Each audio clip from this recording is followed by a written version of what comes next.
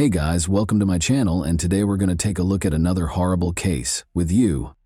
On May 3, 2019, 17-year-old Ellie Gould decided to skip her regular class and spend the day studying alone. Nobody knew that there was a terrifying secret hidden behind her closed door. Her father expected her typical chirpy greeting when he got home, but instead he found an eerie silence. The kitchen had devolved into a nightmare scene. Ellie Gould, a popular and intelligent sixth-form student, should have turned 18 the week before. However, she was killed in her own house in May. Ellie was lying there, a motionless figure in a pool of blood, a knife by her arms, stab wounds at her throat, not the lively girl her father had known. Her eyes, which had once been determined mirrors, gazed straight ahead. There were more questions in the air. Why would a young girl who followed her dreams, Ellie, commit suicide?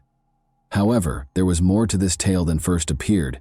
Before Ellie said her final goodbyes, rumors of another eerie presence in the house began to circulate after a silver Ford Fiesta was spotted close to her residence. Who was this invisible person? Were they complicit in the murder of Ellie? The crucial question still stood. Was this a horrific murder or an act of self-harm? The small, serene town of Calne, Wiltshire, is situated in southwest England and is encircled by picturesque hills. The River Marden flows through its banks, surrounded by willow trees, and the air is thick with the scent of freshly cut grass. Stone cottages with window boxes in bloom line the cobbled streets. A weekly market with lively exchanges takes place in the town square, which is shaded by old oak trees. Ellie flourished in this calm environment, surrounded by the recognizable sounds of distant trains and church bells. Calne was more than just a lovely location. It was a part of Ellie's journey, influencing her aspirations and objectives with its understated charm. Carol and Matthew Gould, both in their late 40s, welcomed Ellie into the world on February 6, 2002. She went into her A-levels as a Year 12 student at Hardenhouse School with a strong sense of ambition. Ellie, however, was more than just studying and tests. Riding her favorite horse in the open fields brought her peace. She was naturally skilled at it, and even had aspirations of becoming a member of the mounted police. In addition to awards and trophies, Ellie played a crucial role in her family's life.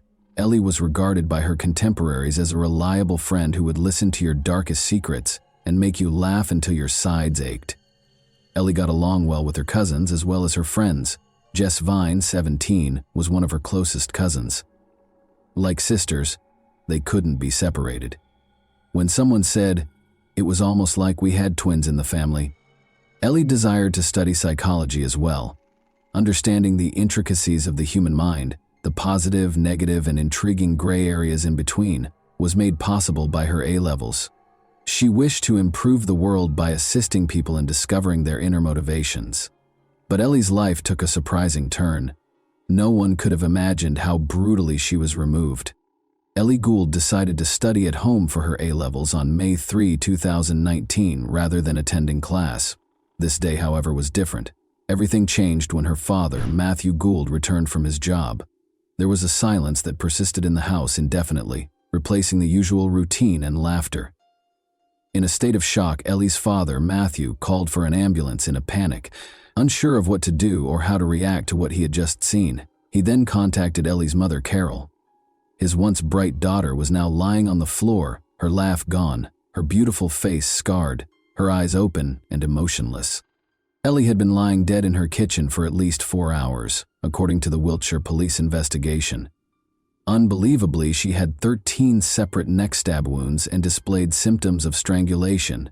Even the best surgeons or first aid would not have been able to save her due to the violent and upsetting nature of the stabbing. There was nothing to be done about the terrible and tragic circumstances. The police soon came to the conclusion that Ellie couldn't have done this to herself, and that there was little possibility that a stranger was to blame. They assumed it wasn't an outsider because nothing in the house was disturbed. The evidence indicated that it wasn't an outsider, which left the police perplexed. They began looking into more intimate circles, such as Ellie's friends, family, or acquaintances. This case was made even more complex by the fact that the motive was still unknown. Still in disbelief, her parents first thought that Ellie might have hurt herself unintentionally or fallen off a chair, but her father, Matthew, stopped and rethought the whole thing. Maybe he had a feeling something was wrong, or that there might be more to it than first appeared. When a neighbor gave a vital lead, the breakthrough occurred. Earlier that day, they had noticed a slender, unnamed male guest at Ellie's house. The police investigation was centered on this description, even though they were unable to see the person's face. The case took a major turn when the search for this enigmatic young man began. Detective Jim Taylor, the investigator, and his team acted quickly to interview all of Ellie's friends after learning of this lead. They began with Ellie Gould's friend and classmate, 17-year-old Ellie Welling. On May 3, 2019, the day of Ellie Gould's untimely death, Ellie Welling was scheduled to pick her up. The police reached a dead end after speaking with Ellie's friends, but they were distracted when they noticed a strange car driving toward Ellie's house. Shortly after Ellie's death, this car appeared on surveillance footage and was out of place in the neighborhood. The police needed Ellie's parents to identify any suspected friends in order to advance the investigation. However, Ellie's parents were unable to immediately come up with a friend because they knew all of her friends. It clicked for Ellie's parents when the police asked directly if Ellie was in a romantic relationship. Thomas Griffiths, age 18, was brought up. An 18-year-old A-level student named Thomas Griffiths played rugby for the first team and was a prefect at Hardenhush School in Chippenham, Wiltshire. He was raised in a decent household and put in a lot of effort to earn the chance at a promising future. Ellie had a major crush on him and had known him since 7th grade, so it's safe to say that she was thrilled when they started dating. Thomas became Ellie's first boyfriend when they formally began dating in January 2019, and their relationship went well. Since Ellie's parents knew everything about her life, she naturally told her mother about Griffiths. Although they hoped she would put her studies ahead of boys, her parents were aware of the brittleness of adolescent love and wanted to steer clear of it. They agreed to let her date even though they preferred that she concentrate on her studies. To get to know Thomas better, they invited him over for dinner and insisted on meeting him. Ellie's parents watched Thomas intently one evening while they were eating dinner in the kitchen, attempting to gauge his personality. He was quite quiet and appeared introverted, but there were no overt warning signs. They believed it was most likely because he was still a young boy and was nervous about meeting Ellie's family. Ellie's parents were supportive and understanding, and they were eager to give her space because they knew she was a smart and self-sufficient child. But they watched Thomas and silently pondered why Ellie had picked someone who didn't seem to be a good fit for her. They were certain that Ellie and Thomas couldn't be together, but they didn't say anything because they respected Ellie's opinion. They made the decision to give Thomas a chance in the hopes that Ellie would be happy. On February 6, 2019, Thomas even attended Ellie's 17th birthday celebration in their own kitchen. In that instance, her parents showed him their love and acceptance by extending a warm welcome into their house. Ellie and Thomas's relationship didn't last long during its honeymoon period. After 3 months, fissures appeared. After being blown away at first, Ellie felt that Thomas's incessant need for her was suffocating her independence. The initial excitement turned into a suffocating clinginess as he yearned for her presence all the time. She received grumpy disapproval whenever she tried to prioritize her A-levels or make friends. Ellie's need for room and development was in stark contrast to the future Thomas envisioned, which was laced with talk of marriage. Their relationship goals were headed in opposite directions and would eventually collide. Feeling stuck in a commitment she wasn't prepared for, Ellie longed for independence and the opportunity to be herself. The once ideal romance had devolved into a battle to uphold her individuality while juggling expectations. She wanted to concentrate on her studies, particularly her impending tests, and felt that she wasn't prepared for a committed relationship. Ellie told her mother she wanted to break up with Thomas in early May 2019. Her mother, not surprised by the news, asked if Ellie needed to talk or if there was a particular reason. Ellie told her mother that she just wanted to remain single for a while and that nothing had happened. She assured her mother that everything was under control and that she shouldn't worry. Ellie later went to her room and texted Thomas to end their relationship. Thomas insisted on denying the split and declared his love and compatibility with her. However, Ellie remained steadfast in her choice, telling friends about their split on May 2, 2019. She hoped they could still be friends, even though she knew Thomas might be upset. When police found Ellie in their kitchen the next day, there were questions about whether Thomas, an A-level student, could possibly be capable of such a thing. Since she didn't have classes until the afternoon on May 2, 2019, Ellie asked her parents if she could spend the following morning at home. Before going to school in the afternoon for her history class, she intended to prepare for her tests. She made arrangements for a friend, Ellie Welling, to come get her at 12 p.m. on May 3, 2019, the following morning, to attend school together. Griffiths and Ellie were both sixth formers at Harden Hoosh School in Chippenham on the day that Griffiths' mother dropped him off. Thomas walked into the school cafeteria and asked Ellie's friends where she was. He had been looking for her since the morning, wanting to talk about their breakup the night before. He made the snap decision to leave as soon as he found out that Ellie wasn't in school. Thomas pretended to be ill and told a teacher so before heading to the local bus stop. He quickly changed into a different pair of sneakers and a black hoodie as he made his way home, but just as he was about to leave, his mother came home without warning. In a panic, he hurried to hide in a cupboard until she was gone. After his mother left and he was left alone, Thomas grabbed the extra car keys and made the 10-minute drive to Ellie's house. He wanted to speak with her, so he knocked on her front door when he arrived. When Thomas realized Ellie was serious about ending their relationship, they reportedly got into a heated argument in the kitchen. He began choking Ellie in the midst of the argument. Thomas continued to fight despite her valiant attempts to defend herself, and Ellie fainted. He grabbed a knife from the kitchen and stabbed Ellie 13 times in the neck. She was unable to defend herself, but he washed the knife to get his fingerprints off it when he noticed she had stopped moving. In order to make it appear as though Ellie had caused her own harm, he then set up the scene. Once he had cleaned up the scene, he pretended to be Ellie and texted a friend using her phone. He took this action to make sure Ellie's body wasn't discovered until much later in the day. Ellie unintentionally scratched Thomas's face and neck while defending herself. Upon noticing these marks, Thomas devised a scheme to conceal his actions. In a group chat, he expressed to his friends how devastated he was by the breakup and even claimed that he was intentionally harming himself. He then suggested that they meet up to discuss their relationship while sending messages to Ellie's phone, as though he was not aware of anything out of the ordinary.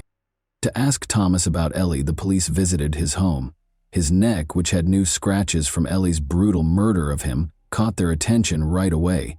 The police were aware that there was more to the story, even though Thomas denied any involvement in Ellie's murder. Investigators looked at the family's Wi-Fi router settings and found that shortly after Thomas got home from school on May 3, his phone disconnected from the home network. It didn't reconnect until after 12 p.m. after being offline for several hours. Suspecting that this period coincided with Ellie's murder, they examined surveillance footage surrounding Ellie's home to learn more. A silver Ford Fiesta was seen leaving Ellie's neighborhood at 11:56 a.m. on CCTV footage from a passing bus. The police were able to identify the Griffiths family because the car's registration number was visible. Thomas was clearly implicated as the driver because no other family members were present at the time. Thomas steadfastly denied any involvement in Ellie's murder or presence at the crime scene, in spite of this evidence. Thomas's phone connected to the home network after 12 p.m., but disconnected for an 18-minute period, police found after closely examining the family's Wi-Fi router. When the police focused on the area around them, they noticed a wooded area. They walked to the woods in precisely 9 minutes after leaving Thomas's front door. When the 9-minute mark came, they stopped and looked around. Investigators found a pair of black sneakers that contained Ellie's blood during the search in Thomas's room, which further added to the growing body of evidence. They also quickly found a black bin liner that contained blood-stained napkins, clothing, and towels that were later found to contain Ellie's DNA. Thomas was then taken into custody and accused of killing Ellie Gould. Thomas admitted in August 2019 that he intended to enter a guilty plea to the offense. He described going to Ellie's house early on May 2, confessing to a fight and a blackout, and stating that he was unable to remember what happened next. In a heartbreaking statement, Ellie's mother, Carol, recalled how the family welcomed Griffiths into their home and even shared in Ellie's birthday celebration, demonstrating their faith in him. After Ellie was murdered, she described the unthinkable experience of holding her cold hand, pain no parent should have to go through. At first, she was shocked that Griffiths, the naive boy who cherished their daughter, would hurt Ellie. Ellie's father, Matthew, talked about how the eerie sight of her still body plagued his sleep and daily activities constantly. It was revealed in court that Griffiths had abused Ellie after she rejected him. According to the autopsy, She was first rendered unconscious by pressure on her neck, then she was stabbed more than a dozen times before escaping. To trick investigators, Griffith set up the scene and put Ellie's hand on the knife he had left close to her neck. He even made a desperate attempt to convince his friends that the scratches on his face were self-inflicted. Thomas Griffiths was given a life sentence with the possibility of release after 12 years by the Bristol Crown Court in November 2019. Griffiths' letter of apology was read aloud in court.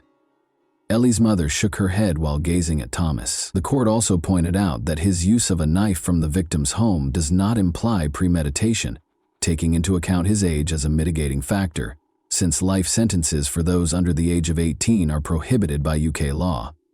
At the age of 29, Thomas Griffiths would be eligible for parole in 2031. The tragic tale of Ellie Gould served as a poignant reminder of the frailty of life and the ruthless robbery of dreams. She lost her future, her love, and her hopes. In addition, her predicament brought to light the difficulties in relationships that appear to be ideal. The sorrow of losing Ellie and the unrelenting quest for justice served as a warning to be careful who we allow into our lives. More generally, Carol Gould's advocacy for harsher punishments in situations such as Ellie's led to crucial discussions regarding domestic abuse and juvenile offender sentencing. Ellie's Law, Carol's initiative, aimed to address the disparity in sentencing between those who bring weapons and those who use found weapons in heinous crimes, as well as for adolescent killers. Ellie's mother, Carol, and her family achieved victory after 2 arduous campaigns. Those who fought so hard for justice were relieved when, 2 years later, this new law made it possible for teenage killers to receive sentences of up to 27 years. And that wraps up today's chilling story. If you enjoyed this video, don't forget to like and subscribe so you never miss a new upload. Also, let me know in the comments what part of this story shocked you the most. Thank you for watching, and I'll see you in the next video.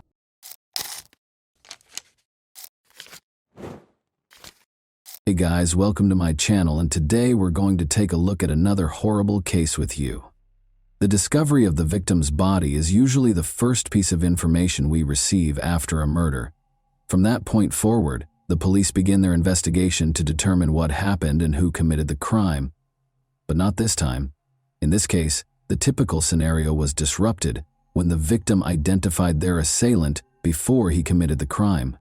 This story occurred recently, in early May 2022, in the city of Peleon Norte de Santander Department, one of Colombia's 32 departments.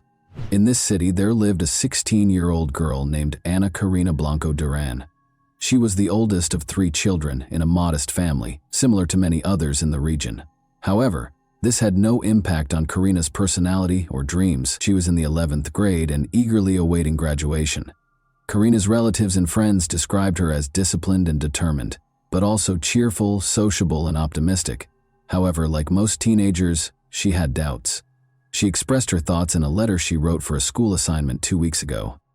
In the letter, the girl stated that, like everyone else, she had goals that she wanted to achieve.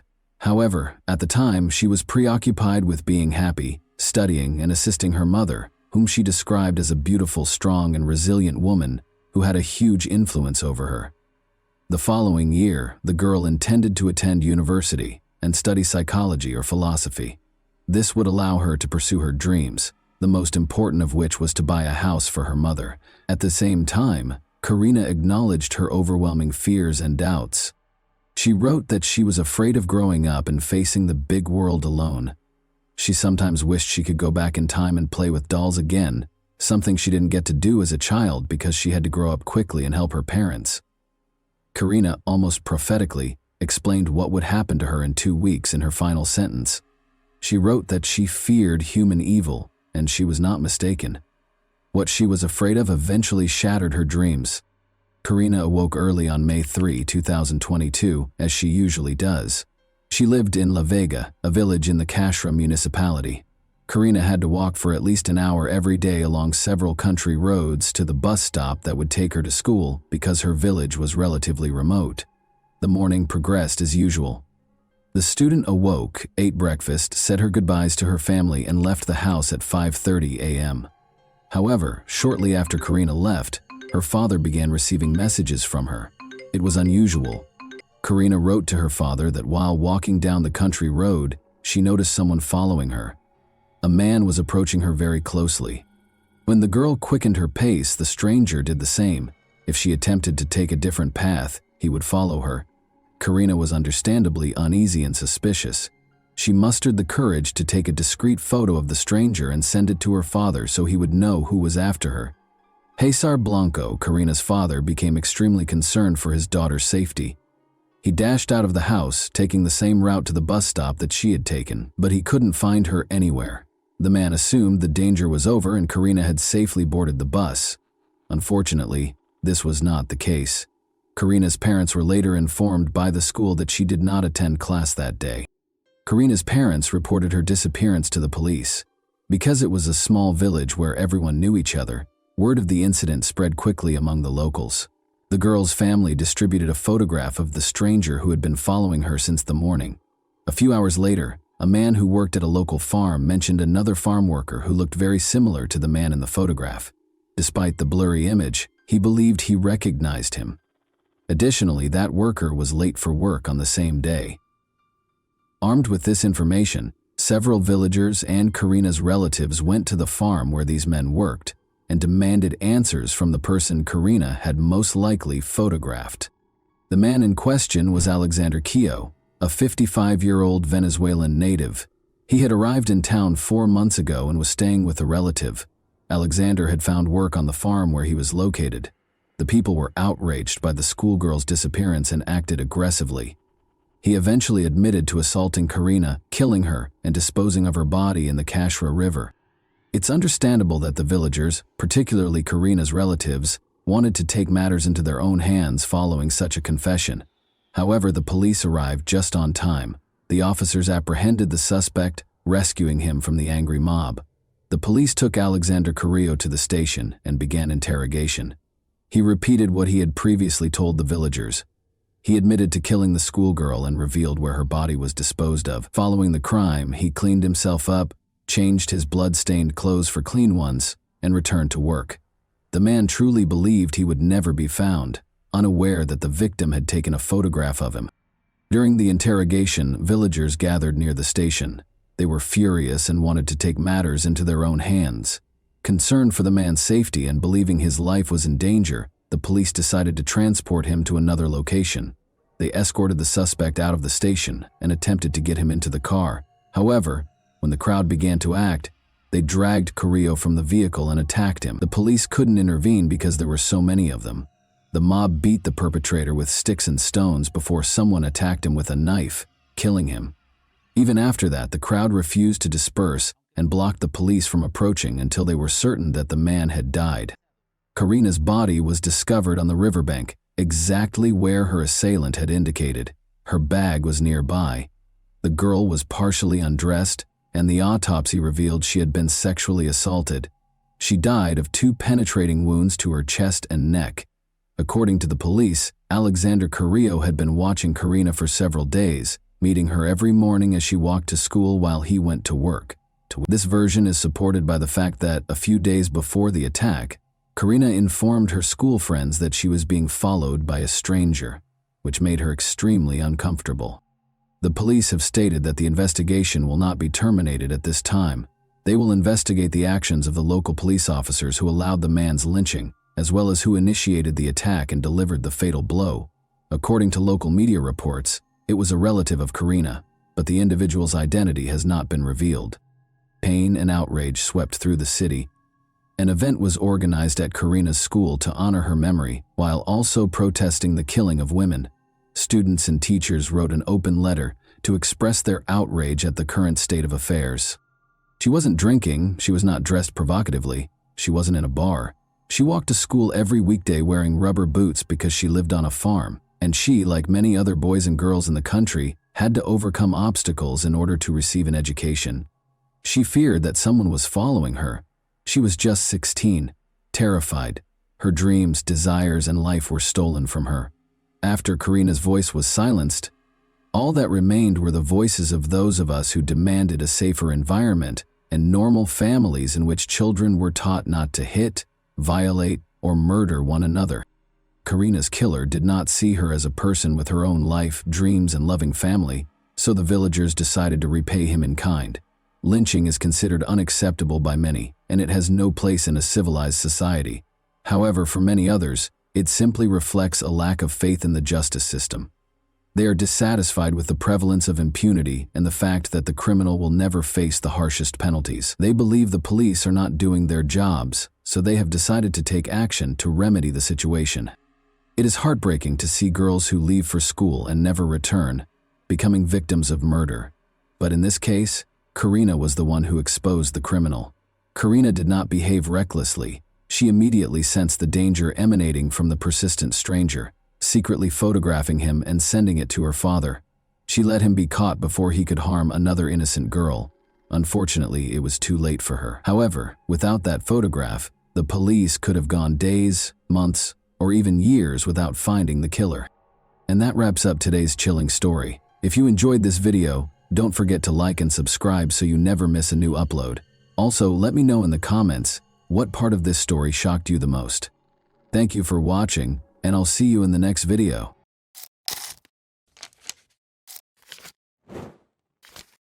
Hey guys, welcome to my channel, and today we're going to take a look at another horrible case with you. Horia and Bouvier, both foreign students, became friends while attending the Sorbonne in Paris. The girls studied the history, social and political movements and culture of the region because they were fervent about foreign cultures, particularly those of Latin America. Horia was 24 years old and was born in Morocco. She chose to set aside her books and travel to Argentina after finishing her thesis on the subject. At 29, Cassandra was accustomed to seeing the world, so she accepted her friend's invitation with pleasure. After packing their bags, the girls set out on a journey across the Caribbean basin, Central America, and South America. The friends traveled to Salta, a province in northwest Argentina with a fascinating history, geography, and social scene, in July 2011.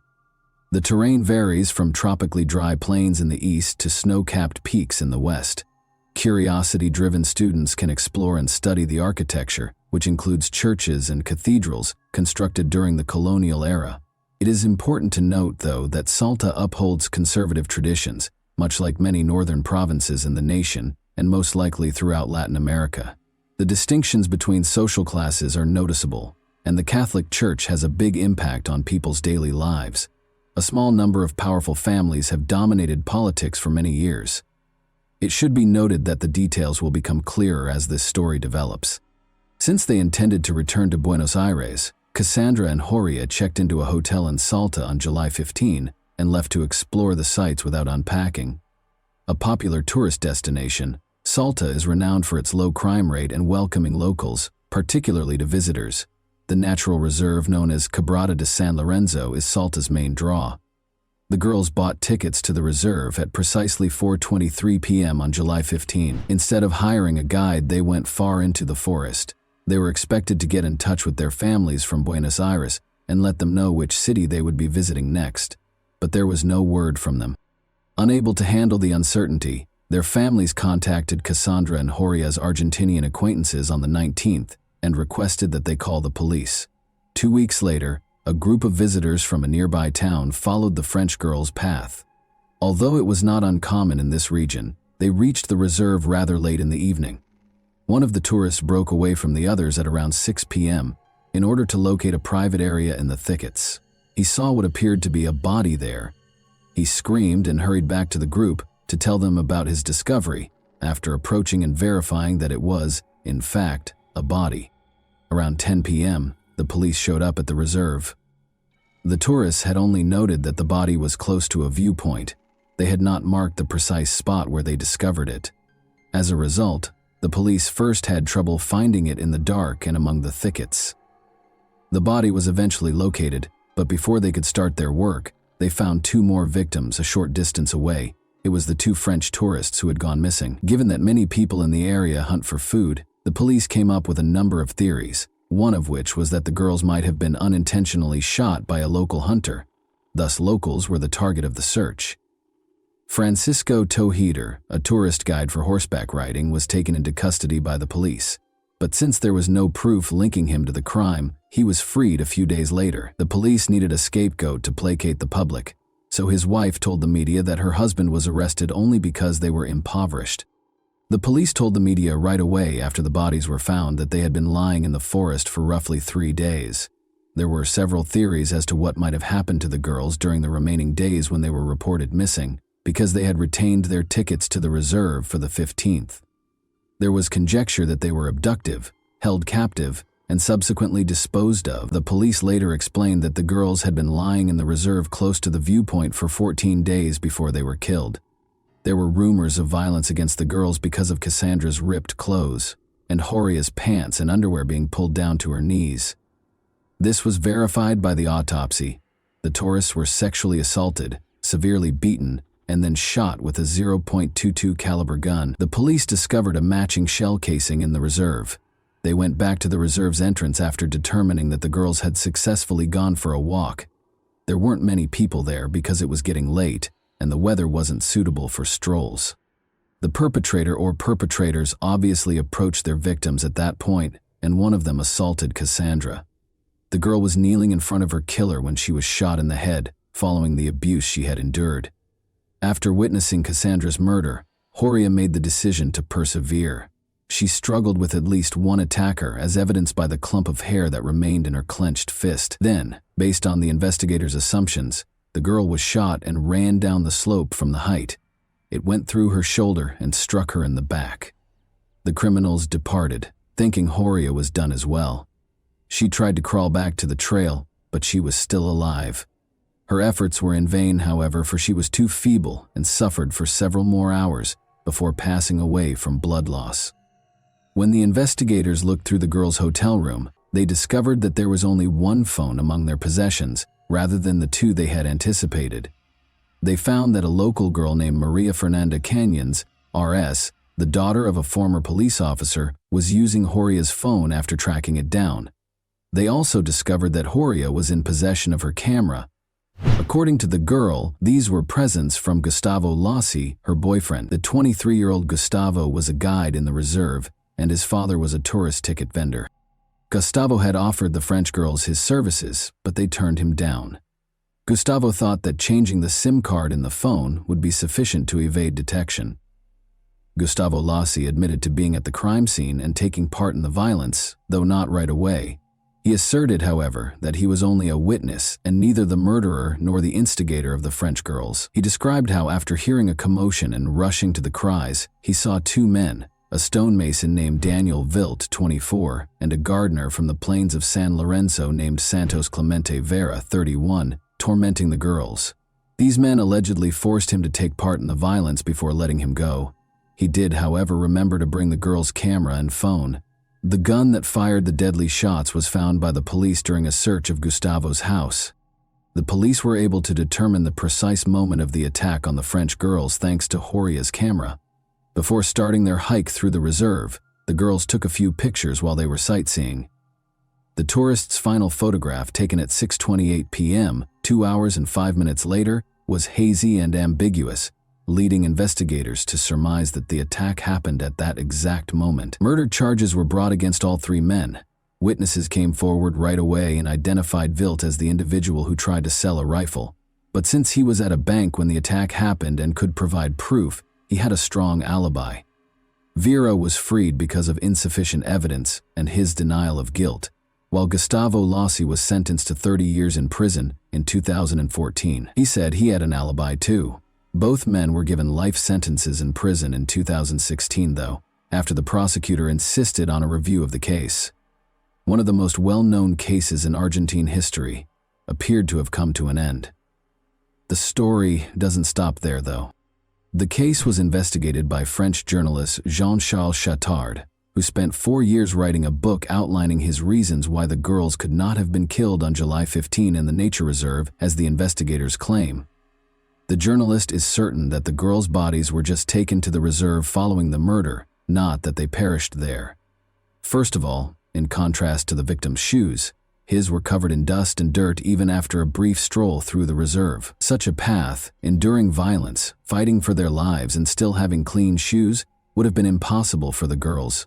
Second, The tourists' overall appearance was peculiar. They weren't dressed for a hike in the nature reserve, but rather for an evening event in the city. The bodies were left in Quebrada de San Lorenzo for 2 weeks, which is the next oddity. The reserve is an open, wild place where condors, foxes, and pumas live.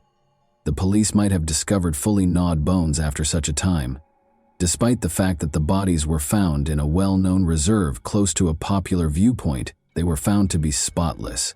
Last but not least, the pathologist who examined the bodies declared with confidence that they were killed no more than 3 to 5 days prior to the autopsy. The doctor was categorical when it came to the date of the murders, stating in the report that it was July 26, 2011. Interestingly, this date was rescheduled for July 15 by the investigating judge. Is there any chance that the judge purposefully falsified the facts in order to shield someone? Was he attempting to falsify the evidence? The commissioner in charge of the investigation, Nestor Piccolo, was persuaded of this very thing, and it might have cost him his life. 4 months after the investigation began, Commissioner Piccolo passed away, inexplicably.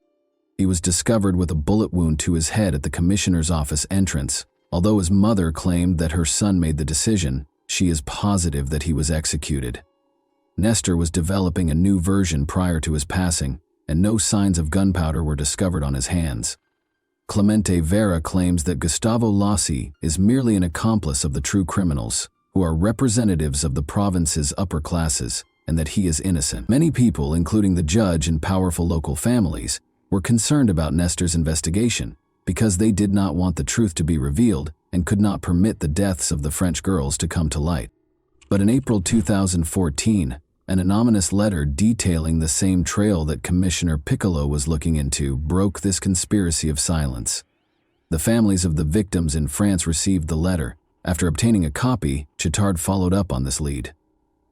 A woman who was afraid to testify in court wrote the anonymous letter by hand but did not sign it. After several months, Chittard was able to locate the witness. It turned out to be a girl who frequently hangs out with a select group of powerful people in Salta. She was aware that since the 2 tourists had been invited to a party hosted by the city's affluent youth on July 15, 2011, they could not have been murdered in the nature reserve. Her account of what transpired is entirely different. Alcohol is served freely at these parties, and everything seems like it's from a movie. But it's all real. The girl claimed that Cassandra and Horia were among the visitors, and that they were spotted close to the pool. The men's interest in the gorgeous French women grew as the evening went on and more alcohol was consumed. They led them inside the house at around 3 in the morning, and nobody saw them again. One of the tourists was being harassed by the guys. She refused, of course, but things went too far and the men no longer cared about her opinion. In order to keep the truth from coming to light, the guys chose to murder both of them after her friends saw what transpired. They took their time, though, torturing the victims for days before killing them. The witness gave the precise address of the alleged incident, a villa in Buena Vista, the city's most upscale neighborhood where ministers, deputies, and affluent foreigners live. Since the villa is frequently rented out to private parties, it is typically not occupied permanently. Additionally, the French women were last spotted in a pool. The villa's location, directly beneath the bodies, is the most fascinating aspect, though. A secret trail leads to the nature reserve's lookout point behind the house. If the witness's account is accurate, the girls' bodies were transported through that path during the night and dumped in the thickets of the reserve. But how could such a crazy situation that was taking place in full view at a party be kept a secret for so long? According to the witness, it can be explained by the fear that actual criminals instill in anyone who has the audacity to speak up. She claimed that the son of a deputy who assaulted the French woman was responsible for organizing the party. He severely beat her when she attempted to flee. The politician's 2 other sons also participated in the attack and subsequent killing. Today, during his most recent election campaign, the deputy's face calmly gazes down from a number of billboards. It should be noted that one of his sons became a politician, just like his father. One judge who oversaw the initial investigation expressed a great deal of interest in the story told in the anonymous letter, but the politician declined to comment on these claims. He thinks it has everything needed to bring about justice. The judge who later took over the case, however, had no plans to look for additional offenders. He blames the deaths of the French women on the provincial justice system and thinks that the family must have a lot of power to influence the police. The witness's account that he witnessed the two French women departing the nature reserve on July 15 is given more credence in the updated version. This implies that the crime might have taken place at a different time and location than the investigators maintain. Regarding the hazy photos purportedly taken during the assault in the nature reserve, Cassandra's father, Jean-Michel Bouvier, sent them to a specialist who thinks they were altered with a photo editing application. The lighting and shot angle are not as accurate as the picture shows. The families of the victims in France no longer hold the legal system to any standards. Jean-Michel Bouvier examined his daughter's body and performed his own independent DNA analysis. The most private areas were found to contain the DNA of Gustavo Lossi, 2 other men, and 1 woman. The sample from Clemente Vera was nowhere to be found. Uncertainty surrounding the ownership of the remaining samples raises concerns about Gustavo Lossi's actual involvement in the attack on the girls, as well as the identities of the other participants. Meanwhile, Clemente Vera's parents' modest house still stands in the center of San Lorenzo, just a few hundred meters from the location where Cassandra and Horia's bodies were discovered. They struggle to make ends meet after their son's arrest, because they are too old to work the land or take care of the animals. Many locals, including Clemente's wife and parents, maintain his innocence. They think his only fault is that he didn't have the money to hire lawyers and lived close to the crime scene. The fact that there is no evidence linking him to the crime in the case files makes it all the more tragic. According to him, the police demanded a confession to the murder, beat him, and threatened him and his child. They searched his home for any incriminating evidence after he refused to comply, but they were unable to find any. Regarding this, Santos Clemente Vera complained to the Supreme Court of Argentina in 2017 and was given permission for a case review in June 2020. He hopes that a new trial will be held and that he will be found not guilty. It's interesting that Cassandra's father believes he is innocent. After conducting his own investigation, attending all of the hearings and visiting Argentina several times to learn more about the case, he came to the conclusion that Vera was not guilty of the crime.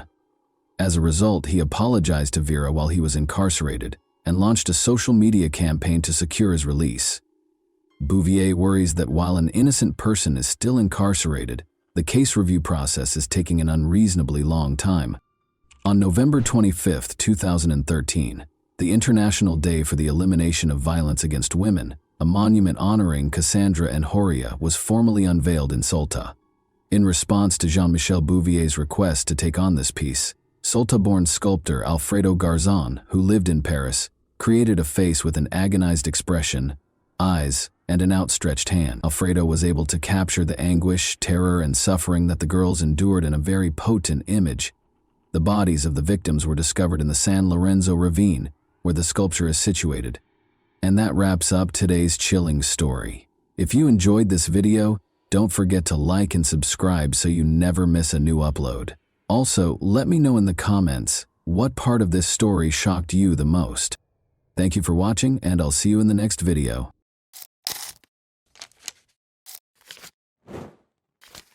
Hey guys, welcome to my channel, and today we're going to take a look at another horrible case with you. Elisa Claps, a high school student from Italy, disappeared in her hometown of Potenza in September 1993 D. She was unaccounted for almost 20 years. Elisa was last seen in person at the nearby Holy Trinity Church, where she had met up with a friend. It's commonly said that it's difficult to spot a dangerous criminal with a perverted mindset among regular people. Their ability to blend in is frightening. To those around them, they seem completely normal, average, and unremarkable. Their ability to cover their tracks, leaving crime scenes painstakingly devoid of evidence, is even more disturbing. This is the exact reason why it can be difficult for law enforcement to find and apprehend these criminals. It can take years, during which time they may carry out their heinous crimes. Let's examine this disturbing case now. On January 21, 1977, Elisa Maria Claps was born in the southern Italian town of Potenza, which is surrounded by mountains. She was the youngest of her family's 3 children. Her father ran a small tobacco shop, and her mother was a simple clerk. Elisa grew up with Gildo and Luciano, her 2 older brothers. The Claps family, who regularly attended Sunday services at their neighborhood church, was well known for being devout and strict. Driven by her desire to help people, Elisa was a bright and ambitious student who aspired to become a doctor. She was described as being very friendly, kind, and compassionate by those who knew her. She was naive and trusting at the same time, always having faith in other people. She had a natural ability to connect with people and quickly form friendships. Despite the attention she received from her peers, Elisa had never been in a romantic relationship by the time she turned 16. The boys at school definitely noticed her because of her lovely long hair and warm smile. However, because she came from a religious family, she graciously turned down every date invitation. In the early summer of 1993, an admirer became unsettlingly devoted. Danilo Restivo, a local, started displaying unwelcome and persistent interest in Elisa. The town was filled with disturbing rumors about Danilo, who was 5 years older. Elisa made an effort to avoid this strange man, who whenever he had the opportunity tried to entice her into remote areas. She was unable to be harsh or contemptuous due to her upbringing and innate kindness, and Danielle appeared to take her politeness as encouragement. In her private journal, Elisa wrote about Danielle, acknowledging that he both scared and made her feel sorry for him. Though she was careful never to be alone with him, she always tried to be polite because she saw how lonely and troubled he seemed. She always found a reason to get out of his presence as quickly as possible, usually by saying she had important errands to run. The Claps family took a vacation to the peaceful seaside town of Monte Giordano in the middle of August of that year. Elisa froze one day as she and her brother Gildo were walking through the quiet streets. She signaled to her brother not to leave her side by holding his hand tightly as Danilo approached them. As though they were old friends, Danilo greeted Elisa and even asked her to accompany him, insisting that he needed her help with something. Gildo knew right away that something was amiss. As he led his sister away, he made up an excuse. He later questioned Elisa about whether Danilo had harmed her and why she had reacted that way. Although the man had never physically hurt her, Elisa admitted that he had been following her and that she was afraid of him. Around 5 p.m. on September 11th, the Claps family's phone rang. Elisa responded, and as she conversed with the person on the other end, her attitude rapidly changed. Her brother did not miss the growing somber and agitated expression on her face. Galito inquired as to who had called after Elisa hung up. "It was Danilo," she said. Elisa adamantly declined Gildo's offer to confront him, claiming she could take care of it on her own. She thought she had everything under control and didn't want to cause any trouble. The enigmatical absence at church. Elisa's parents and brothers departed early on Sunday, September 12, 1993, for a day trip to Naples, which is roughly 90 miles away from Potenza. Elisa had remained behind, intending to join her close friend Elena for the morning service at the nearby church. Her family had returned from Naples by noon, and as everyone waited for Elisa and Elena, her mother made lunch. However, the girls had yet to return home as time went on. Someone knocked on the door at 1:45 p.m. Elena appeared nervous as she stood on the doorstep. She inquired as to Elisa's return, stating that they had become separated at the church and were unable to see one another. Elena claimed that she thought Elisa had already arrived at her house, but her account sounded flimsy, and she shifted uneasily, as though she were concealing something. Elena's distress increased when the family informed her that Elisa was still missing. She eventually acknowledged that she hadn't been truthful under duress. After the service, Elisa had actually stayed behind to talk to a young man. The two girls had planned to meet at the park afterwards before going to lunch, and the talk was only expected to last 10 minutes at most. However, neither 10 minutes nor an hour later did Elisa appear. As they conversed, Elisa grudgingly disclosed that Elisa's intended meeting with the young man was Danilo. Guldo's face turned pale at this. He alerted his brother and parents that Elisa might be in grave danger and that they should begin looking for her immediately. Danilo Restivo. Who was he?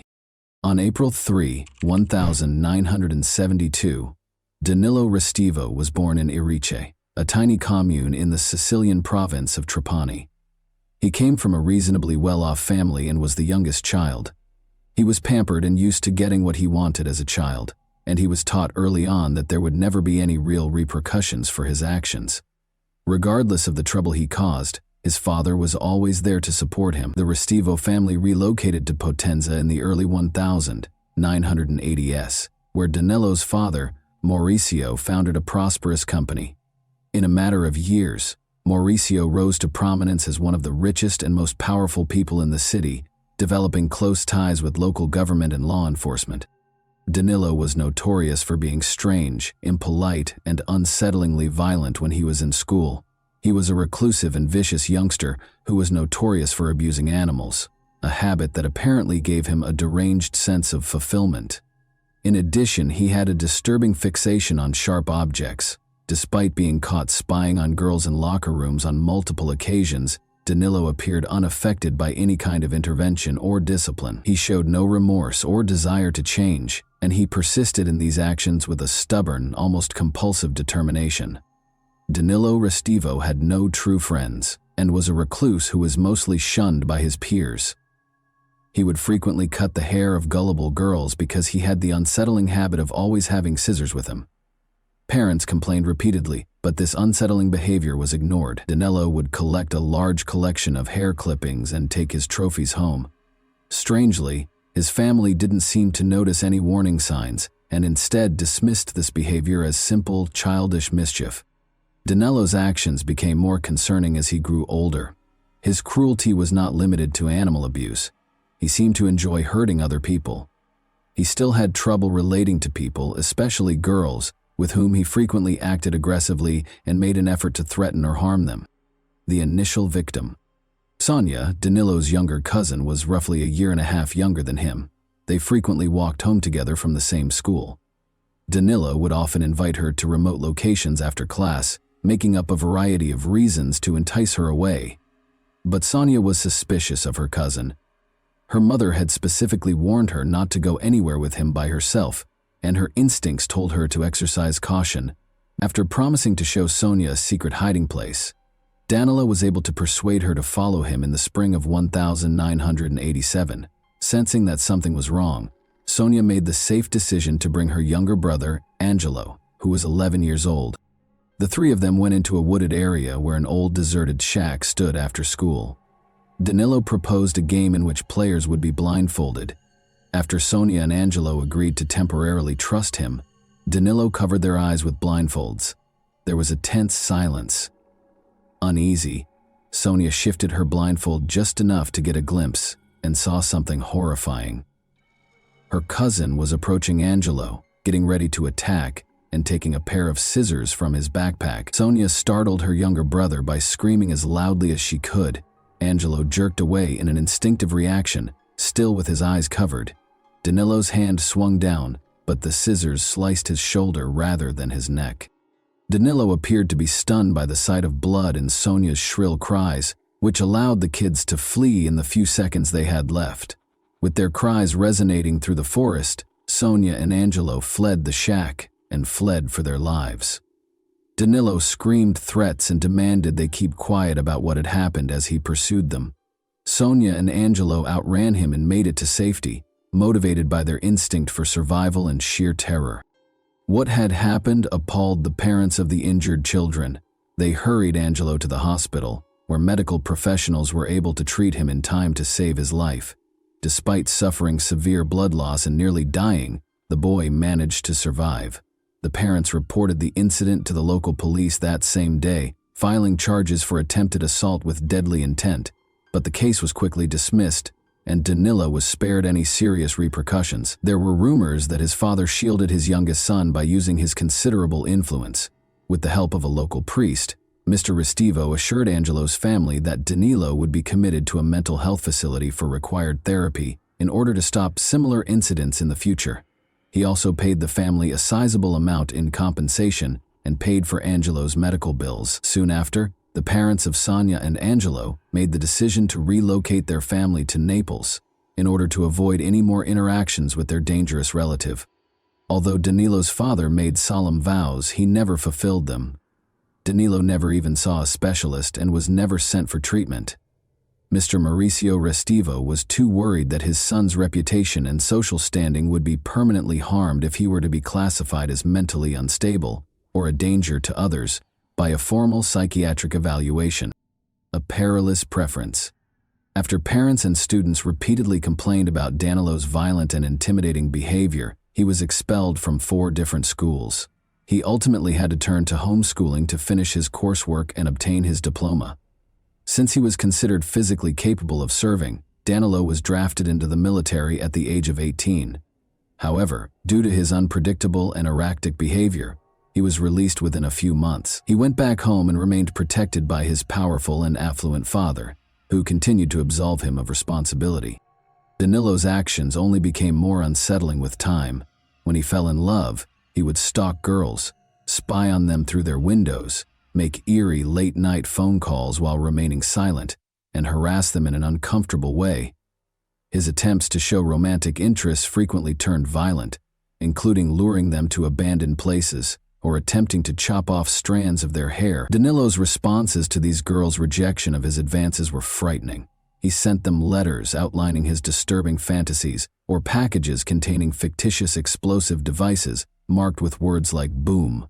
Since Danilo's father always stepped in to protect him, no amount of complaints to the authorities seemed to have any effect. Danilo felt unstoppable and above the law because of this ongoing cover-up.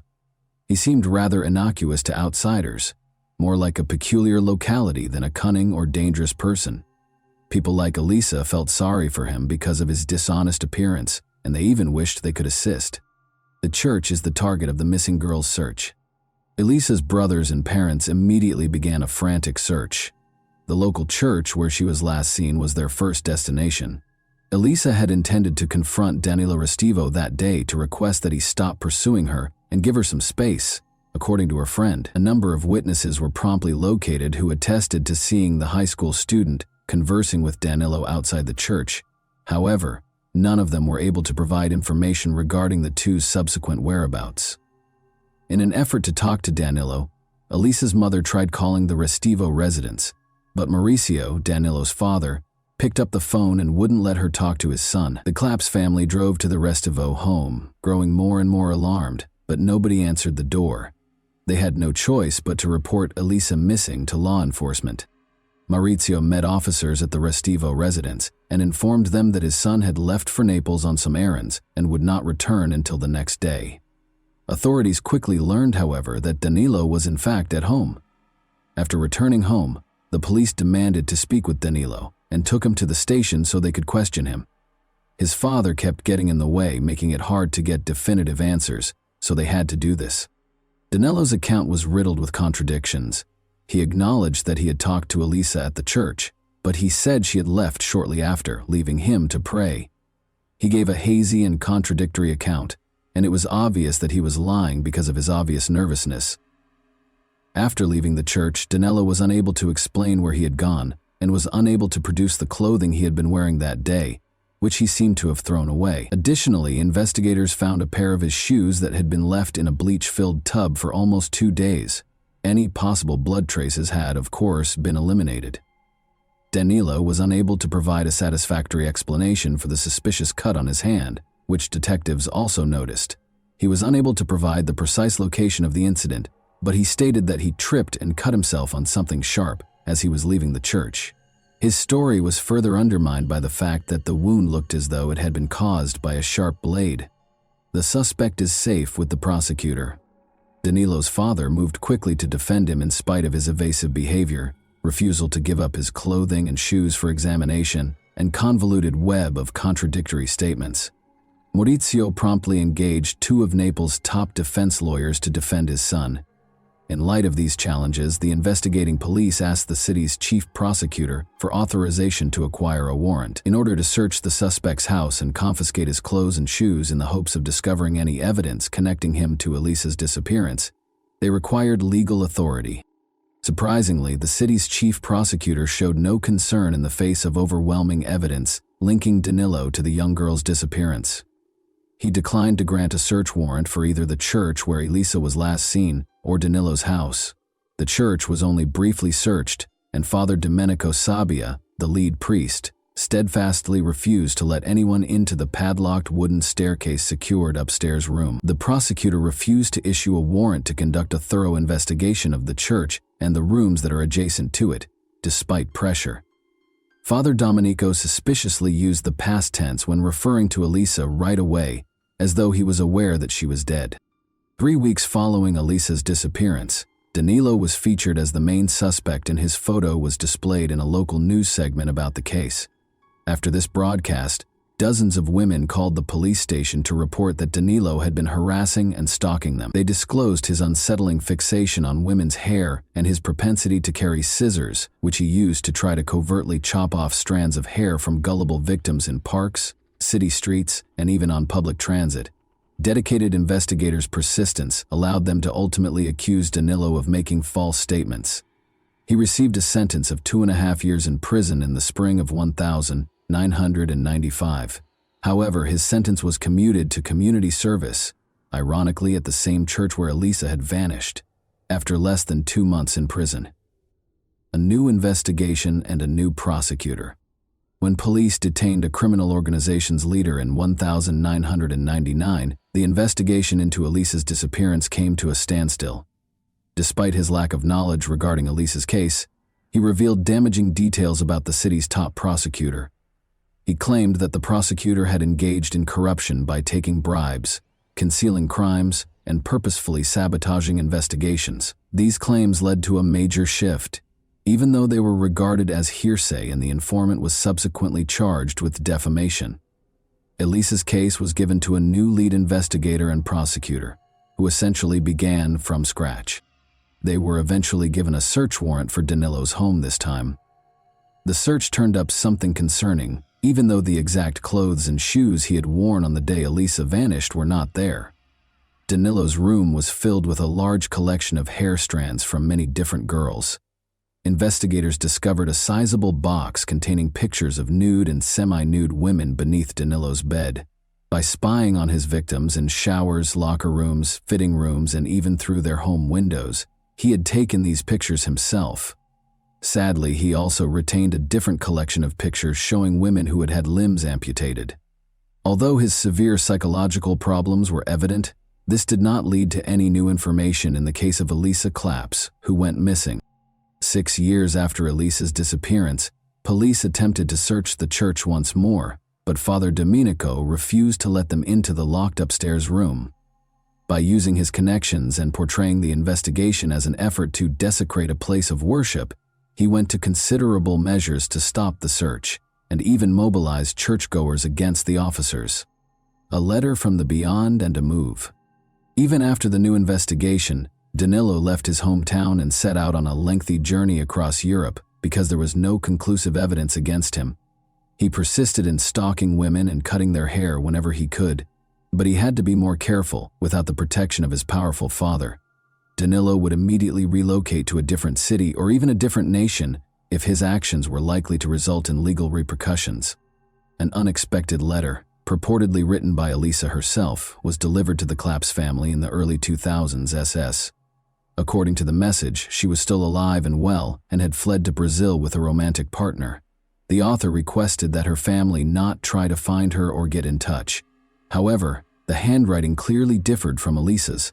By comparing it to her personal diary and school notebooks, anyone could see the difference. In addition, there were numerous obvious grammatical mistakes in the letter, indicating that the author was not well educated.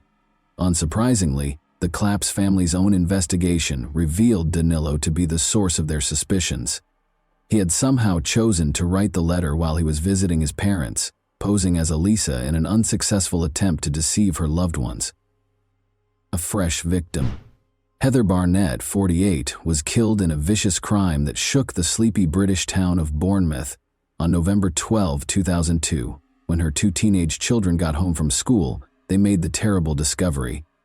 The mutilated and lifeless body of Heather was discovered in a pool of blood on the bathroom floor. Her skull displayed evidence of multiple blunt force trauma, most likely from a hammer blow, and her throat had been slashed. The removal of her breasts and their placement next to her head, however, was the most unsettling part of the crime. A lock of hair that wasn't Heather's was in her hand.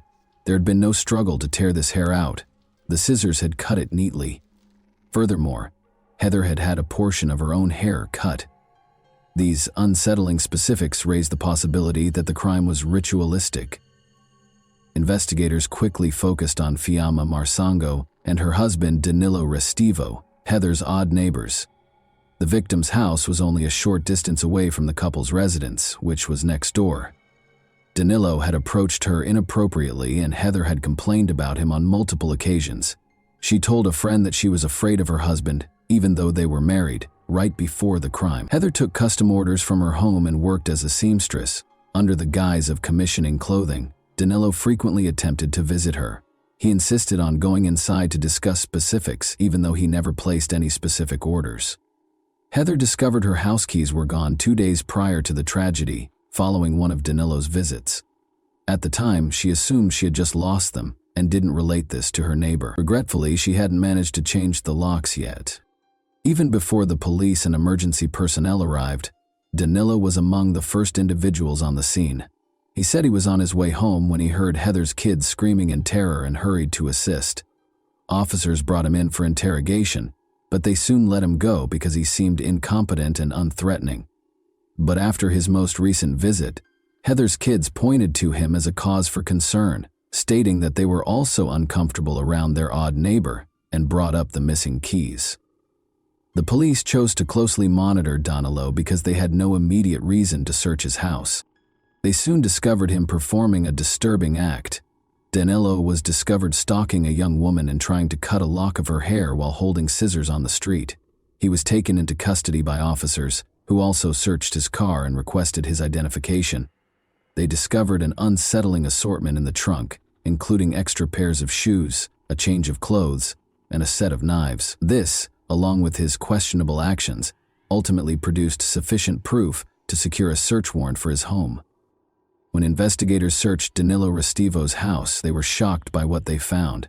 They discovered multiple albums containing hair he had cut from different women. Sneakers and clothing were soaking in a tub filled with bleach in the bathroom. The missing keys belonging to Heather Barnett, which are currently in Restivo's room, were the most damning piece of evidence.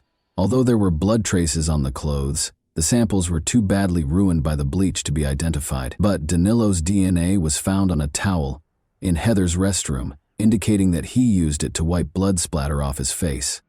A body in the attic of the church, and 2 beliefs. Authorities discovered Danilo's troubling past as they investigated the murder of Heather Barnett. He had been the main suspect in the disappearance of a high school girl in his hometown 9 years prior. The girl's body had never been found at the time, and investigators had not discovered enough conclusive evidence. But now that there was ample evidence of his violent tendencies and no powerful father to defend him, Danilo was put on trial, convicted of premeditated murder, and given a 40-year prison term without the chance of release. Then, in the attic of the same church where Elisa Claps had last been sighted, construction workers found her mummified remains in March 2010, 17 years after she had vanished. Father Domenico Sabbia had refused to let the police in through the locked door, concealing her body. Although it was obvious that Father Domenico had kept a horrible secret, he had long since died by this point, and it was impossible to pinpoint exactly what part he'd played in hiding the crime. There were unsettling parallels between Elisa's body and Heather Barnett's case. The cause of death was a slashed throat, and her chest had been similarly mutilated. Her underwear had also been soiled, indicating a violent personal attack. Bloodstains on Elisa's deteriorated clothing matched those of Restivo, who had hurt himself during the attack, and fingerprints were found at the scene. An uncanny signature that mirrored the evidence from Heather's murder was a lock of hair in Elisa's hand that wasn't hers. Since Restivo was already serving his 40-year sentence in the UK, he was tried in absentia for Elisa Clapp's murder. He was found guilty once more based on overwhelming evidence, and this time he was sentenced to 30 years in prison. He will be extradited to Italy to serve an extra 30 years for the heinous attack on Elisa. After serving his sentence in the UK. Although Restivo's involvement in other unsolved murders and disappearances has not been proven, authorities suspect that he may have had many more victims. And that wraps up today's chilling story. If you enjoyed this video, don't forget to like and subscribe so you never miss a new upload. Also, let me know in the comments, what part of this story shocked you the most? Thank you for watching, and I'll see you in the next video.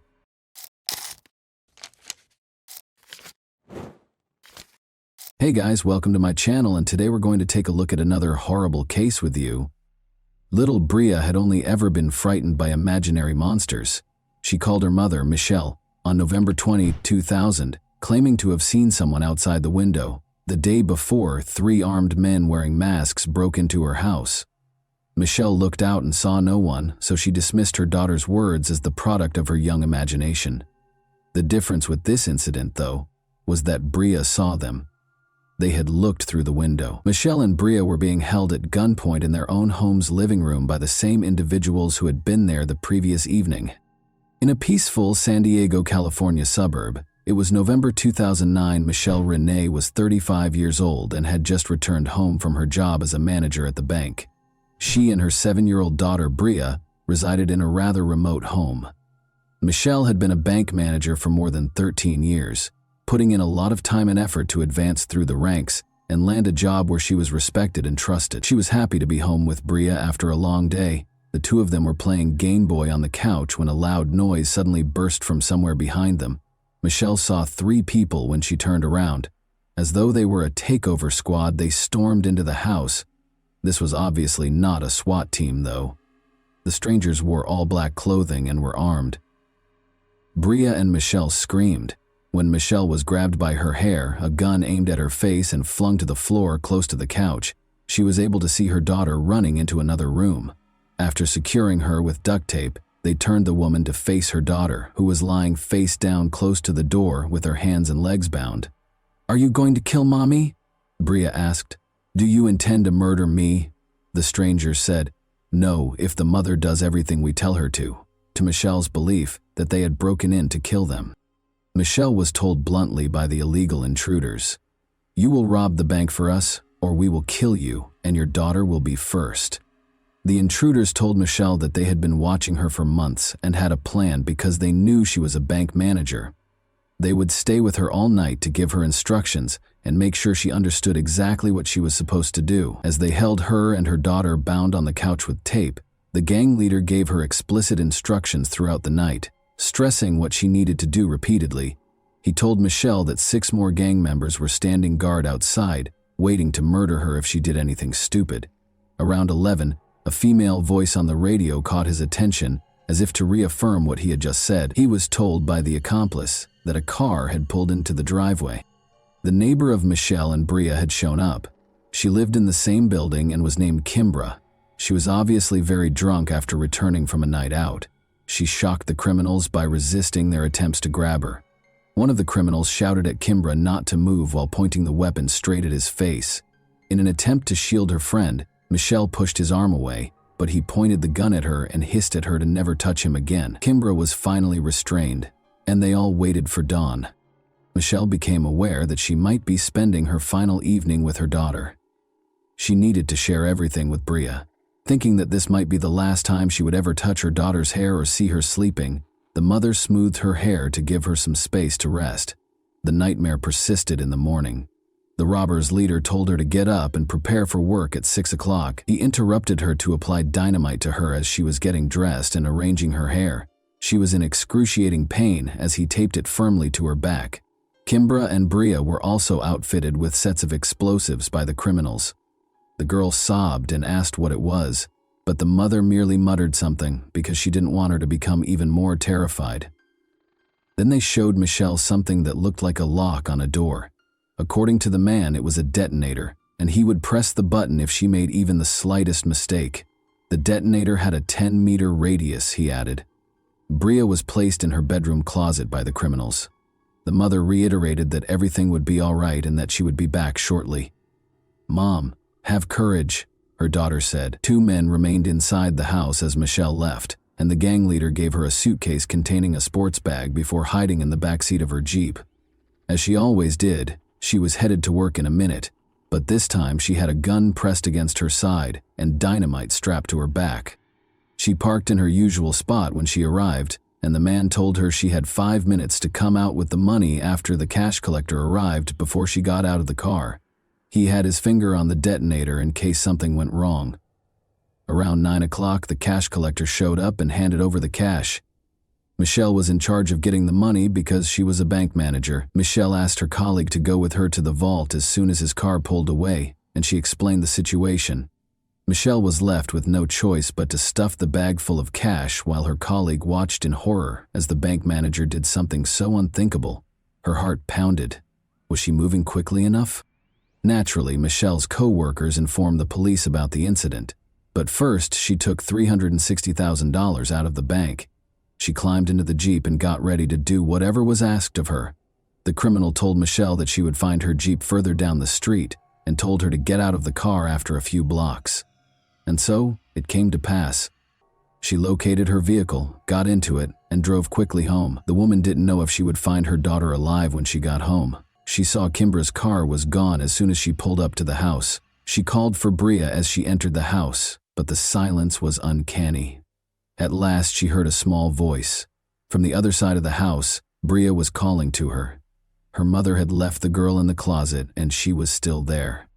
Relieved, the woman gave her daughter a hug, but it wasn't quite over. Bria saw her mother's expression change to one of panic. The gang leader had departed without taking the dynamite away from her. What if the detonator was used remotely by the criminals? Before departing, Kimbra informed Michelle that they had just cut the tape and thrown the explosives against the far wall, removing the dynamite from the girl and her back. They all rushed to the nearby homes after that. Investigators from the FBI, police, and even a bomb disposal team quickly swarmed the street. The officers soon realized that the dynamite was a fake, consisting only of 2 sticks painted red. However, no one would risk their lives assuming they were fake, given the low lighting and the fact that they were on the victims' backs in such a dire situation. However, Michelle made an effort to commit every detail that might aid in identifying the criminals to memory during the incredibly terrifying 14 hours that she was held captive. It made it possible for her to concentrate on something else rather than the situation's horror. Actually, it was her special talent for picking up on subtleties in people's looks and actions that others might miss. She committed the criminal's physique to memory, attempted to gauge their height from the house's furnishings, took note of their footwear and jeans, and examined the appearance of their weapons. She eventually had to use the restroom, so the gang leader accompanied her. She flipped the switch, brightening the man's face as he led her to the restroom. He was still wearing a mask, of course, but Michelle could see his eyes clearly. They were big, expressive, and a little red at the corner. All of a sudden, she recognized this person from her bank office. She frequently handled new client accounts in her role as bank manager, and on that particular day, a man had visited her office. He clarified that he needed information about opening accounts and making investments because he would shortly inherit a sizable sum. He repeatedly asked the same questions while seated at her desk. The man introduced his companion as Lisa, and they departed when a woman finally came in and said, "Chris, we need to go." However, he gave Michelle his business card before he left. She put it in her desk's top drawer. Michelle's mind was racing with all of these ideas, and she felt that she needed to be extremely careful and not even hint at her recognition of him. Additionally, she recognized his accomplice because she occasionally heard Lisa's voice on the radio. They wouldn't let her die if she messed up. Michelle then requested that the officers immediately check her desk's top drawer. The business card wasn't a fake. It was there. Christopher Butler was the man's name. Butler's conviction as a bank robber was quickly discovered by the FBI. They discovered his residence and placed him under observation. The bank was only a few kilometers from Butler's home and that of his fiancée, Lisa Ramirez. The other 2 men, Robert Ortiz, who had his sights set on Bria, and Christopher Higgins, a big man who protected Michelle, were soon recognized by detectives. The decision to arrest Christopher and Lisa was made on December 1. They were allegedly pulled over for document verification during a routine traffic stop. There was just so much evidence in the car. In a stressful situation, the pneumatic gun in the glove compartment appeared completely real. In addition, the officers discovered a black bag Michelle had described, gloves, homemade masks, Michelle's credit cards, banknote adhesive ribbons, and even a door lock that the criminals had managed to pass off as a detonator. 2 investigators waited for more evidence in the house. Officers discovered a sample of dynamite bearing Christopher and Lisa's fingerprints, along with all the ingredients needed to make fake dynamite. Because they were sure they wouldn't be linked to the crime, the accomplices left a ton of evidence. The $360,000 that was stolen, however, was not discovered by the officers in the house or the car. On that same day, they took $93,000 and arrested Higgins. Higgins admitted to everything and talked about going to Vegas for a few $1,000s. Ortiz fled, but he had $32,000 from the bank when he was apprehended in Wisconsin 3 months later, and he admitted to everything. Christopher Butler, however, denied everything, even in the face of indisputable proof. His fingerprints on the dynamite. Lisa rejected his attempt to place the blame on her. She acknowledged that she was the woman Michelle had heard on the radio. She even acknowledged that she came up with the plan to steal the bank manager using fake dynamite. Lisa disclosed that although they divided the funds into 3 sections, over $100,000 of their portion with Butler was pilfered. To the surprise of all, she said Michelle was part of the plot. Everything had to be confirmed by the police. Michelle acted exactly like a real victim of the crime would have when they recreated the events of that day. Every detail of the victims, Higgins, and Ortiz's accounts lined up, and investigators were unable to uncover any proof linking Michelle to the plot. All 4 suspects were in custody awaiting trial by the spring of 2001. But Michelle and Bria were still processing that terrifying night. The girl thought the criminals would eventually find them and kill them, so she desperately wanted to hide somewhere. She changed from a joyful, fearless, and energetic youngster to a terrified being who feared solitude. Michelle took Bria to stay with her grandmother in Alaska in June because of this. She went back to finish things up and moved to Alaska with her dog, essentially no money and a camera, leaving the child with her grandmother. She drove off on a 9-day journey. Since she had committed to returning for Bria's birthday, she was only on the road for 9 days. Their healing really started only after they relocated. Michelle and Bria were prepared to confront their criminals when they returned to San Diego for the trial a year later. Michelle believed the trial was merely a formality because the investigators had gathered so much evidence. How foolish she was. Together, Christopher and Lisa were put on trial. Lisa would find it challenging to maintain her innocence because she confessed during a videotaped interrogation. In order to spare her from life in prison, her attorney made a deal with prosecutor Tom Manning, but he turned it down. However, the judge was compelled to forbid using Lisa's statements in court because she incriminated Christopher as well as herself during the interrogation. The case depended almost exclusively on Michelle's statements in the absence of Lisa's confession. The attorneys for Christopher and Lisa made the decision to pursue Michelle in an effort to damage her reputation. The jury doesn't think angry witnesses are trustworthy. Michelle did not do well on the witness stand and they were successful. The problem was that Michelle wasn't your typical victim. She had been a stripper for many years. It was a decision she had to make in order to live, and the woman didn't hide it. Michelle left home when she was 15 years old and put in a lot of effort to rise from bank manager to regional vice president before taking a bank manager position to spend more time with Bria. She kept up her exotic dancing for a while even while she was employed at the bank. However, Michelle's integrity as a witness was called into question by something else. She falsified her resume and other documents, listing experience and skills she didn't have in order to obtain a job at the bank. This appeared to be less than ideal from a legal standpoint. Butler's attorney also probed her personal life in an attempt to paint her as a careless, egotistical mother who would stop at nothing to get money. Her financial troubles might have served as a catalyst for the conspiracy. Since the FBI reports made no reference to Michelle recognizing Lisa's voice on the radio, Lisa's attorney asserted that Michelle had lied about it, and there was nothing stopping him from adamantly declaring that the voice on the radio was not that of his client, because Lisa's admission was not heard in court. He then asked Michelle about marked bills, which are traceable banknotes that banks store in safes in case of a robbery. She didn't intend to endanger her daughter's life, and the criminals cautioned her against taking such notes. However, the attorney now asserted that it was suspicious. In addition, he questioned her maternal instincts, knowing that her daughter is wearing dynamite. Would a mother rush to the house where she is? Following Michelle's 3-day testimony, Christopher took the stand. He testified that he had a romantic relationship with Michelle and that she was behind it all.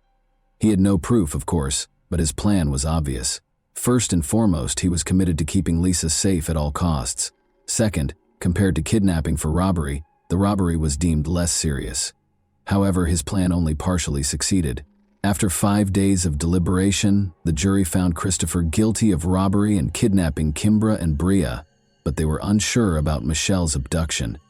2 jurors abstained, and 1 juror thought Butler was right. He received 3 consecutive life sentences plus an extra 64 years in prison. Lisa was acquitted of all charges. Both Higgins and Ortiz were swiftly convicted in the second trial, which proceeded completely differently. Each received a 32-year sentence. There was never any trace of the remaining $260,000 in bank funds. Therefore, while the guilty were incarcerated to serve their sentences, Bria and Michelle saw it as only the beginning. It was a difficult road for them to heal, but eventually Michelle understood that she could either take charge and set an example and support system for her daughter, or she could become angry and blame the kidnappers for all of her life's shortcomings. So she did. She began her own public relations firm from the beginning, gave numerous speeches in public, told other assault survivors her story, and penned a book that was made into the movie In Captivity. Bria followed her dreams after being inspired by her mother. Despite receiving a multiple sclerosis diagnosis at the age of 18, she went on to attend college and join the school cheerleading squad, but they had to confront the past once more after their world was destroyed 20 years ago. Christopher was granted parole in June 20. Tom Manning, the prosecutor, made the decision to attend the hearing. He had a strategy. Christopher Butler was questioned by him regarding all of his false statements made in court. Christopher could have insisted on his version and carried the truth to his grave, so it was a dangerous plan. However, he acknowledged that Michelle was never a part of the conspiracy and that they did not have a relationship.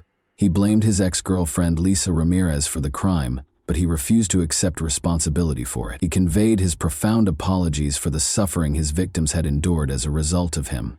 Christopher acknowledged that he felt deeply moved by Michelle's book and that he regretted what he had done. Despite their forgiveness, Michelle and Bria opposed his release and repeatedly refused to let him go. They had a fundamentally different attitude toward Ortiz and the other 2 men. In court, he was the one who expressed regret to Michelle.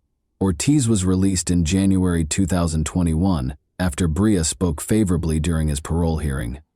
Working together in Michelle's newly established business, Michelle and Bria are now closer than ever. Michelle's 9-day healing journey to Alaska altered her worldview, and she wrote another book about it. And that wraps up today's chilling story. If you enjoyed this video, don't forget to like and subscribe so you never miss a new upload. Also, let me know in the comments, what part of this story shocked you the most? Thank you for watching, and I'll see you in the next video.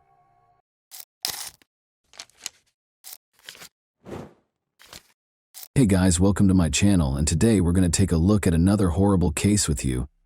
We'll talk about what happened in Everett, Washington, on September 20, 2017 at 1:55 a.m., when multiple people called 911 after hearing loud explosions as soon as the police showed up. They discovered a horrifying image on the doorstep 10 minutes later. Directly outside the door was Alicia Canales McGuire, 24. Sadly, she had already passed away. Thanks to CCTV footage and social media, investigators were able to solve this tragic case. Alicia was born on October 29, 1992, in Mount Vernon, Washington, to Manuel and Michelle Canales. She spent a significant amount of her adult life working as a caregiver because she enjoyed caring for others and always wanted to assist everyone. Raised on a farm, Alicia began working at the age of 5. She frequently went back to assist on the family farm because she understood the importance of hard work. Alicia loved spending time with her family, and she saw and talked to them often, always remembering to say "I love you" when she said goodbye. She and her spouse, Bradley, resided in Bird's View. In July 2017, Alicia and Brad tied the knot in a stunning beach ceremony at Deception Pass. As a result, investigators quickly discovered that Alicia did not reside in the home where she passed away. It belonged to her sister, Amanda Canales, who shared it with her 3 kids. Amanda asked Alicia to watch her kids while she was away because she had to travel to New York for work. Alicia was glad to assist because she loved her nephew and nieces. 2 months prior, she had tied the knot and was eager to begin a family of her own. One of the people who called 911 was the stay-in nanny who was in the house with her. When she went downstairs after hearing gunshots, she discovered Alicia motionless and lying at the front door. When the police officers got to the scene, they looked at the house first. They had to see if the criminal was inside. They made sure that the only people in the house were Amanda's kids and the nanny. By closely inspecting everything, the police began searching for evidence after the terrified kids were removed from the house. The house had a car parked in front of it. Beside it were shell casings. It indicated that the person who shot Alicia was standing close to the vehicle, just in front of the front door. The door frame was struck by several bullets. Just outside the door, Alicia was lying face down. It did not appear to be a robbery. The house was not a mess. Furthermore, it appeared that the criminal had not even gone inside the house. However, why and by whom would someone wish to kill Alicia? The detectives suspected that it was a case of mistaken identity after learning that it was her sister's home. The investigators questioned Amanda, who may have been the target, but she was in New York when the nanny, who was also present in the house when the crime was committed, relaxed. They inquired as to whether she knew who would want to harm her or if she saw the person who shot Alicia. The nanny claimed that when she heard gunfire, she was upstairs. She noticed that Alicia was motionless and face down on the floor when she looked down. She called 911 because she was afraid and didn't see the person who had shot Alicia, the nanny. As far as she was aware, she told investigators, Alicia and her husband Bradley got along well, but she provided the first important lead to the police. According to her, there were issues between Amanda, Alicia's sister, and her former spouse, Kevin Lewis. The detectives discovered from looking through the local sheriff's office reports that this was not the first time the police had been called to this address. Every incident had something to do with family disputes between Amanda and Kevin Lewis. The detectives were therefore intrigued by this version. Kevin Lewis lived in a different area of Everett, so they located his home address and went there before dawn to speak with him. It was dark in his home. During the conversation, Kevin answered the door when they knocked. "Talk to Lewis." "She should be home," he said in response to the officer's question about his ex-wife's whereabouts. He appeared to have just awoken. He was asked to tell the detectives where he had slept. He claimed that his mother and sister could verify that he had spent the entire night at home. When the detectives told him that there had been a shooting in the home where his children lived, he didn't inquire as to why they were there. It was odd that he didn't show any emotion. He should have inquired about his children's well-being as a parent, but he chose not to do so. Kevin looked shocked and said, "Really, that was the end of our conversation?" when the detectives informed him that Amanda had been out of town on business. While strolling down the street, the detectives noticed that 2 nearby homes had security cameras that they could use to verify Kevin Lewis's story. He said that instead of going out, he spent the entire night at home. However, after reviewing the video, the investigators discovered that approximately 40 minutes prior to the assault on Alicia, a car was pulling up alongside Kevin's driveway. Then someone who looked a lot like Kevin came out the front door, approached this car, and got in. The vehicle drove off a short while later. The quality of the recording prevented the police from conclusively identifying Kevin as the next victim. The footage was seen by the investigators from a different camera. Despite being able to examine the car more closely, they were unable to identify it. They could only make out that the car was light in color. About 20 minutes later, they saw the car return after fast-forwarding the recording. But they had one important detail to notice. This car's front right rim was different from the other 3. The front right rim was dark, while the other 3 were light. Kevin Lewis, who was in the first recording, got out of the car and went back to his house when the car came to a stop close to it. Approximately 20 minutes prior to the 911 calls regarding a shooting, this man, whoever he was, entered the house. The car then drove off and never came back. The drive from Kevin's house to Amanda's was 15 minutes. This could indicate that the car had enough time to reach Amanda's house, or it could indicate that the car was unrelated to the shooting. It was too soon to say. Amanda learned of her sister's passing. She was in New York a few hours later when their father called to inform them that Alicia had passed away. Alicia married, was content, and hoped to start a family of her own, but now her family had to grieve for her. Amanda said she had no doubt that her ex-husband Kevin was the one who shot Alicia when the investigators asked her if she believed he could have done it. Amanda Canales wasn't prepared to publicly acknowledge how toxic her relationship with her ex had been, even after her 8-year marriage ended. Despite having 3 young children, 2 girls and a boy, and spending 10 years with Kevin Lewis, Amanda had been extremely unhappy and continued to live in fear of him even after their June 2017 divorce. Amanda had been bruised by Lewis's previous physical abuse, and even after they had parted ways, he continued to threaten her. Amanda was granted full custody of their children in August 2017. Lewis was ordered to pay $800 a month in lieu of child support. For Amanda, it was a new beginning.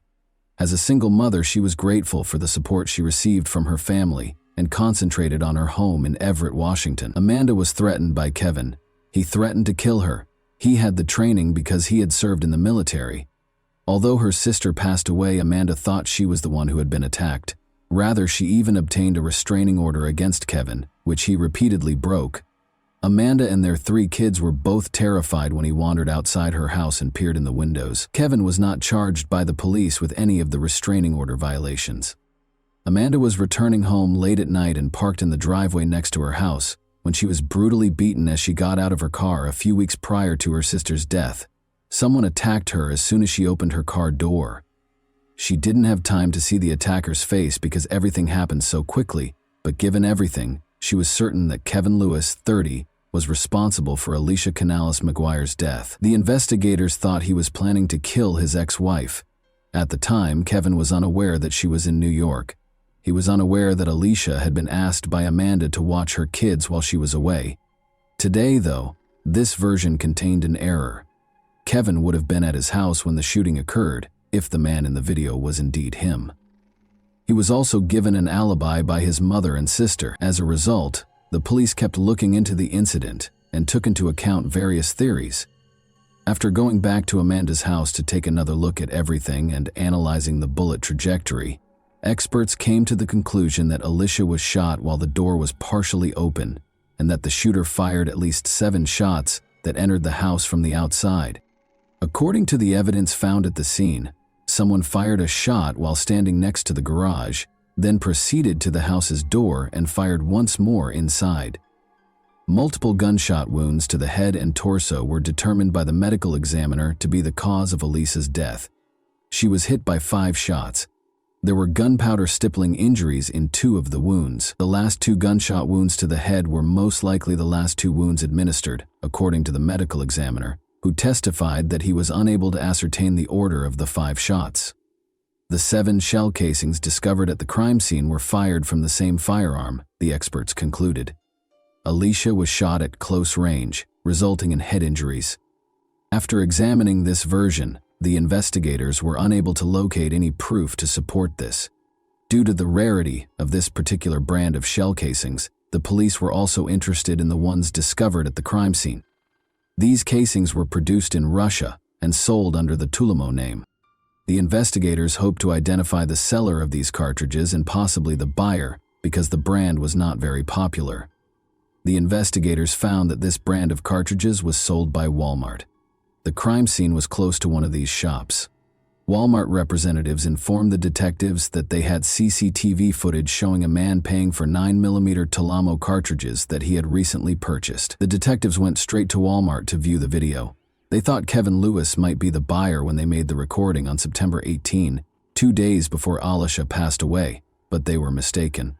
The police now knew the identity of the man in the video, who wasn't Kevin, because he used a credit card to make the purchase. When the investigators looked into this man, they discovered no relationship to the nanny, Alicia Amanda, or Kevin Lewis.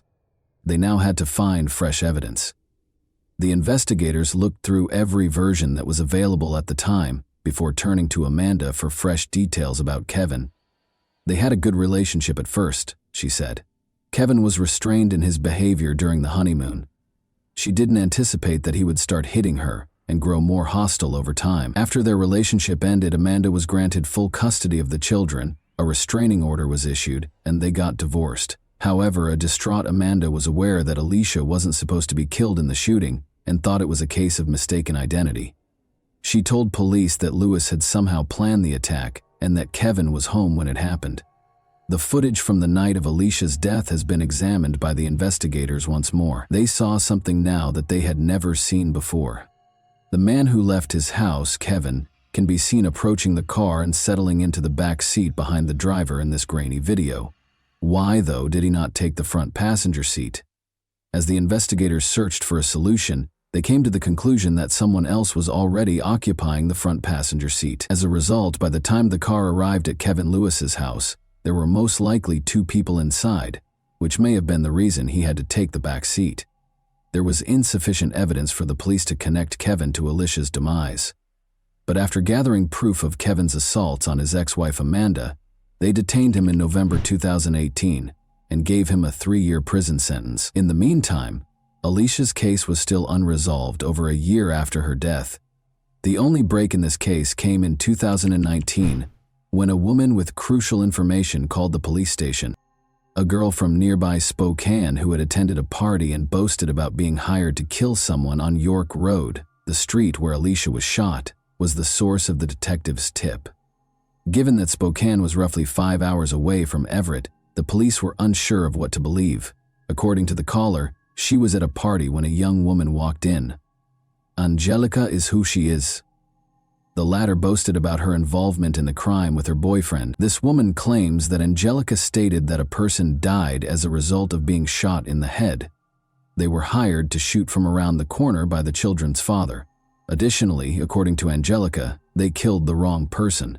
A case of mistaken identity was involved in the incident.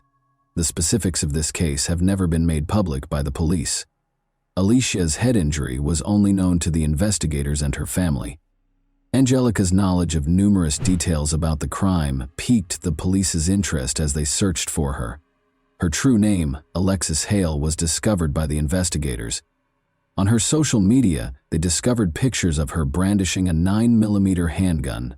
It might have been the crime's weapon. Additionally, there were multiple videos with a man in the background. It was Jaredon Phelps, Alexis's boyfriend. Alexis Hale shared a video taken through a car's windshield that examined the road signs the night before Alicia passed away.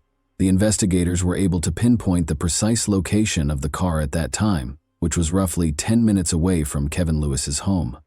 A few hours after Alicia's passing, Jaredon Phelps boasted about a wad of cash in the video below.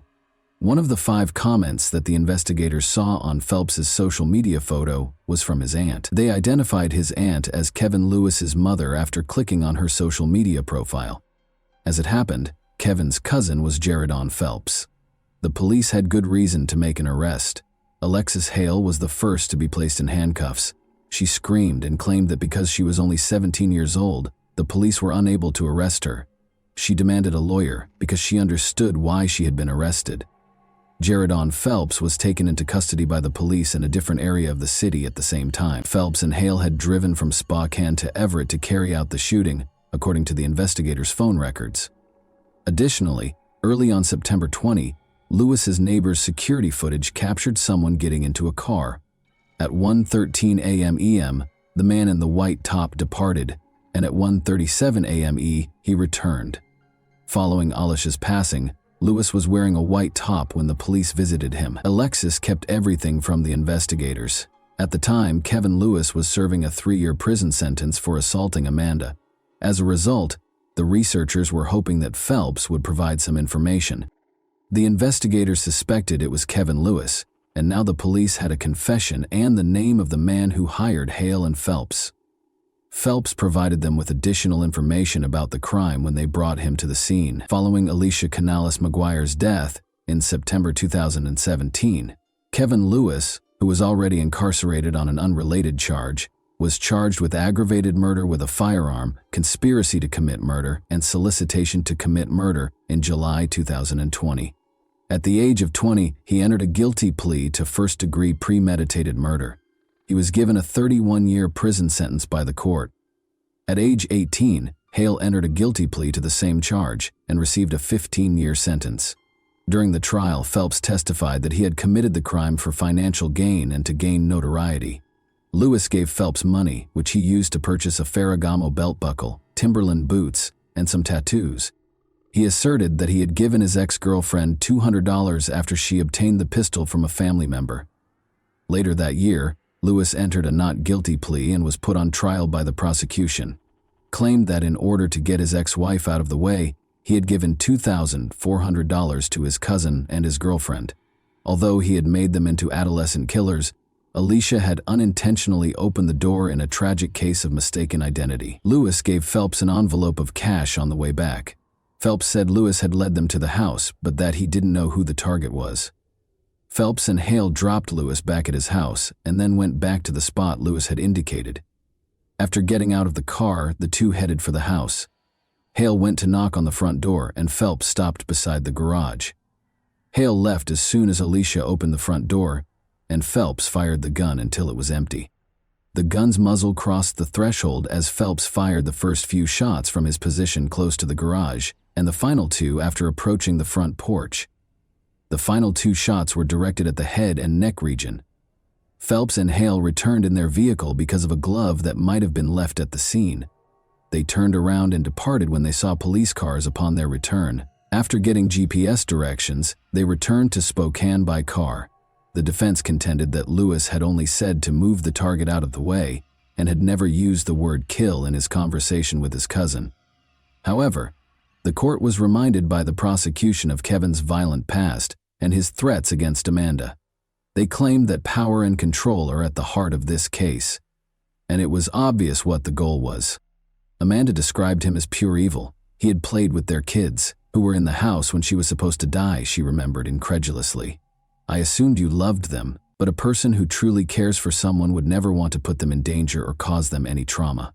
Did you care that they would have woken up to find their own mother dead, lying in a pool of blood, if it had been just me home that night? She asked. She also discussed finding her kids a safe place to live. She informed Louis that, in spite of all the harm you caused, they are recovering and moving on. In case you were wondering, they never inquire about or discuss you. The jury found Lewis guilty of first-degree murder in less than 3.5 hours after a 6-week trial in November 2021. In January 2022, 34 Kevin was given a life sentence without the possibility of parole. Records show that Lewis is still incarcerated at the Washington State Penitentiary in Walla Walla County, where Judge Thompson also ordered him to have no contact with his former wife, his children, Phelps, or Hale for the remainder of his life. And that wraps up today's chilling story. If you enjoyed this video, don't forget to like and subscribe so you never miss a new upload. Also, let me know in the comments, what part of this story shocked you the most? Thank you for watching, and I'll see you in the next video.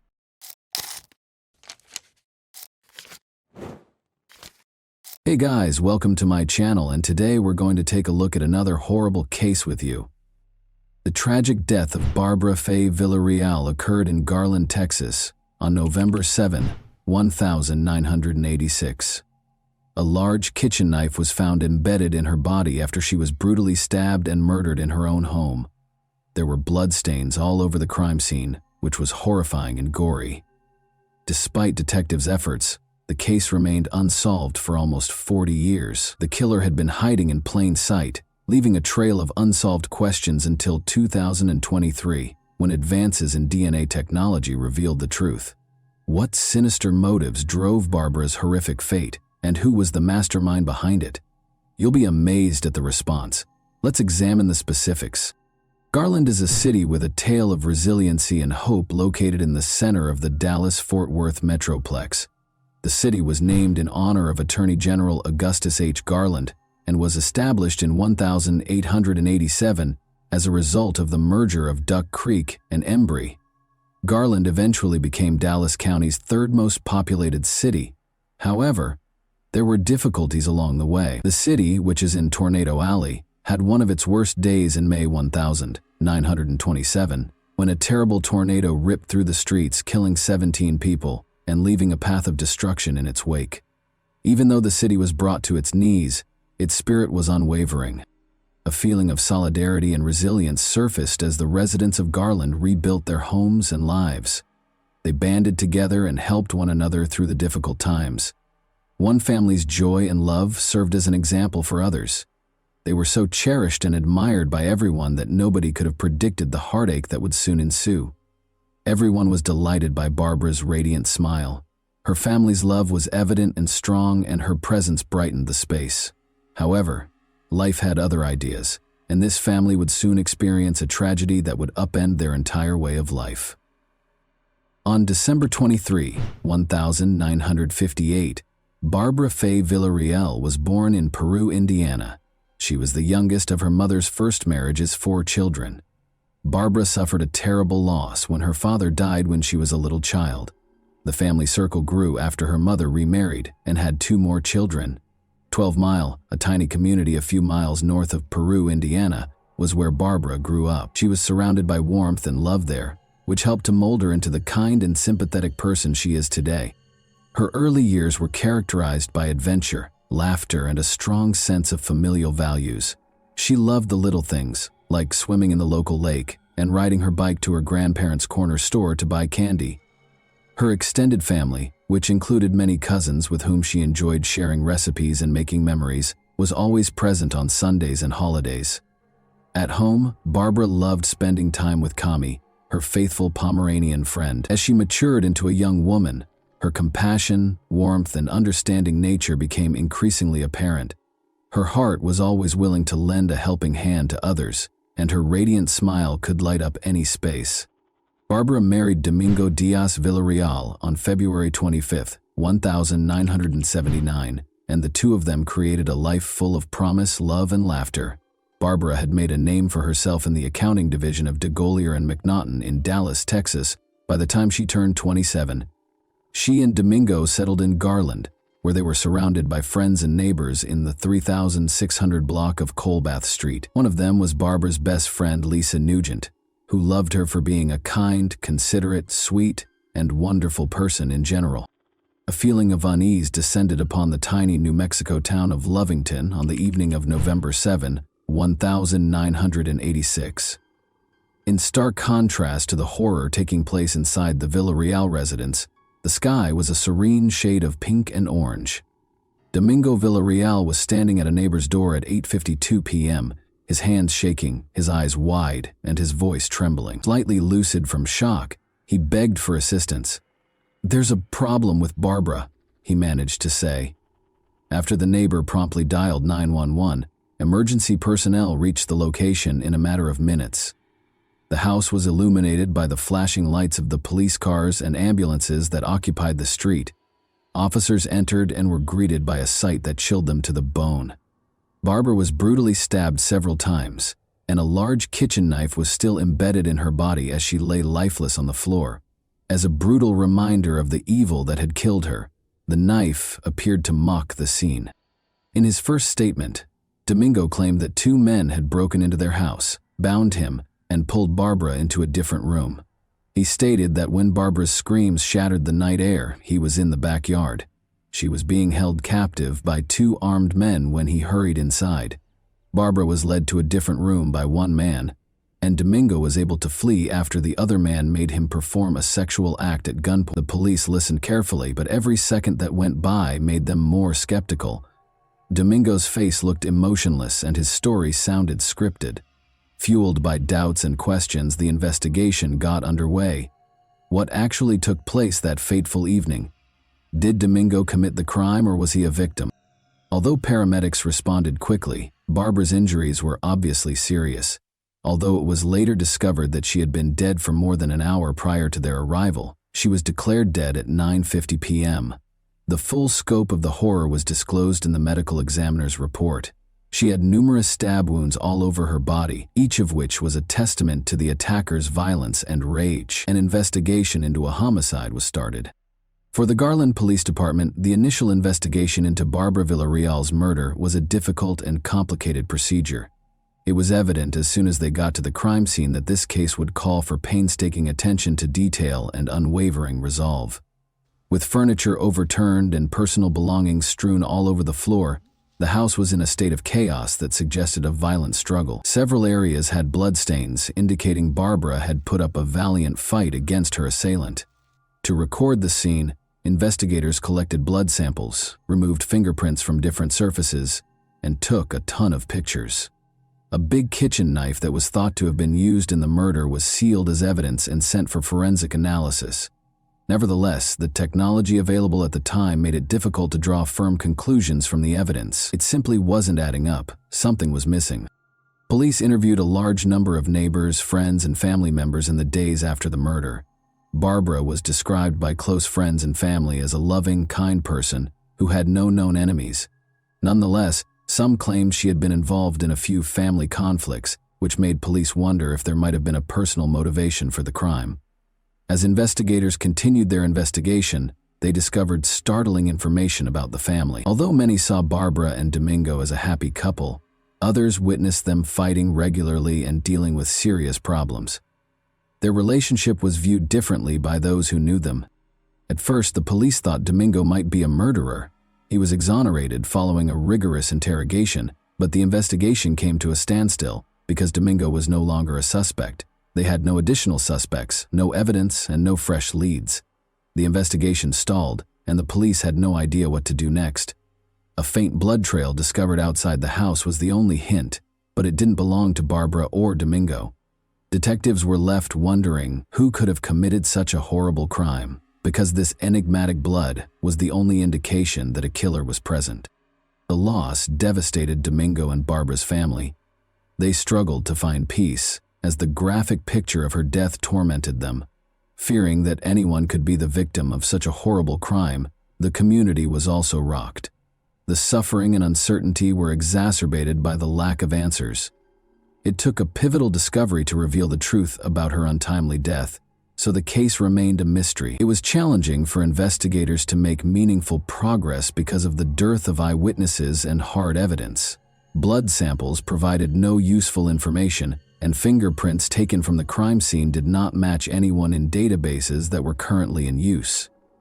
The police were left with a number of unsolved questions and dead ends. The case started to lose steam as the weeks stretched into months. The investigation's initial enthusiasm faded, and it encountered many difficulties. Despite their continued cooperation with the police and their intense desire for answers, Barbara's family's optimism for a speedy resolution started to fade. The case was never entirely dropped, even though there was no progress. Regular reviews were carried out by the Garland Police Department, which went over the evidence again and spoke with important witnesses again. The case was still unresolved, though, and there were no fresh leads or discoveries. 2 years later, in 1988, Domingo lost his life in a shootout in Mexico, bringing tragedy once more. Detectives learned a startling fact after his death.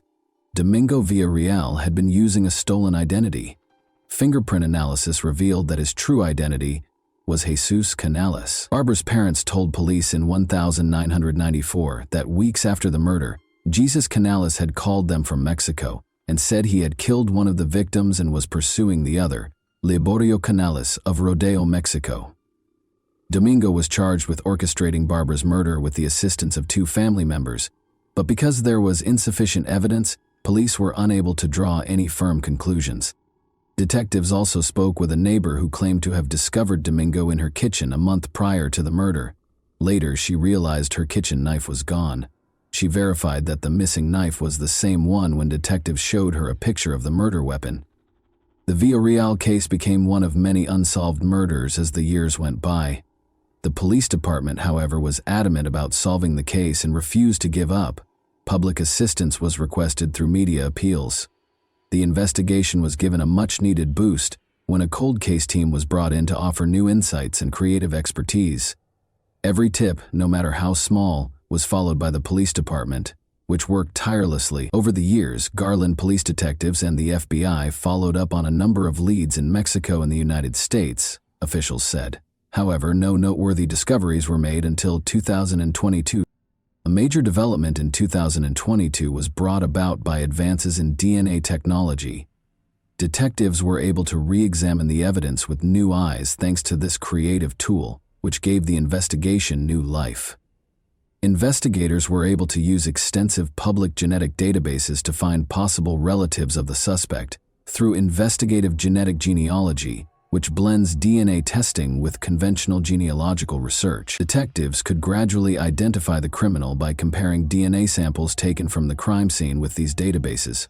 The potential reward was huge, but the process was time-consuming. Barbara's family and everyone else who had suffered the loss of a loved one to violence had hope because this potent tool had already solved a number of cold cases across the country. Police reopened the Villarreal case in 2022. The case was about to take a drastic turn, and the possibilities seemed endless with the development of DNA technology. Now, investigators could examine small samples, make connections between disparate pieces, and find buried clues. The Garland Police Department used cutting-edge DNA technology to solve the long-standing mystery in 2023, a year filled with revelation. Surprisingly, a DNA sample from the crime scene was matched to Liborio Canales after police retested every sample. Investigative genetic genealogy, which followed Canales' family tree and helped identify him as the suspect, made this discovery possible. An incredible twist came to light after more research. Domingo Villarreal had a brother named Liborio Canales. Even more startling was the fact that Jesus, Domingo, had never told Barbara or the police that he had a brother. Liborio Canales was taken into custody by the Lovington Police Department on Tuesday, July 18, 2023, without any opposition. On a federal murder warrant, he was arrested and checked into the Lea County Detention Center. It was found by the police that he had left the country 2 days after killing his sister-in-law, Barbara. He had come to the United States from Mexico to celebrate his birthday with his family, not realizing that he was being pursued by police, which is why his arrest was successful. Authorities in New Mexico and the Garland Police Department worked together to make the arrest. Investigators had been following Canales around, and they quickly caught him when he crossed the border. Canales was taken into custody without incident and did not resist arrest. After that, he was taken for additional interrogation and processing. Liborio Canales eventually broke under the strain of interrogation and admitted to the horrible crime that had remained unsolved for almost 40 years. He came clean about the shocking reality of what actually transpired on that fateful day, because the weight of his secrets had become too much to bear. Canales claims that a family argument that had gotten out of hand was the driving force behind Barbara's heinous murder. Even though the specifics of the conflict are still unknown, it is clear that tension had been rising for a while before a tragic altercation. Authorities were able to assemble the evidence and create a compelling case against Canales thanks to his confession. Later, he was accused of killing Barbara. The legal proceedings proceeded swiftly because of his advanced age and the overwhelming evidence against him. Canales would ultimately be held accountable for his deeds, providing Barbara's family with closure and the community with justice. Given the seriousness of the accusations, the judge set Canales' bond at $1 million. After being deported to Texas, Canales was subjected to additional legal proceedings. An important first step toward taking responsibility for his actions was his booking into the Dallas County Jail on August 18. Canales received a 20-year prison sentence after his extradition and booking. This sentence probably means he will be incarcerated for the rest of his life because of his advanced age. After waiting for justice for almost 40 years, Barbara's family felt a sense of closure after the sentencing. The case demonstrated how crucial cold case units are, and how DNA technology can be used to solve even the most difficult cases. It also gave families of other unsolved crimes hope. According to Barbara's mother, the way the Villarreal case was resolved had a big influence on how investigations were conducted. The Barbara Villarreal case serves as an example of the effectiveness of tenacity and creativity in criminal investigations. Through the unwavering efforts of law enforcement and the revolutionary potential of DNA technology, a cold case that appeared destined to go unsolved was turned into a tale of justice. The knowledge gained from this case will continue to direct and motivate those committed to cracking cold cases and providing closure to families as we move forward. And that wraps up today's chilling story. If you enjoyed this video, don't forget to like and subscribe so you never miss a new upload. Also, let me know in the comments, what part of this story shocked you the most? Thank you for watching, and I'll see you in the next video.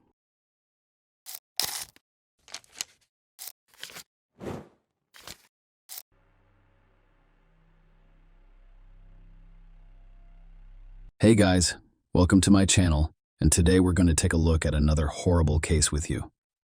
This story occurred in 2002. During her summer vacation in Kansas, 19-year-old Alexandra Kemp, also known as Allie Kemp, worked at an outdoor swimming pool. Her brother also worked there, but on different shifts. When he arrived at work one day and was unable to locate his sister, he contacted his father. The guy couldn't believe Allie was closer than he thought. Alexandra Elizabeth Kemp was born on October 11, 1982, in Lawood, Kansas, which is on the border with Missouri. She was the eldest of 3 children and her parents' only daughter. Alexandra graduated from high school with honors and attended Kansas State University. She had big life plans, including taking a trip in 2002. After finishing her first year of university, she returned to Leawood for her summer vacation. There was an outdoor swimming pool close to her parents' house. Her younger brother, Tyler, works there. Alexandra, too, decided to work part-time over the summer to supplement her income. It was not a busy place. The pool was primarily intended for the neighborhood's residents. By the way, this pool is still operational as of June 18, 2002. Alexandra was at work. The day was cloudy, so there were fewer visitors than usual. Tyler arrived at the pool around 5 p.m. to start his shift, but his sister was not present. Her phone and purse were on the table, where she usually sat. Confused, Tyler called his parents and informed them that Alexandra had disappeared. Their father, Roger Kemp, rushed to the scene. The first thing he did was look in the pool. Roger exhaled with relief as the pool was empty. Roger then went to a small pump room near the pool, which contained various water purification equipment, a ladder, and other items.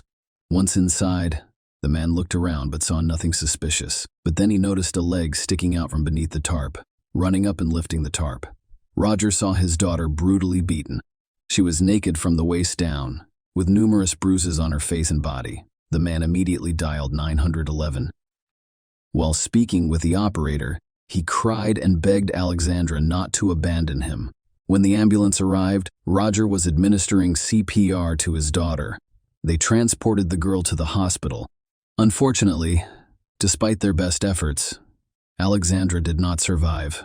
She was pronounced dead immediately after arriving at the hospital. Alexandra died from strangulation, despite having suffered numerous severe injuries. Although her body was partially naked, experts discovered no evidence of someone forcing her into intimacy before her death. The police cordoned off the pool while they awaited the results of an analysis of the DNA samples taken from Alexandra's body, hoping to find clues that would help them identify the perpetrator. There were obvious signs of a struggle in the room where Roger discovered Alexandra's body. Her flip-flops were in 2 different locations. The police also discovered an open antiseptic gel with a cap inside. A few days later, while police were desperately searching for the perpetrator, Alexandra's family and hundreds of caring people said their goodbyes at a funeral ceremony. The first suspect was Phil Howes, whom Alexandra had been dating since high school. Phil also worked as the pool administrator. Alexandra died while working the morning shift, and Alexandra arrived at noon. Her shift was scheduled to last 5 hours. Phil used to stay after work to spend more time with his girlfriend Alexandra, but this time he left immediately after his shift because they had planned an evening date. As previously stated, Alexandra's brother arrived at work to find her already under a tarp in the pump room. However, Phil had a solid alibi, so the police quickly removed him from the suspect list. Speaking with detectives, he stated that Alexandra disliked being alone. Lawnmowers frequently stared at her and attempted to flirt with her. The police interrogated the mowers, but all of the men had an alibi. However, it was not an absolute dead end. Several men reported seeing a strange man sitting in the bushes with a video camera, liking the girls in swimsuits. They saw this man near the pool the day before Alexandra died. Furthermore, someone claimed that he left in an old Ford pickup truck to investigate the activity on the girl's mobile phone. Experts discovered that she communicated with a friend named Laurel on the day she died. They even agreed to meet, and Laurel reported to the police station for questioning. She told investigators that Alexandra invited her to sit with her until her shift ended. The weather that day was not ideal, so no one came to the pool, which made Alexandra feel better. According to Laurel, she arrived at the pool around 2:30 p.m. I parked a few yards from the fence, but Alexandra wasn't present. Laurel began honking, hoping that Alexandra would respond to the sound, but instead of her friend, she saw a man emerge from the pool house. The latter gave her a smile and waved. Laurel was unfamiliar with this man.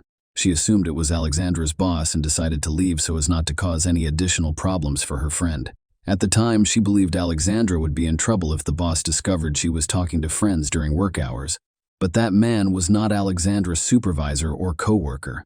The police were almost certain that Laurel had seen the criminal based on her description of the forensic artist's sketch of the suspect. The police were looking for a 30-year-old white man with stocky build, short brown hair, and driving a Ford pickup truck from 1980. The authorities received numerous clues.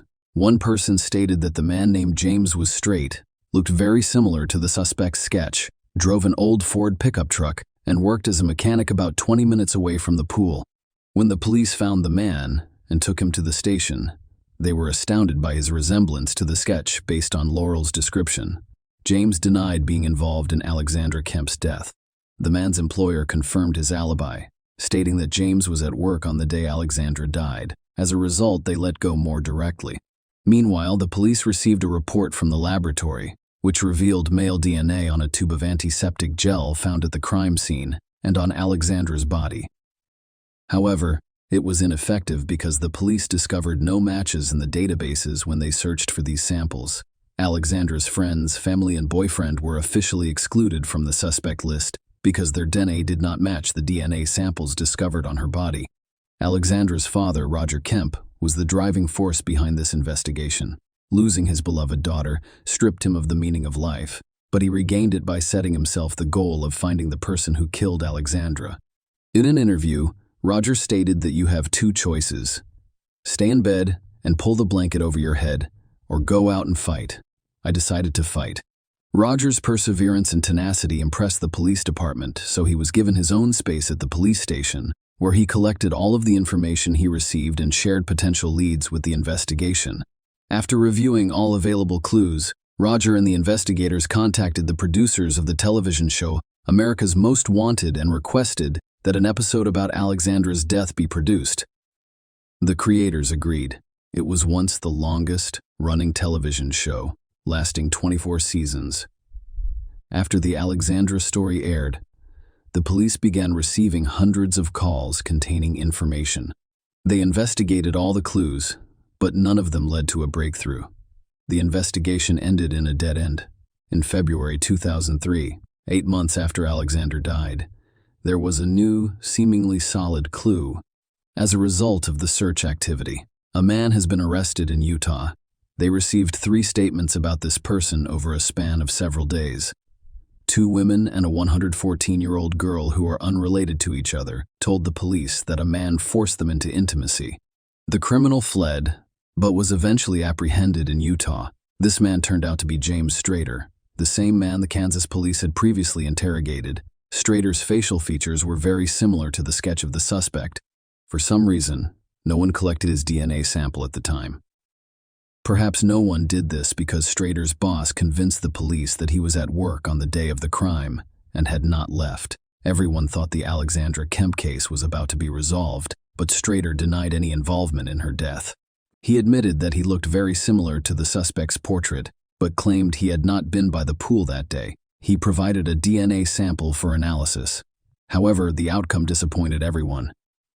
His DNA did not match that found on Alexandra's body, and the antiseptic gel tube ended up in prison on unrelated charges, and the Alexandra Kemp case investigation was once again stalled. Alexandra died a year ago and the police still have no suspects.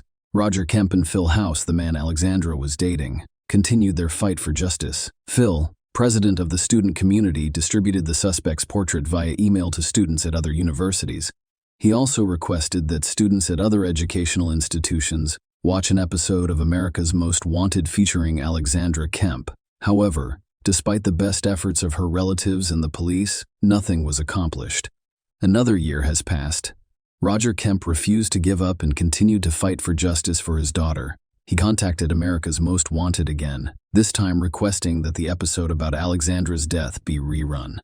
When the creators asked Roger if there was any new information in the case, he replied, "No such determination of a father who lost his daughter impressed the show's creators. Therefore, the episode was shown again." Following that, the police received a high volume of calls. Roger offered a $25,000 reward for any information that could help identify the person who killed Alexandra. The city of Leawood increased it to $50,000. Roger also published an image of his daughter's sketch of the suspects along with information about the reward in newspapers. One day, he was driving down the highway and noticed the billboards. At that point, Roger realized that a billboard was an excellent way to draw attention. He began calling advertising agencies to see how much it would cost to place the necessary information on one of the billboards. One of the agencies Roger contacted was Lamar Advertising Company. When the company's owner learned that Roger Kemp wanted to rent a billboard, he refused to take his money. Instead, he told him that he could post information for free on multiple billboards. Roger decided to post a sketch of the suspect and information about the reward on billboards near one of the state's busiest highways. The police received hundreds of clues that took time to investigate. At the same time, some clues referred to the same man. Two unrelated individuals reported on Teddy Hoover, the owner of an old Ford pickup truck. The man worked in pool maintenance and resembles the suspect sketch. This many matches could not be a coincidence, so the police began looking for a man named Teddy Hoover. They found out his address in Kansas and went there right away. Hoover opened the door. He was surprised and visibly nervous, but it was not his fault. Many people become nervous when the police knock on their door. They inquired about his whereabouts on June 18, 2002. As expected, the man responded that he couldn't remember because it had been 2 years. Few people will recall where they were on a specific day several years ago. Hoover also denied any involvement in the pool's maintenance, where Alexandra worked. Nonetheless, the detectives asked him to voluntarily provide a sample of his DNA in order to eliminate him from the list of suspects. Hoover responded that he needed to consult a lawyer before proceeding. He stated that he would call the police himself after consulting with a lawyer. About a day later, Hoover's lawyer contacted investigators, stating that his client was concerned about his sample ending up in the database. Teddy allegedly believed in a variety of conspiracy theories. In other words, he believed the police would use it against him. In other cases, the investigators promised not to enter Hoover's DNA into any database and would only compare it to the DNA found on Alexandra Kemp. The lawyer said he'd speak with his client and call back, while waiting for a call. The police searched through the materials for the 100th time and discovered a piece of paper with a familiar name in one of the folders. On the day Alexandra died, detectives interviewed bystanders gathered by the pool, hoping to learn if they had witnessed anything suspicious. Ted Hoover was one of the people the police spoke with by the pool. It indicated that he was at the crime scene. Despite his claim that he had never been there, the police became increasingly convinced that Ted Hoover was the man they had been looking for 2 years. After several days of waiting, the investigators contacted Hoover's lawyer and asked if his client was willing to provide a sample of his DNA. The lawyer's response surprised the investigators. The man stated that his client refused his services and stopped contacting him. Police immediately went to Hoover's house, but their main suspect had already escaped. They added the 29-year-old man to the National Wanted list. However, he was able to cover his tracks quite successfully. Billboards featuring the suspect's image remained in place, and detectives had been searching for Hoover for months without success. In September 2004, a man called the police and claimed to have information about the suspect. He claimed to know the name of Teddy's girlfriend, with whom he lived in Kansas. Detectives decided to identify this woman, but they discovered that she left the state around the same time that Hoover fled. The woman's name was Laura Barr, and the U.S. Postal Service informed the Kansas State Police that she was receiving mail in Litchfield, Connecticut. A man named Benjamin Appleby also received mail at that address. The house where they lived was in a remote rural area. The police were certain that Benjamin Appleby was either a pseudonym or Teddy Hoover's real name. In 1997, detectives contacted the Connecticut State Police and asked them to assist in the search for Appleby. The man had legal issues in Connecticut, and a warrant for his arrest was issued.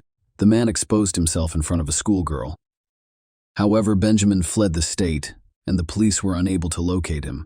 With an arrest warrant, the detectives went to Benjamin Appleby's mail delivery address. They discovered the man at home and arrested him immediately, as the Kansas detectives suspected Benjamin Appleby and Teddy Hoover were the same person. In 1997, Appleby got into legal trouble in Connecticut. He fled the state and lived as Teddy Hoover. But when detectives in Kansas wanted a sample of his DNA to determine his involvement in Alexandra Kemp's death, he returned to Connecticut, began living under his real name, and attempted to maintain a low profile, assuming that everyone had forgotten about his wrongdoings. Appleby refused extradition to Kansas, so the Leawood detectives traveled to Connecticut, assuming he will again declare his innocence. The detectives tricked him.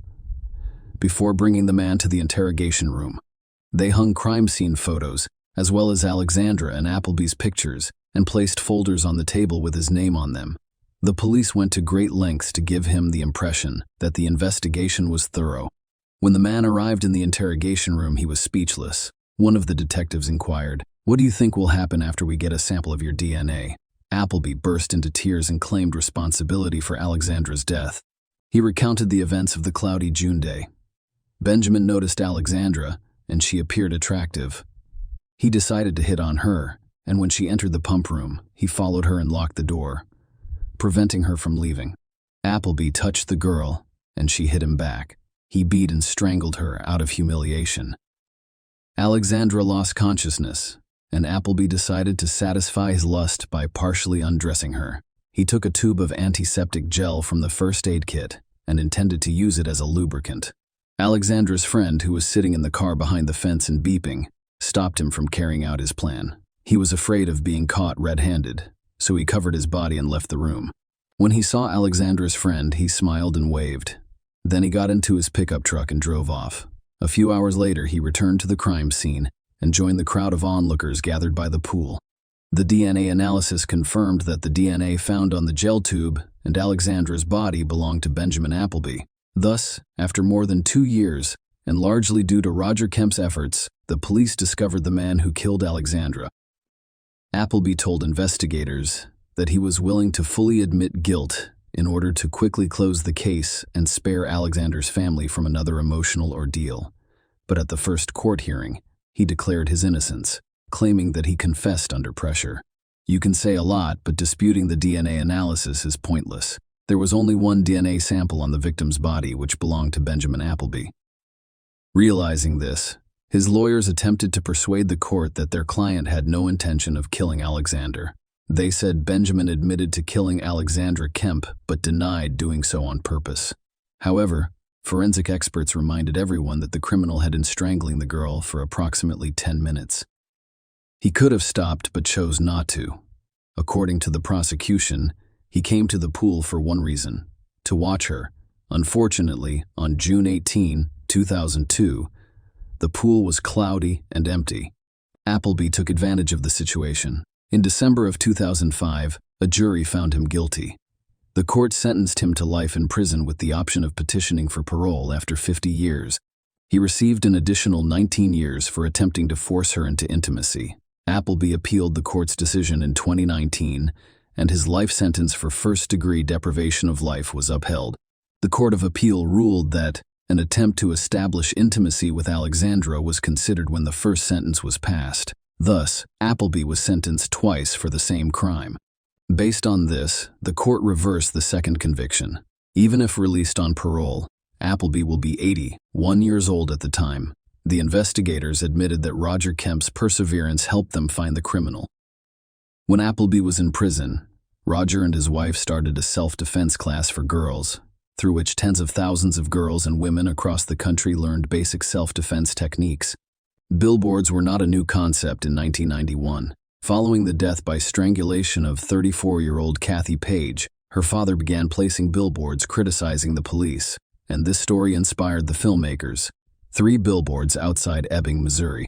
However, after Roger Kemp posted a sketch of the suspect on billboards, people began using this method across the country. Furthermore, many people continue to use it today. Roger's persistence in the investigation, as well as his subsequent efforts to benefit society, were not unnoticed.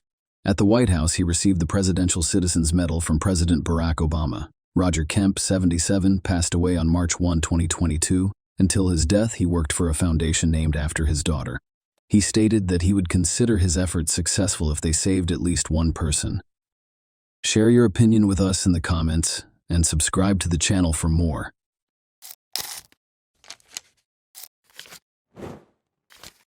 Hey guys, welcome to my channel, and today we're going to take a look at another horrible case with you. Gisela Diode heard her phone ring at 2 in the morning on March 1, 2011. The screen displayed an unidentified number. A Valence police officer approached her and inquired as to whether she was Samira Bernard's mother. Gisela said yes, but she didn't understand why the police were searching for Samira, her 20-year-old daughter. It had been 3 days since she last saw her. The police response did nothing to calm the woman. who demanded an explanation of what was going on. According to the call, Samira's boyfriend, Mile Columbia, 22, had vanished, so they were looking for her.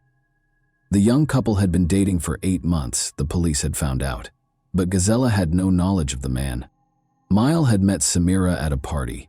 Samira Ben Sard was a stunning woman who knew she was beautiful. She enjoyed posing for pictures and aspired to be a model. In turn, Mile was a very pleasant and kind young man. Their attraction to one another was instantaneous and they began dating. But at 9:45 p.m. on February 28, 2011, Mile's supervisor at the construction company called the police. Since he hadn't heard from his employee in 3 days, he was concerned. When the man arrived at work on Saturday morning, his phone rang. Without giving a reason, he hurried to his feet and disappeared, never to be seen again. His boss was taken aback when he still hadn't arrived on Monday morning. It was his first absence from work, and they regarded him as a responsible and punctual worker. After learning that Mile was not returning calls from friends and co-workers, his boss made the decision to call the police. The police first visited the man's residence in Valence's downtown, but their efforts were unsuccessful, as no one answered the doorbell, nor was his car at the house. The police spoke with Mile's mother that same evening. She mentioned that she hadn't heard from her son in 3 days and that he had acted strangely during their most recent meeting, acting tense and very emotional. The woman reported that her son, who had never done so before, gave her a hug, kissed her, and declared his love for her. The investigators found some very suspicious details. Samira and Mile vanished the same day without telling anyone why, and they hadn't spoken to their families in 3 days. It couldn't have happened by accident. Analyzing their phones yielded one hint. The investigators discovered that Samira and Mile did not simply depart simultaneously, rather they drove off together. According to the phone pings, they left for Nice in the middle of the day on Saturday and checked into a 5-star hotel on the promenade in the evening. After getting in touch with the hotel, the investigators discovered that 2 men and a woman were being recorded by security cameras. Samira and Mile fit the description exactly. By Sunday evening, they had traveled from Nice to Livorno, 400 kilometers east of the French-Italian border.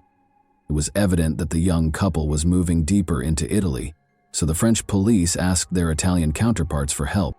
Mile had made reservations at a high-end Livorno hotel. A man and a woman who fit the description of the missing couple had stayed with the hotel, according to the staff. Thus, they spent Saturday night in Nice before traveling to Livorno the following day.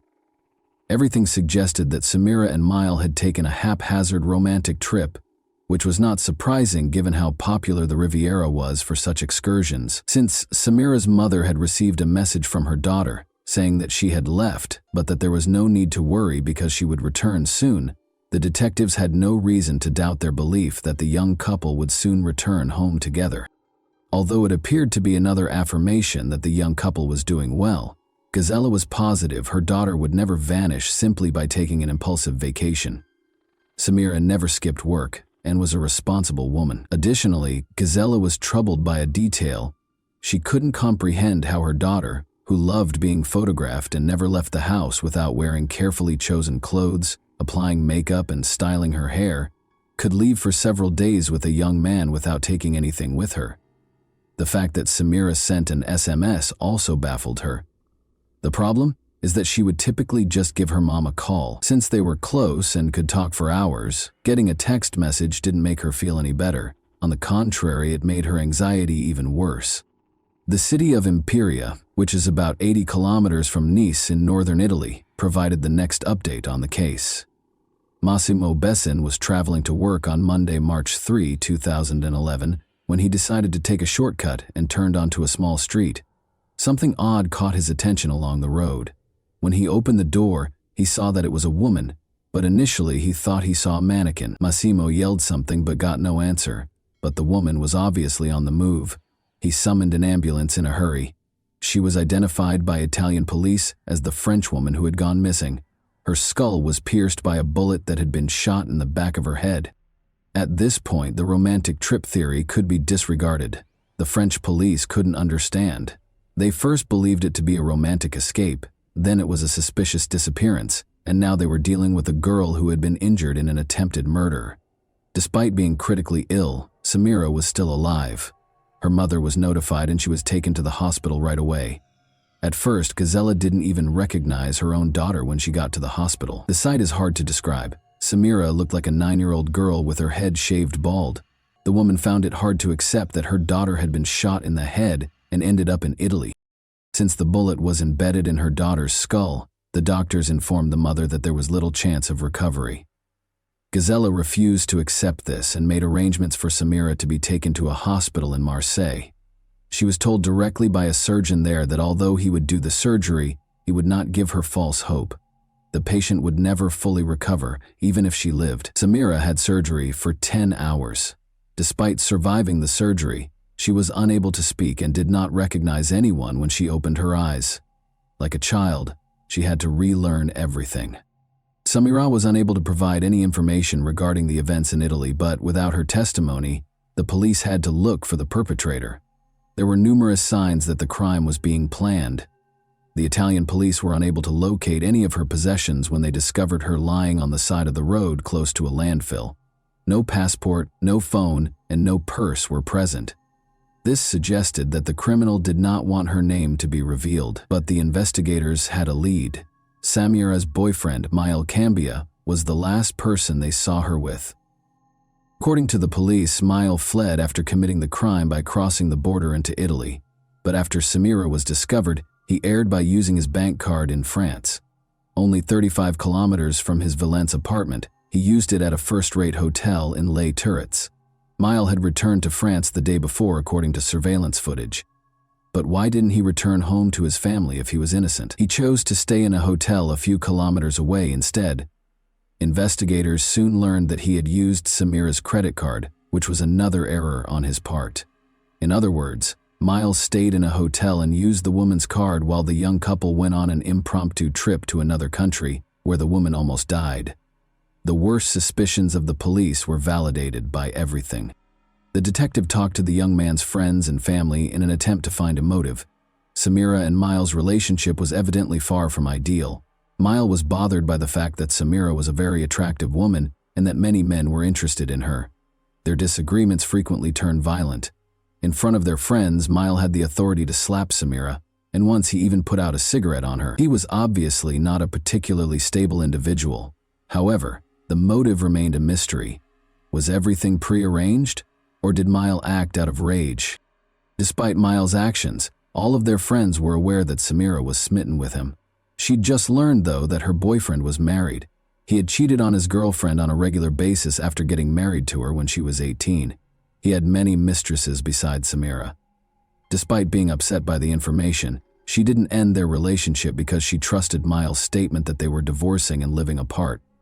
The investigator went to Miles' house after learning of this, but as soon as he stepped inside, he saw that Samira was wrong. The husband and wife were obviously living together. In addition, Mile would soon become a father. The name Combi was written on 17 ultrasound pictures of the apartment.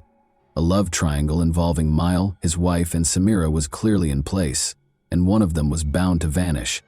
Finding Mile was essential, and it was far simpler than the police had expected. 5 days after the disappearance, Mile Cambia turned himself in on March 4 at the Valence police station. The investigation was extremely fortunate to have this. Mile not only willingly arrived at the station, but he also came clean and admitted to shooting Samira. He went on to describe what had transpired. According to the young man, Samira was merely a friend with whom he could have fun. She knew there was no future in their relationship. Samira was unable to accept Miles' explanation that their romance was over. She never left him alone, calling him non-stop and occasionally dialing his number 150 times in a single day. He showed the investigator his phone, which showed evidence of about 1,000 calls from Samira in a month. Although Mile acknowledged that Samira's actions might be categorized as stalking, would this be sufficient grounds to shoot her? The young man soon began to fear for his life as the situation worsened. He described the events of the Friday night before they left for Italy. He was kissing another woman in a nightclub when Samira confronted him. After leaving the club in a hurry and using her key to scratch his car, she got into a fight with Samira's cousins. Mile was frightened by this incident, since they threatened to kill him and claimed to have weapons. Mile was terrified. After deciding that he needed to find a way to protect himself going forward, He hurriedly got into his car and drove out of the nightclub. He considered purchasing a weapon for his personal protection. When he received a call the following day, he left without thinking and went to buy a revolver. Still, none of this clarified why he had shot Samira. Mile clarified that his intention in traveling to Italy was not to murder her or carry out any other heinous deed. All he wanted was for their tumultuous relationship to end. In an attempt to defuse their tense situation and give Samira an explanation, he took her to Italy, but things didn't work out. Mile got out of the car after they argued once more. Samira trailed after him. Mile claims that he did not intend to shoot when he grabbed the weapon, only to frighten her, but the revolver accidentally went off. Then he dropped her to the ground, climbed back into the car, and drove off. He claimed to be afraid when asked why he didn't call for an ambulance. He didn't know what to do, so he went into hiding for a few days after she fell. The police already knew the rest of the story. In general, the man asserted that what transpired in Italy was an accident, and that he was the victim of his compulsive lover's pursuit. The police weren't entirely convinced by his explanation, so he was arrested for attempted murder. A few things didn't add up. Why would someone go abroad and stay in a 5-star hotel only to break up with someone? Why did he use her credit card after stealing all of her personal items, and who used her daughter's phone to send Samira's mother the message? Although it was hard to prove without Samira's testimony, the investigator was certain that the young man was lying. Thankfully, Samira was able to testify after some time and therapy. First, though, Samira spoke very slowly and in a weak voice. She gave her account of what happened 8 months after the attack on October 11, 2011. Samira's statements ran counter to what her ex-lover had said. He said they needed to talk when he arrived at her house. He persisted, so she gave in, even though she didn't want to. She accepted Miles' invitation to a weekend retreat. When she asked him where he wanted to go, he said, Spain. The fact that this upset her made him take her to Nice, and then to Italy. Miles abruptly swerved off the road on the 3rd day of the journey, following 2 days of relaxation. He told her not to worry, saying he just needed to get rid of something, when she questioned why he had turned onto a road that led to a landfill. Miles halted the vehicle and exited. After letting her out through the passenger side door, he took out a revolver and aimed it at her. She was going to die, he said. She yelled, "Shoot if you're a man," and he pulled the trigger. The revolver was discovered by forensic experts on February 7, 2012, 1 year after the attack on Samira, and this finding totally disproved Miles' allegations. He claimed that the gun in his hand suddenly detonated. Ballistic analysis, however, demonstrated that such an occurrence was impossible. The shooter must carefully prepare before firing, pull the trigger back, and then fire. 2 separate actions, the expert explained. The revolver won't just fire when you wave your hand. In addition, the revolver must be held in one hand while a considerable amount of force is applied with the other hand to pull the trigger backward. There was no way such a gun could be accidentally fired. Miles Cambia lied because he intended to murder Samira. Detectives were finally able to piece together the murderer's plan after months of investigation. Miles left work on February 26, 2011 at 9 in the morning. He bought a weapon because he was determined to prevent a recurrence of the scene from the night before. He loaded it, tested it, pulled the trigger, and fired it as he made his way into the woods. Everything had been planned by him. Samira was to vanish across the border after spending a romantic weekend in Italy. Since he had no connections in Italy, it was the ideal place to carry out the crime. Miles pulled the woman out of the car, drove off the road, shot her, and threatened to kill her. In order to avoid identifying her, he then took her possessions. Miles tried to deceive the police by sending Samira's mother an SMS after returning to France. It was assumed that the woman had taken a vacation and was still alive. The man was sure he would never be caught and thought he had committed the ideal crime. You can only imagine how shocked he was to learn that his victim had lived.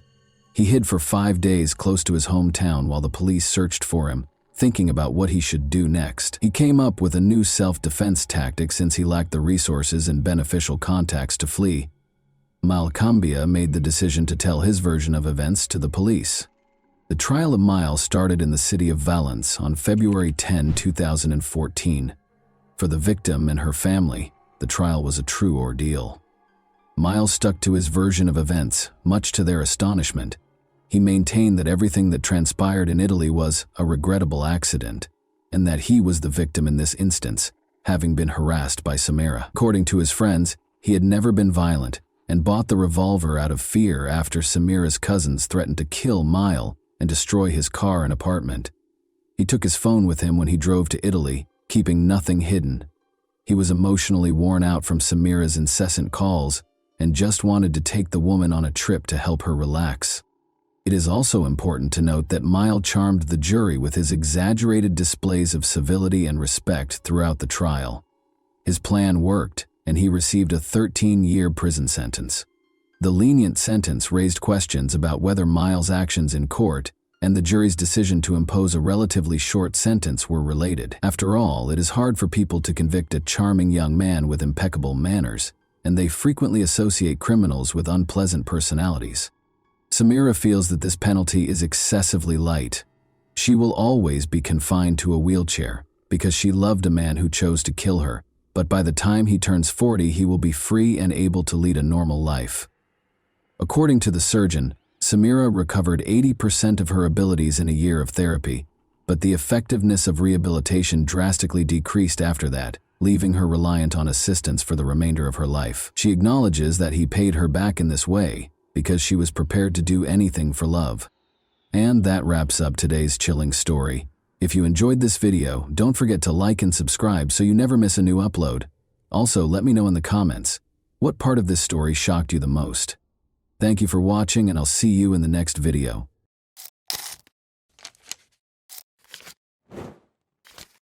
Hey guys, welcome to my channel, and today we're going to take a look at another horrible case with you.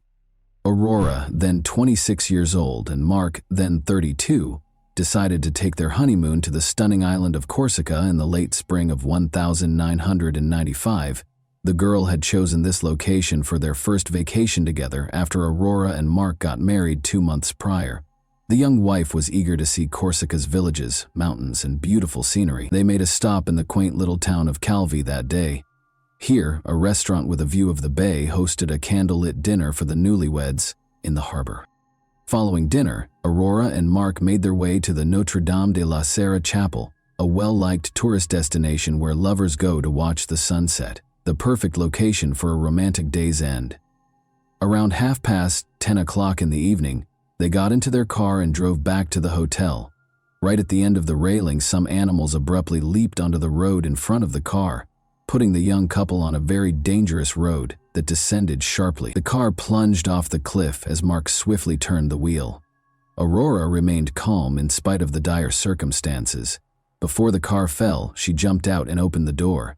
Mark was less fortunate. He and the car fell 140 meters. Aurora was alive, but she was in shock. In the middle of the night, in complete darkness, she bravely decided to go down barefoot to assist her husband. After locating Mark inside the vehicle, Aurora dragged him out. She washed his face and pulled him by the legs toward the sea. The girl then ascended the cliff once more in order to signal for assistance and stop a passing vehicle. Calvi firefighters showed up on the scene. Her husband was down there with a head injury and unconscious, and Aurora was screaming and sobbing in hysteria. In order to save him, she pleaded with the rescuers to descend as soon as possible. The firefighters immediately made their way to the cliff's base in an attempt to locate Mark, but their search was severely hampered by the night's darkness and the uneven ground. Just finding the car, which was empty, took them 30 minutes. But they saw that the man had a serious head injury and there was a lot of blood. When divers signaled that they had found something at 6 a.m., the weary firefighters were about to give up after hours of unrelenting searching. Mark's body was 3 meters deep in the water, floating next to the car. Unfortunately, it was too late for the newlyweds when they managed to bring his body to the surface.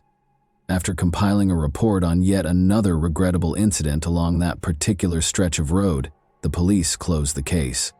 The body of Mark was taken back to his home country of Belgium. The young widow was in complete despair. She spent several days in a specialized clinic after being unable to handle the grief on her own. As Mark's family hurried to comfort her, she proclaimed that she didn't want to see anyone and cut herself off from the outside world. Mark's family didn't press because they understood her mental state. She had lost her husband on their honeymoon when she was 26 years old. However, her actions captivated Mark's family more and more in the days that followed. Slowly, suspicion replaced concern. His parents strongly objected to Aurora's insistence that her husband be cremated. She left the farewell ceremony earlier than anticipated on the day of the funeral, shocking the family even more. The relationship between her and Mark's family has grown more complex ever since. When she got back to the family home, she changed the locks and refused to let her mother-in-law in, who had come to pick up some of her son's sentimental but cheap possessions. Aurora listed the house for sale in the weeks that followed. In addition to the EUR 25000 she received from the sale of the house, there was more. After her husband passed away, it was discovered that she had gotten 7 insurance payouts. Aurora was given EUR 75000 in total. The Van Burr couple, who were shocked by their daughter-in-law's actions, took legal action and complained about the suspicious death. As a result, the coroner demanded that Mark's death circumstances be looked into. Investigators started by researching the couple's lives in order to comprehend what truly transpired that night. Mark Vander, 31, was employed at a reputable financial firm in Brussels in April 1994, about a year prior to the incident. Everything in his life seemed to be going well, or nearly so, and he had a great job, devoted parents, and amiable co-workers. But he had yet to find a woman he wanted to live a lifetime with. Mark wanted to start a family because he was old enough. In Brussels, Mark and Aurora met at a bar. Aurora was selling ironing boards door to door at the time, which wasn't a very lucrative job. There was immediate chemistry between Mark and Aurora. Mark was enamored with the attractive girl and fell in love with her right away. Their lively relationship left Mark's friends in awe and jealousy. Mark was shy, a little overweight, and uninterested in sports, whereas Aurora was very attractive, athletic, and fit. However, Aurora moved in with Mark a few weeks after they first met.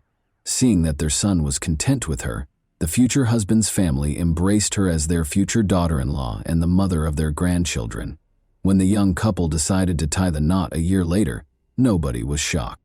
The girl asked Mark to put half of the house in her name, among other requirements for her future husband.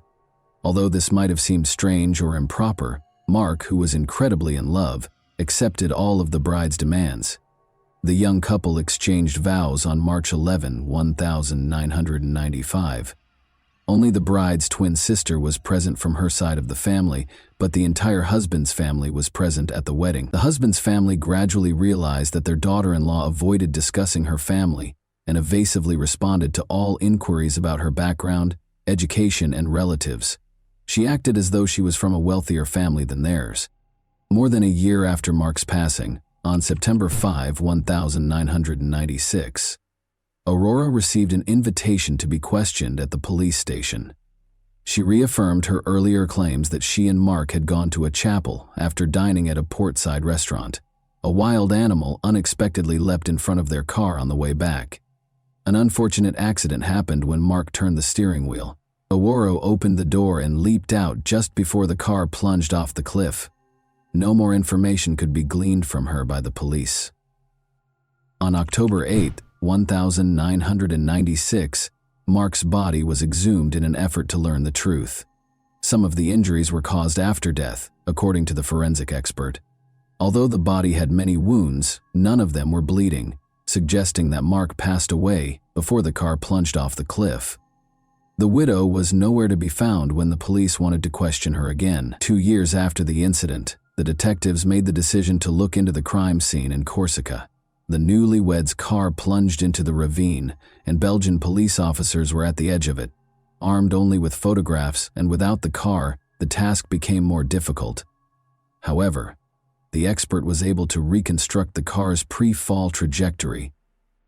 A person's reaction to an unexpected event on the road, such as an animal running out, is to turn the steering wheel but not all the way around. Under no circumstances could the car have ended up where it was found if it had veered off the road and fallen into the water. The expert also observed another contradiction in the accident theory. When firefighters arrived on the scene, they reported that the bushes growing on the cliff's top had been crushed. The bushes would have been cut off if the car had sped down. It was clear from the crushed vegetation that the car had remained on the bushes for a while before descending gradually. Additionally, blood droplets were discovered unevenly distributed between the car and the water following the incident, indicating that the body was carried rather than dragged. Could an 80-kilogram man have been carried by Aurora, who weighed less than 50 kg? Aurora's version of events did not match the investigation's conclusions. The car was pushed off the cliff, according to the experts' conclusive findings.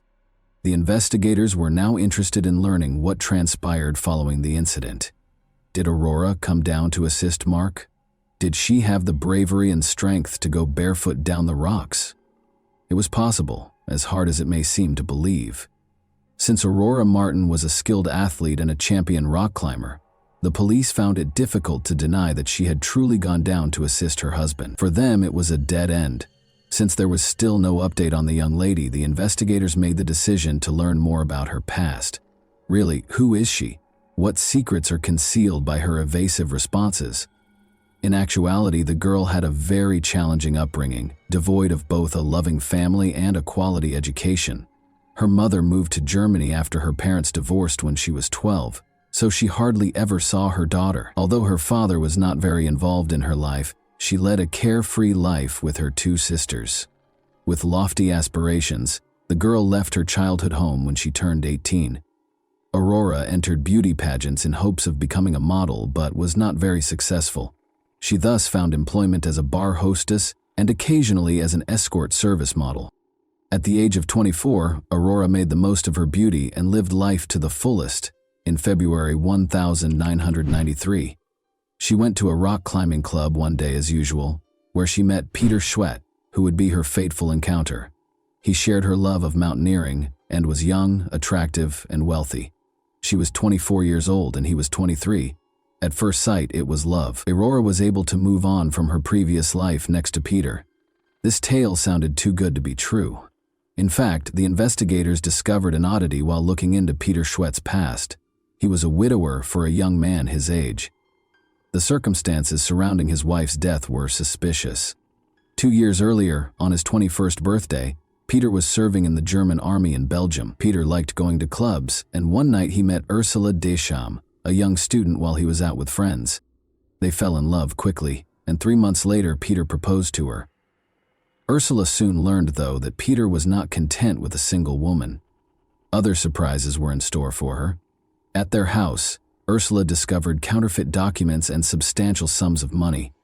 She wanted to tell the police what she had discovered.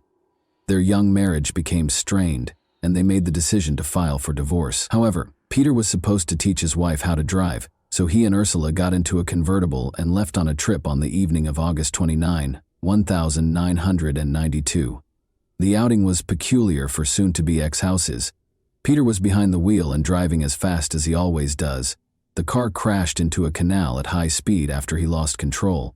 Although Peter was able to flee in time, he was unable to save his wife, who perished in the water with the car. He remembered that even though he touched her hand, he was unable to grasp her and drag her to the surface. A few days later, Ursula's body was discovered.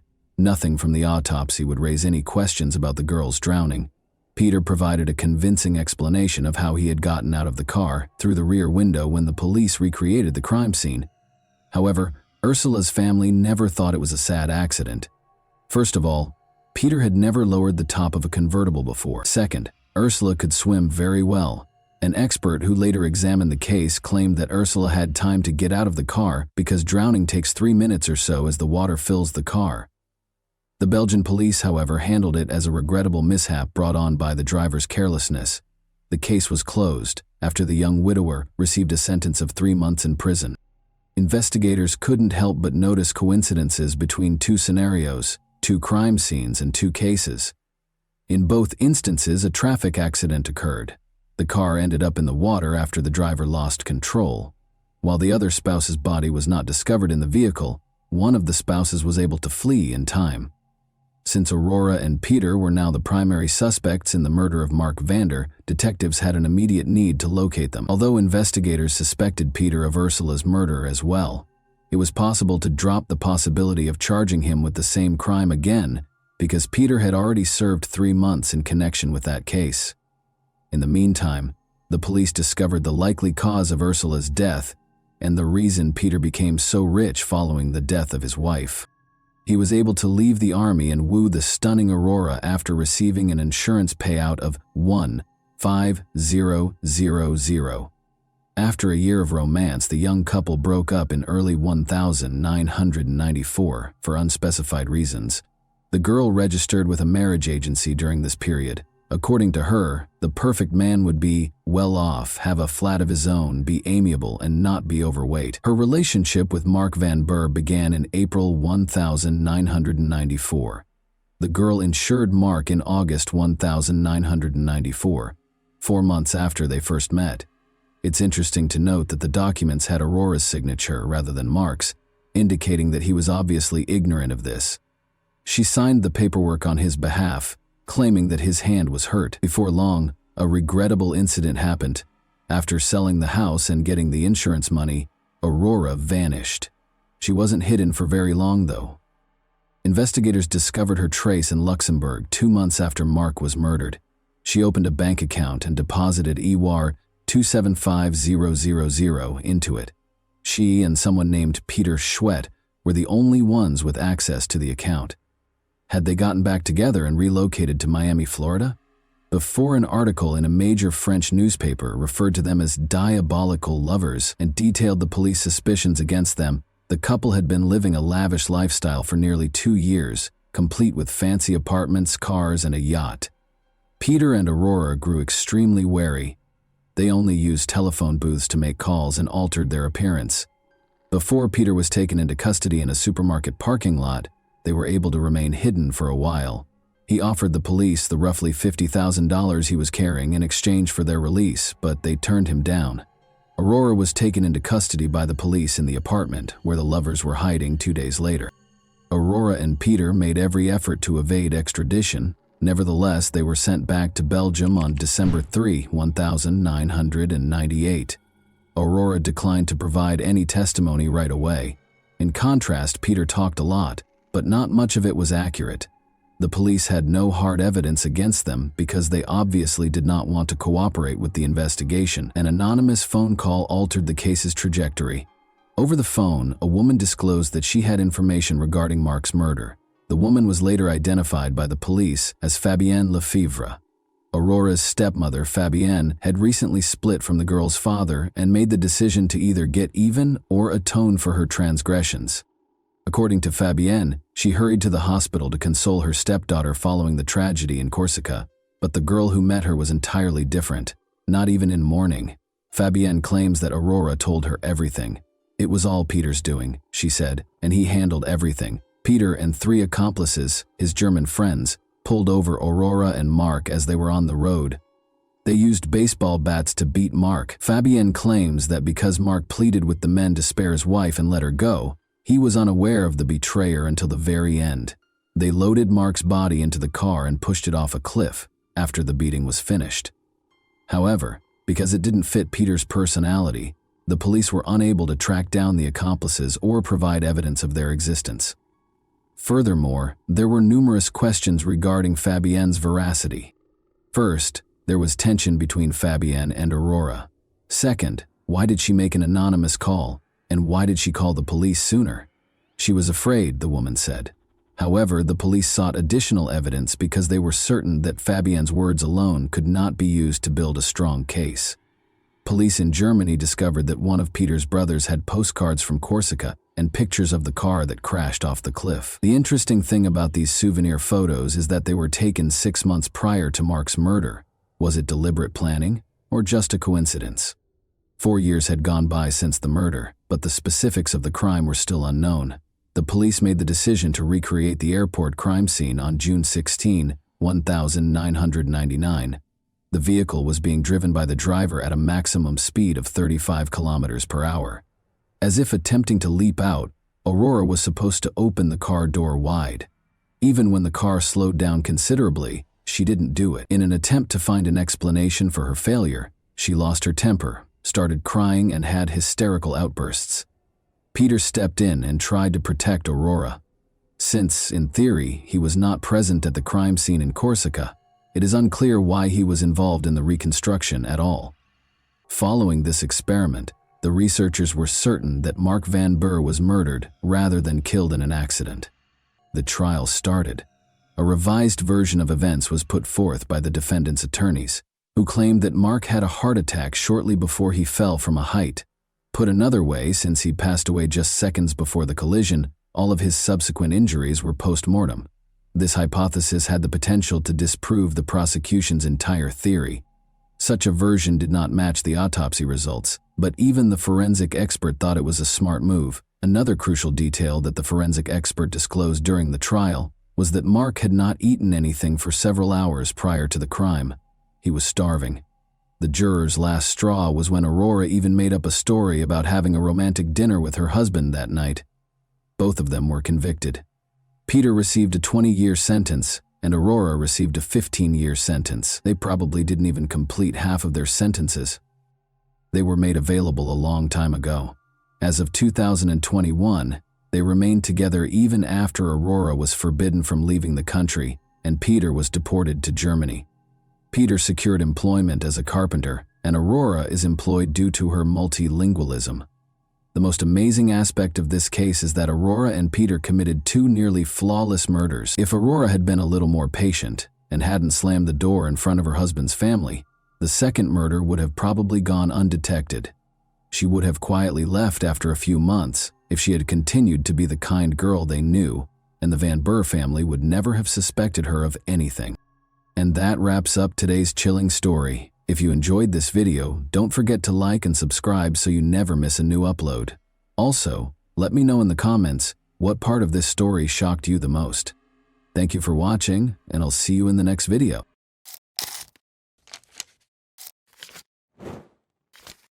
Hey guys, welcome to my channel, and today we're going to take a look at another horrible case with you.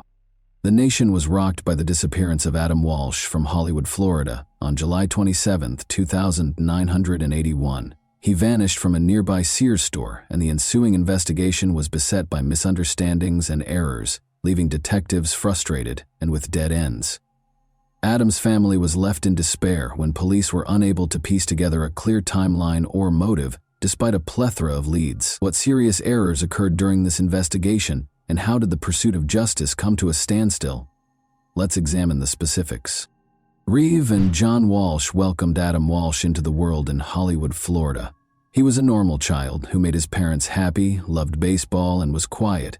But after going missing on July 27, 1981, when he was 6 years old, he became well known.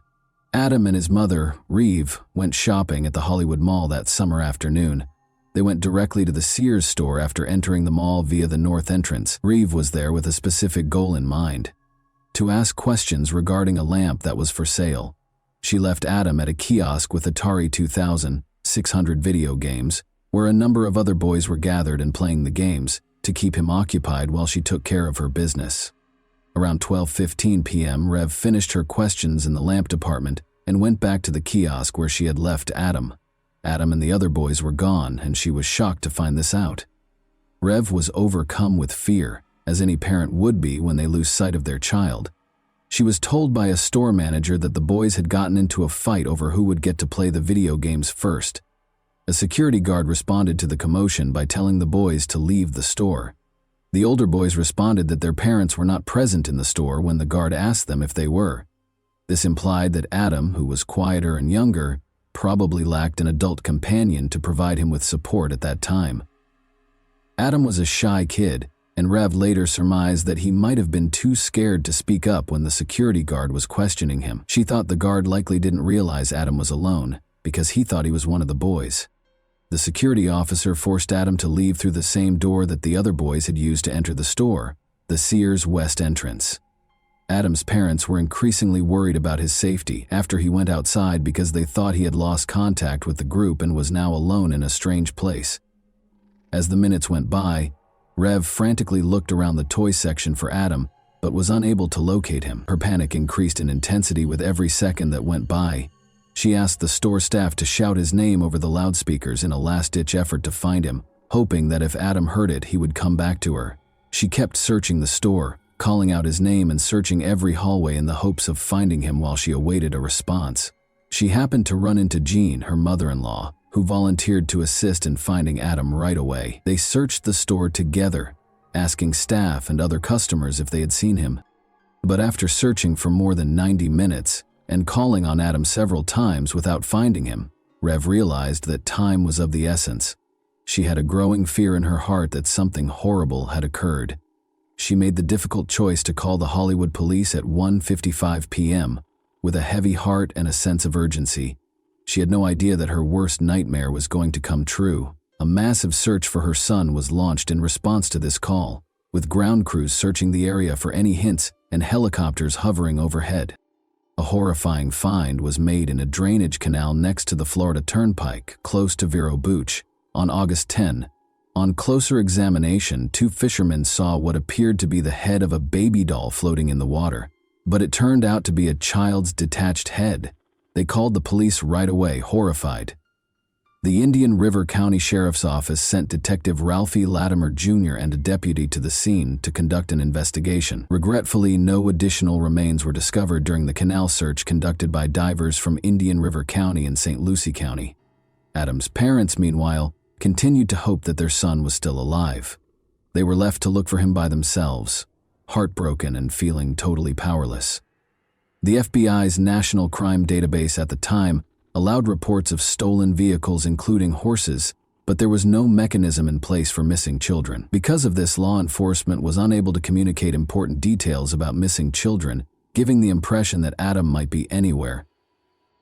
Adam's parents made a public plea for their son's safe return on the Good Morning America television show on the morning of August 11th.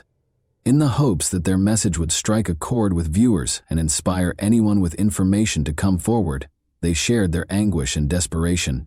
Additionally, they promised a $100,000 reward for any leads that could lead to Adam's location. This outreach emphasized the gravity and urgency of the situation and was a component of their attempt to engage the community in the search.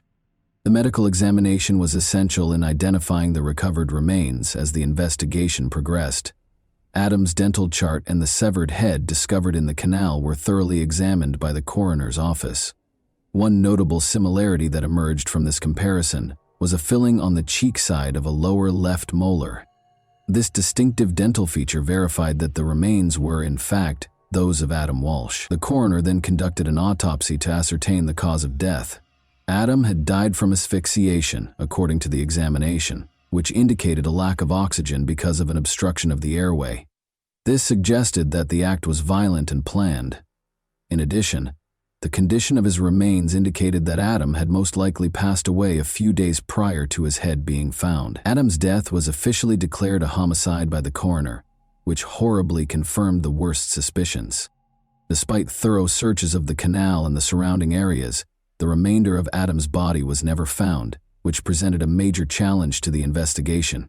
The nation was shocked when Adam's head was found 130 miles from his Hollywood home. People were saddened and deeply disturbed by the heinous crime.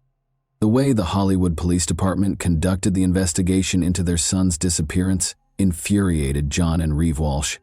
They believed the case was not handled with the necessary urgency from the beginning, which resulted in a disjointed response that made them feel powerless. John took action to bring attention to Adam in those early days.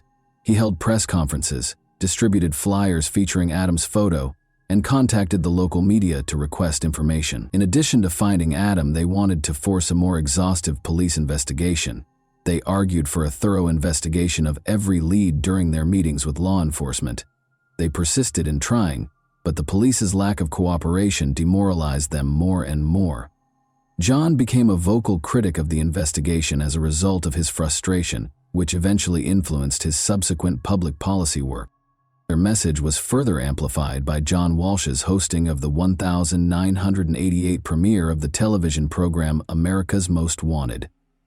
The program developed into a potent vehicle for bringing attention to wanted criminals and missing children, in order to encourage viewers to pay attention and report any information they may have.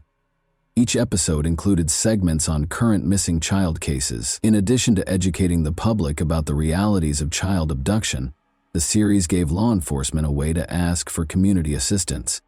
The life of convicted serial killer Otis Elwood Toole was filled with violence, abuse, and chaos. Toole was born in Jacksonville, Florida, on March 5, 1947. His early years were characterized by an abusive mother who dressed him in girl clothes and called him Susan, an alcoholic father who abandoned him, and a maternal grandmother who exposed him to satanic rituals and practices. His older sister and a neighbor next door were among the many family members and acquaintances who sexually assaulted him. With an IQ of 75, Toole was categorized as having mildly disabled intellectual capacity. Due to his epilepsy, he frequently had grand mal seizures. Toole visited gay bars and became a prostitute as a teenager. At the age of 14, he allegedly committed his first murder in 1961 after being coerced into having sex by a traveling salesman. In the 9th grade, Toole left school and started living on the streets of the southwestern United States, earning a living through panhandling and prostitution. Toole, then 17 years old, was arrested for loitering in August 1965. Although there is little evidence of his activities after this arrest, authorities believe he drifted around the southwestern United States between 1966 and 1973, making a living through panhandling and prostitution. Toole was implicated in the 1974 murder of Patricia Webb, a 24-year-old woman in Nebraska. He left Nebraska shortly after and briefly made Boulder, Colorado, his home. His stay was brief, though, as he quickly emerged as a leading suspect in the October 14, 1974 murder of 31-year-old Ellen Holman. Toole's private life was a mystery in the years that followed. He hitched a ride in the American South and drifted back to Jacksonville in early 1975 D. Toole married a woman 25 years his senior on January 14, 1976, but their marriage didn't last long. When his wife found out he was gay, she left him 3 days later. Later on, Toole disclosed that his marriage was an attempt to conceal his actual sexual orientation. Toole was taken into custody for an unrelated arson incident in April 1983, while George Sonnenberg, 65, was inside his house. He had set it on fire. For the horrifying arson attack, Toole was taken into custody, admitted to the crime, and was sentenced to 20 years in prison.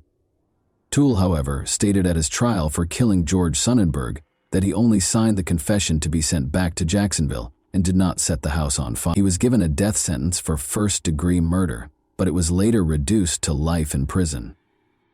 Toole, who was already serving a prison sentence for 2 unconnected killings, shockingly admitted to killing Adam Walsh on October 21, 1983. John Walsh, Adam's father, was convinced that Toole had committed the crime despite the lack of hard proof.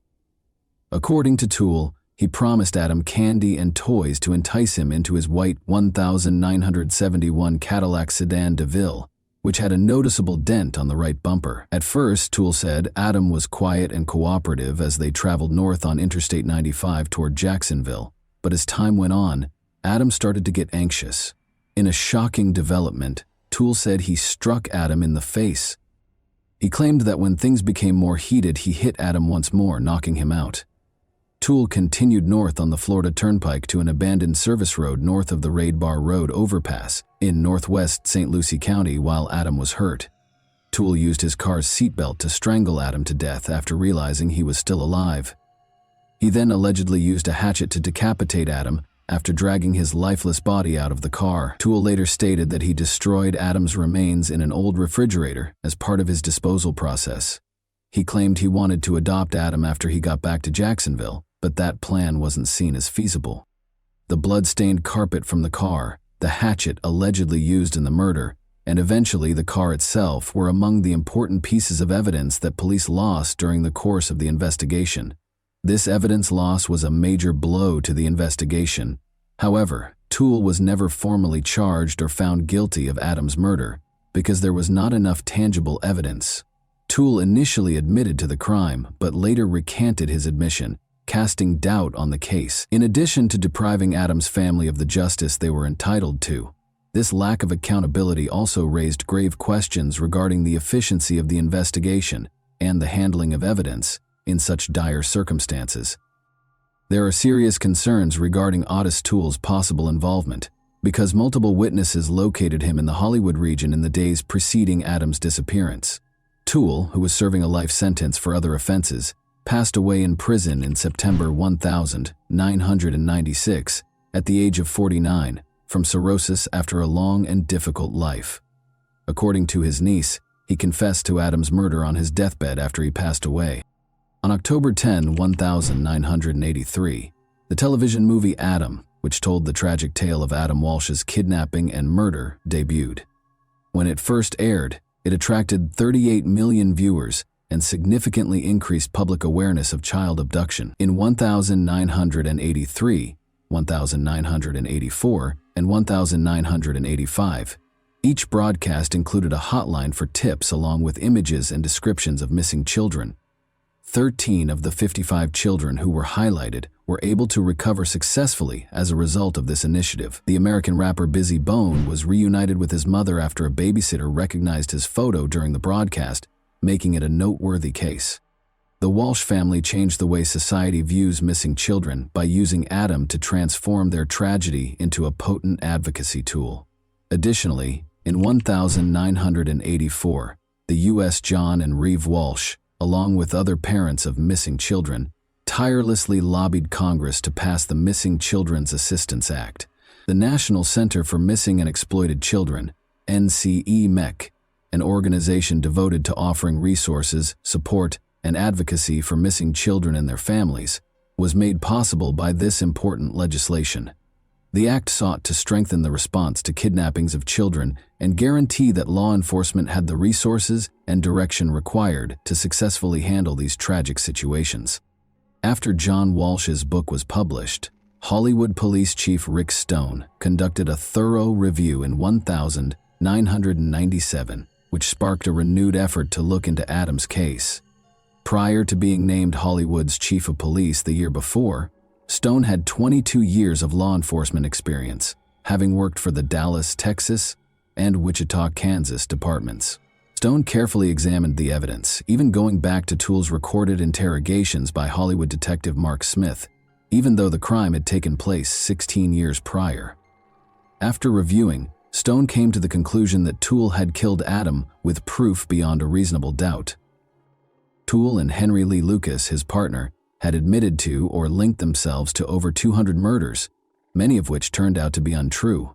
The majority of Lucas's confessions were actually discovered to have been forced by the police, which further calls into question the veracity of Toole's statements. After Adam Walsh's father called the America's Most Wanted hotline to voice concerns about his son's pedophilia, Jeffrey Dahmer was named as a suspect in the case in 2007. At the time of Adam's kidnapping, Dahmer had resided in Miami Beach, which is close to Hollywood. Both recognized Dahmer from pictures following his arrest, and witnesses claimed to have seen a suspicious young blonde man at the Hollywood Mall on the day Adam vanished. Furthermore, just before Adam's severed head was found, a truck driver claimed to have seen a man driving a blue van close to a canal. However, police rejected his account. John Walsh voiced doubts about any link between Dahmer and the murder of his son, pointing to a dearth of evidence, even though Dahmer denied any involvement in Adam's case. Due to his 2-week absence from home in 1981 and the installation of a new seat cover in his vehicle soon after Adam's disappearance, Edward James, another suspect, sparked suspicions. Investigators cleared him after a voice stress analysis revealed no deceit. Only incomplete dental records were used to identify the child, and there was no autopsy report. Even though the Walsh family acknowledged Otis Toole's guilt, these unanswered questions cast doubt on the case's legacy. With John Walsh at his side, Hollywood Police Chief Chad Wagner declared the case closed on December 16, 2008. The police came to the conclusion that Otis Toole was the murderer following an outside review. Following Adam's tragic story, legislative efforts kept changing. On July 25, 2006, the Adam Walsh Child Protection and Safety Act was passed by President George W. Bush, who signed it into law a few days later. This historic act strengthened punishments for violent crimes against children, put policies in place to prevent human trafficking, and created a national database for convicted juvenile offenders. The Adam Walsh Reauthorization Act, which was introduced in 2016, made sure that programs established under the 2006 Act had the money they needed to continue their essential work. This law, which was a part of the Survivors' Bill of Rights, demonstrated a strong dedication to protecting children. Even though Adam Walsh's passing is a tragic chapter in American history, His narrative has sparked important change. And that wraps up today's chilling story. If you enjoyed this video, don't forget to like and subscribe so you never miss a new upload. Also, let me know in the comments, what part of this story shocked you the most? Thank you for watching, and I'll see you in the next video.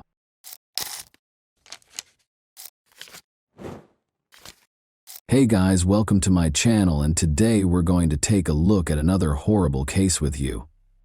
A plastic bag was discovered by a woman walking her dog along the shores of Deer Island, which is close to Boston, Massachusetts, on the afternoon of June 25, 2015. Her dog's incessant curiosity led her to a horrifying discovery: the dead body of a child. After she had initially written it off as discarded trash, she was so shocked and scared that she called the police right away. Because of the extreme stage of decomposition, the child's identity remained elusive despite their best efforts. 3 months passed before the child was identified. Who could have committed such a crime in their right mind? As soon as the child's body was discovered on Deer Island, the investigation into her death got underway. Authorities put forth a lot of effort to identify her despite her extreme decomposition. She was found with a zebra print blanket inside the bag, and only a pair of white leggings with a black polka dot design. Early skepticism resulted in fruitless efforts to use cadaver dogs to find more bodies or remains. The body had already started to decompose, making visual identification impossible, and fingerprints could not be collected due to prolonged exposure to water. The race and ethnicity of the child were unknown to the investigators. How her remains got to the scene was unknown. It was unclear if the body had been dumped on the beach or if it had floated in the water from somewhere else, possibly as far away as Canada. Because the body was not sufficiently decomposed, authorities thought the victim had been placed at the scene rather than washing ashore. On July 3, 2015, an autopsy was performed after the child's body was found, but the cause of death was not established. Authorities suspected foul play, but the remains showed no obvious signs of injury. Tests were then performed to look for alcohol, drugs, or toxins that might have contributed to the death. Eventually, it was discovered that the child had Hispanic heritage. According to the description, her hair was 14 inches long, wavy, and brown, indicating that it had been untrimmed for some time. She weighed about 30 pounds and was estimated to be between 3'1" and 3'6". There were no noticeable scars or birthmarks on her body. The blanket was thought to be from Cannon Mills, possibly sold at Kmart, while her clothes, which were estimated to be a size 4T, were made by the Serco company and might have been purchased at Target. There was also an elastic hairband. Despite her unknown status, she didn't show any symptoms of malnutrition and seemed to have had a good life. After earlier attempts to identify the body failed, the National Center for Missing and Exploited Children digitally recreated the child's face to help identify her. Adobe Photoshop was used to create the reconstruction, which included stock and mortuary photos to approximate her appearance in life. In an effort to gather more details, flyers with pictures of the child and her possessions were handed out. On July 4, 2015, information about the child's discovery and physical measurements were added to the National Missing and Unidentified Persons System, NamUs. Despite ruling out more than 200 missing persons, no matches were found. No one came forward to identify the victim or take responsibility for the crime, despite a lot of effort. The investigation relied heavily on forensic testing. Although DNA samples were taken from the body's teeth and hair, none of the profiles found in databases of known missing people matched. The University of North Texas received additional samples for more detailed profiling. Despite the lengthy process, it was concluded that she might have traveled to any of the 6 New England states, as well as possibly other places. She could have traveled across the nation, according to tests on her hair and enamel. In an interview, television host John Walsh discussed the case and encouraged viewers who have information to come forward. Authorities received a lot of tips, but many leads did not result in meaningful action. The establishment of a 24-hour hotline and fax hotline allowed people to submit information anonymously, and as a result, submissions came from all over the United States and beyond. The child was identified as Bella Nevaeh Amoroso Bond on September 18, 2015, following 3 exhausting months of ceaseless searching. On August 6, 2012, Joe Amoroso and Rochelle Bond welcomed her into the world. After Laura Springs, Rochelle Bond's neighbor revealed a connection between Bella and the baby doe, Bella was identified. Michaela Springs, Laura's sister, was worried about Bella's ongoing absence from the home. She confronted Rochelle and Michael McCarthy, her boyfriend, who said the Department of Children and Families, DCF, had taken Bella away. This was later shown to be false, though. On September 17, 2015, Michaela called the police believing baby doe to be Bella. At Rochelle Bond's residence in Dorchester, Massachusetts, a search warrant was carried out. Joe Amoroso, Bella's biological father, had spoken to her over the phone but had never met her. Amoroso expressed skepticism about Rochelle's involvement and conjectured that her boyfriend might have given her heroin to sedate her. But Bella's paternal grandmother doubted the veracity of Rochelle's claims and thought she had a significant role in Bella's demise. Detectives dug deep into Rochelle and Michael's past, all the way back to November 2011 when Bella was conceived, in order to piece together what had happened. Her mother, Rochelle, was heavily involved in the local drug scene, had a strong heroin addiction, and used illicit means to finance her addiction. Joe Amoroso, Rochelle's partner, was also battling addiction in spite of the difficulties. When Joe learned that Rochelle had cheated on him, their relationship soured. He never saw his daughter and vanished before Bella was born. Rochelle was adamant about keeping Bella, even though her addiction had previously cost her custody of her other children. Bella was born at Boston Medical Center on August 6, 2012. Rochelle's determination to be a responsible mother was reinforced when she saw her daughter for the first time. However, allegations of neglect surfaced in spite of her efforts. She found an apartment in the neighboring city of Dorchester and made an effort to give Bella a secure home. Even though Rochelle loved Bella, she battled her addiction, and sometimes her old habits came back. Carelessness was still being reported, which was indicative of Rochelle's ongoing struggle with heroin addiction and how it affected her capacity to look after Bella. As the months went by, Rochelle received calls from the Massachusetts Department of Children and Families in 2012 and 2013 regarding the domestic situation. Feeling the pressure of being a single parent, Rochelle continued to speak with Joe on the phone. Although he re-established contact with the family, he never made it back to see Bella in person. In January 2015, Rochelle started dating Michael McCarthy because she was looking for a partner. Everything appeared to be normal at first, but Michael's behavior quickly began to become unpredictable. He lived with Rochelle and Bella and was obsessed with supernatural subjects. Their relationship rapidly deteriorated as they both became addicted to drugs. When the abuse was reported to the police, nothing was done, and things continued as they were. Rochelle had been lying to them, which is why no one noticed Bella's absence. After visiting their home, she made a false claim that Bella had been taken away by the DCF, saying that the situation was too difficult. People accepted Rochelle's story without question because of the situation. Investigators obtained a search warrant and questioned Rochelle and Michael because of their suspicions and Rochelle's false claims about the DCF removing the child. Eventually, Rochelle admitted to the terrible things that had happened that fateful night. She claimed that Michael had become enraged and had attacked Bella several times because he thought the child was possessed. Rochelle tried CPR on Bella after she passed out, but Michael intimidated her and disposed of the body in the harbor. This supported the investigators' long-held suspicions of foul play in Bella's case.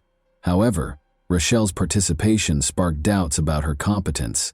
Some inconsistencies, like declaring Bella alive on a benefits form, raised questions about her intentions and degree of participation. On September 18, 2015, Michael and Rochelle were taken into custody. According to medical evidence, Bella may have died from severe abdominal trauma. The chief medical examiner, Dr. Henry Niels, suggested that this trauma might have resulted in cardiac arrest or asphyxiation. When Michael was arrested, he denied knowing about Bella's passing in spite of these facts. Michael McCarthy and Rochelle Bond each gave their own account of what happened during their June 2017 trials. Michael made an effort to place the blame on Rochelle by depicting her as a drug-addicted and careless mother. Rochelle, meanwhile, insisted she was innocent of the crime, but acknowledged that she assisted in disposing of the body under Michael's pressure. Because she kept claiming benefits for Bella after her death, she was also charged with welfare fraud. Although the court tended to accept Rochelle's account during her trial, she was still charged with serious crimes. with cadaver dogs proving that a body had been found in the McCarthy home and bruises on the body that matched Rachel's description.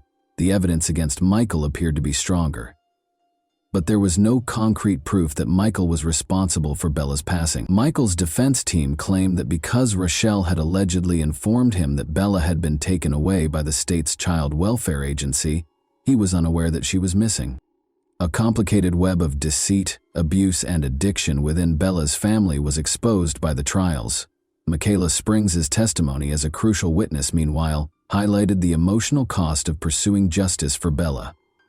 Following the untimely death of Bella Bond, Michael McCarthy was found guilty of second-degree murder on June 28, 2017, and given a life sentence with the possibility of release in 20 years. In the end, Rochelle entered a guilty plea and was given a considerably reduced probationary period. Investigations into Bella's case, however, revealed grave mistakes and misconduct, raising concerns about how the Department of Children and Families handled her case. Prior to McCarthy's sentencing, Bella's biological father, Joe Amoroso, gave a victim impact statement in which he expressed his deep sorrow over the death of his daughter. Although Joe had never met Bella, he stressed the importance of her life and regretted not being able to be her father. The Office of the Child Advocate's investigation found significant mistakes in the child welfare system. Only a formal written warning was given by the agency to the employee who committed the misconduct. Bella Bond's case generated a lot of national attention, as evidenced by the activity on Facebook and Twitter. A funeral home promised funds for a dignified burial with a headstone, and other people offered to pay for her funeral and burial. Joe Amoroso disclosed that Bella would be buried in Winthrop, Massachusetts, with her family by her side, choosing to hold wake services and a public funeral. However, after both of her parents ultimately decided against holding a public funeral, Bella was finally buried in a private ceremony at Winthrop Cemetery on November 28, 2015. Her name and the date of her discovery were engraved on the headstone beneath which she was interred. Later, Bella's mother's Facebook page posted pictures of her. When we consider Bella's story, it becomes evident that her untimely death was caused by her parents' negligence. The acts of Rochelle Bond and Michael McCarthy, both inside and outside of prison, were heinous. Bella's story emphasizes how urgently vulnerable children need to be better protected. And that wraps up today's chilling story. If you enjoyed this video, don't forget to like and subscribe so you never miss a new upload. Also, let me know in the comments what part of this story shocked you the most. Thank you for watching, and I'll see you in the next video.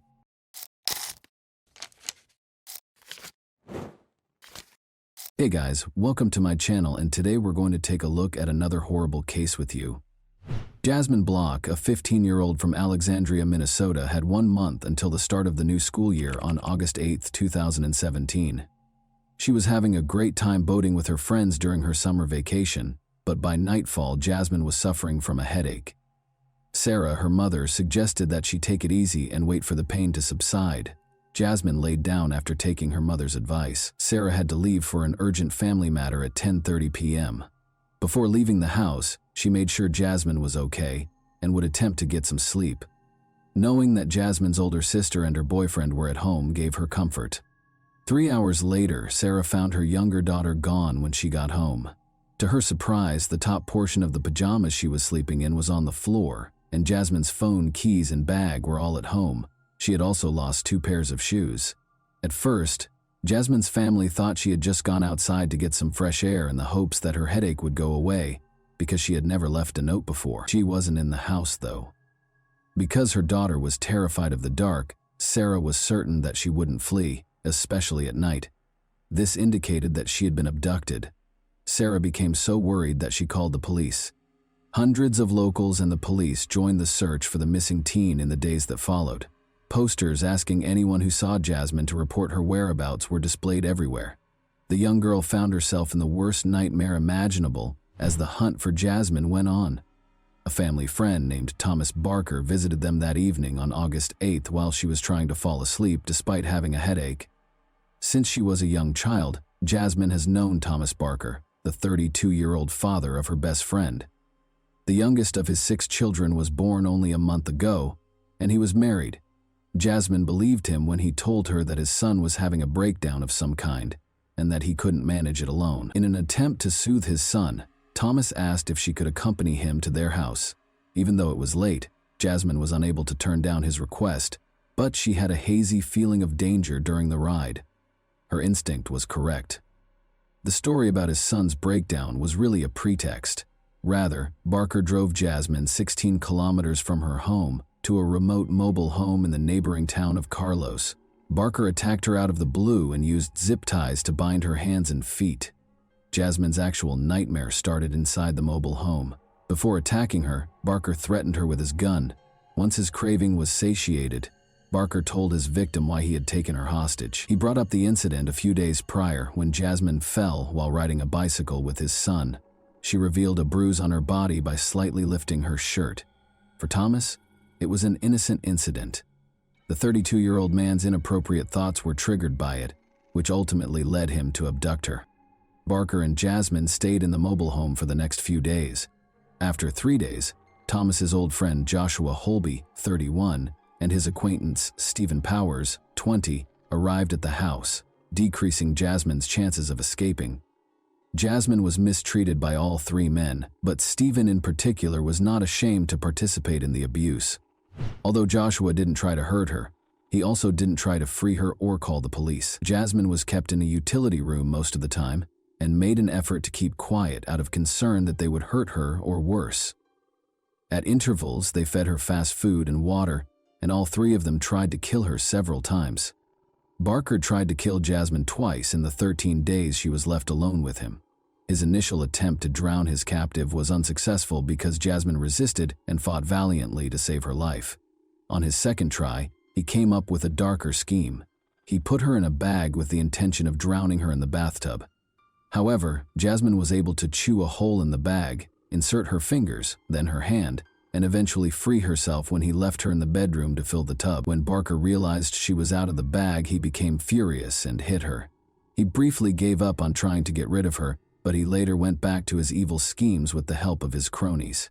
Stephen helped Barker attempt to drown Jasmine on the 3rd attempt. He taped a sock shut after jamming it into her mouth, but despite both men's best efforts, the young girl was fighting for her life with great vigor and they were unable to overcome her.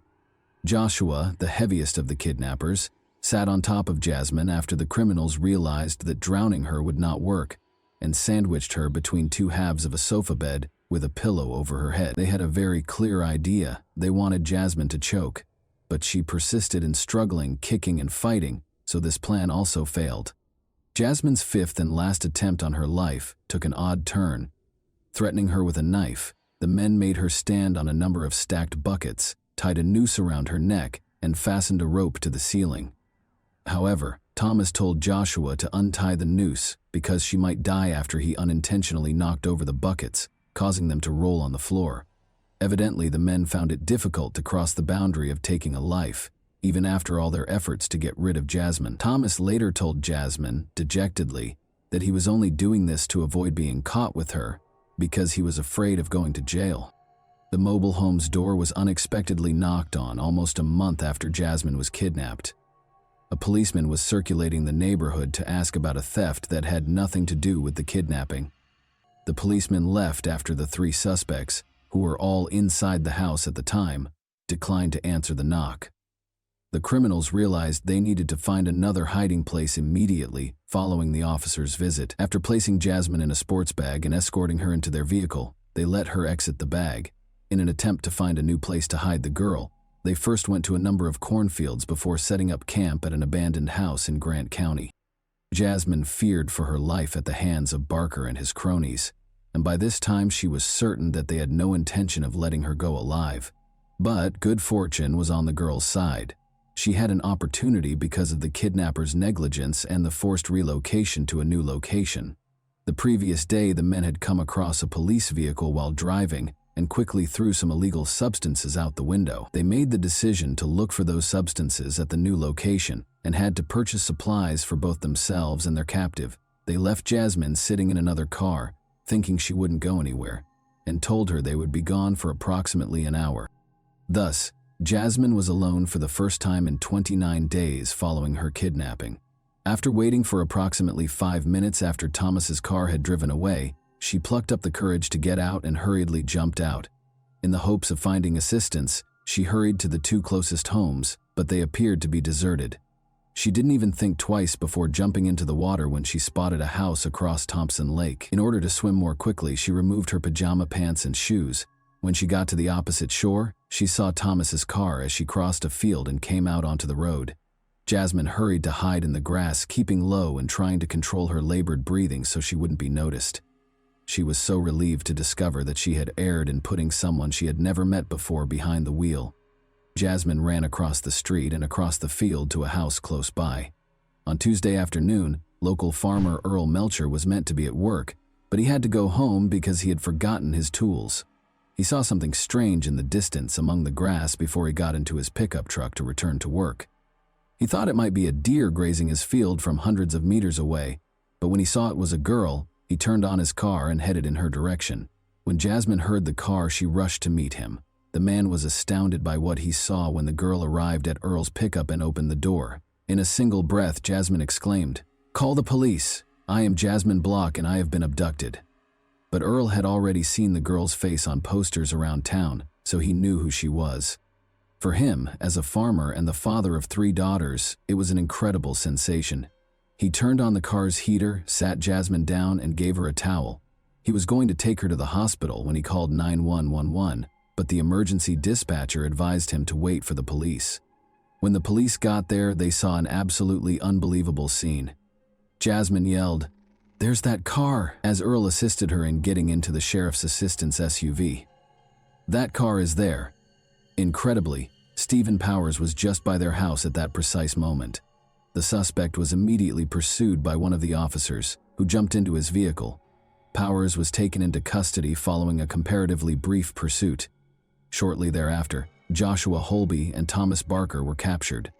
Jasmine's family thanked the brave farmer who just so happened to be home on that fateful day in the days after she returned home. Earl received a reward of $7,000 from the police for helping to save the girl. "Thank you, Earl," said the police chief, praising his actions. "This world is a better place because of people like you." To which Earl replied respectfully, "Anyone could have called 911. I was in the right place at the right time by chance." Earl already knew what he was going to do with the reward money.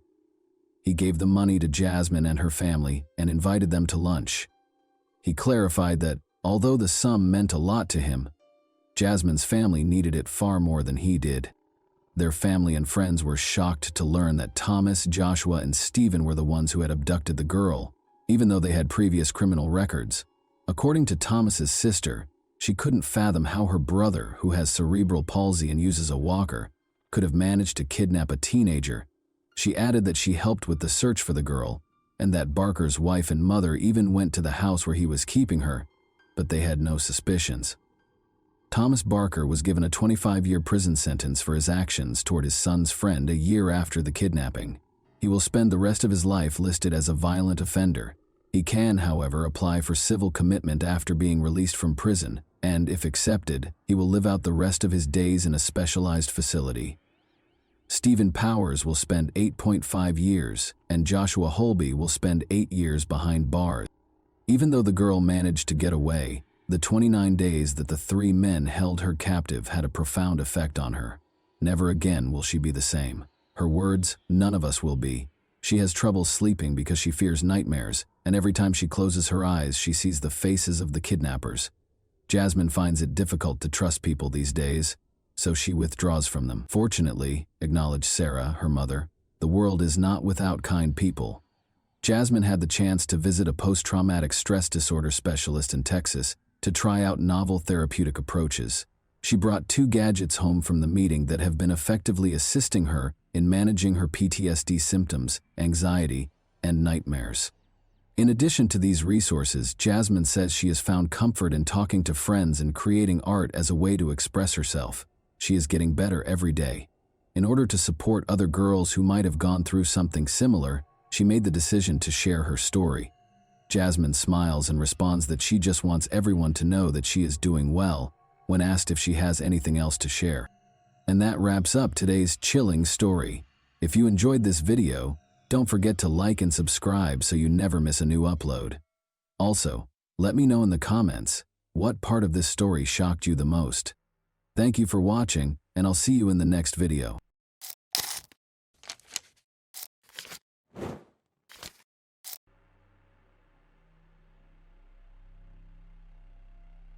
Hey guys, welcome to my channel, and today we're going to take a look at another horrible case with you.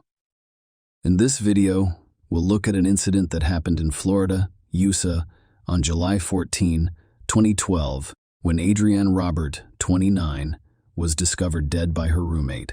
Her eyes were open, but she didn't breathe.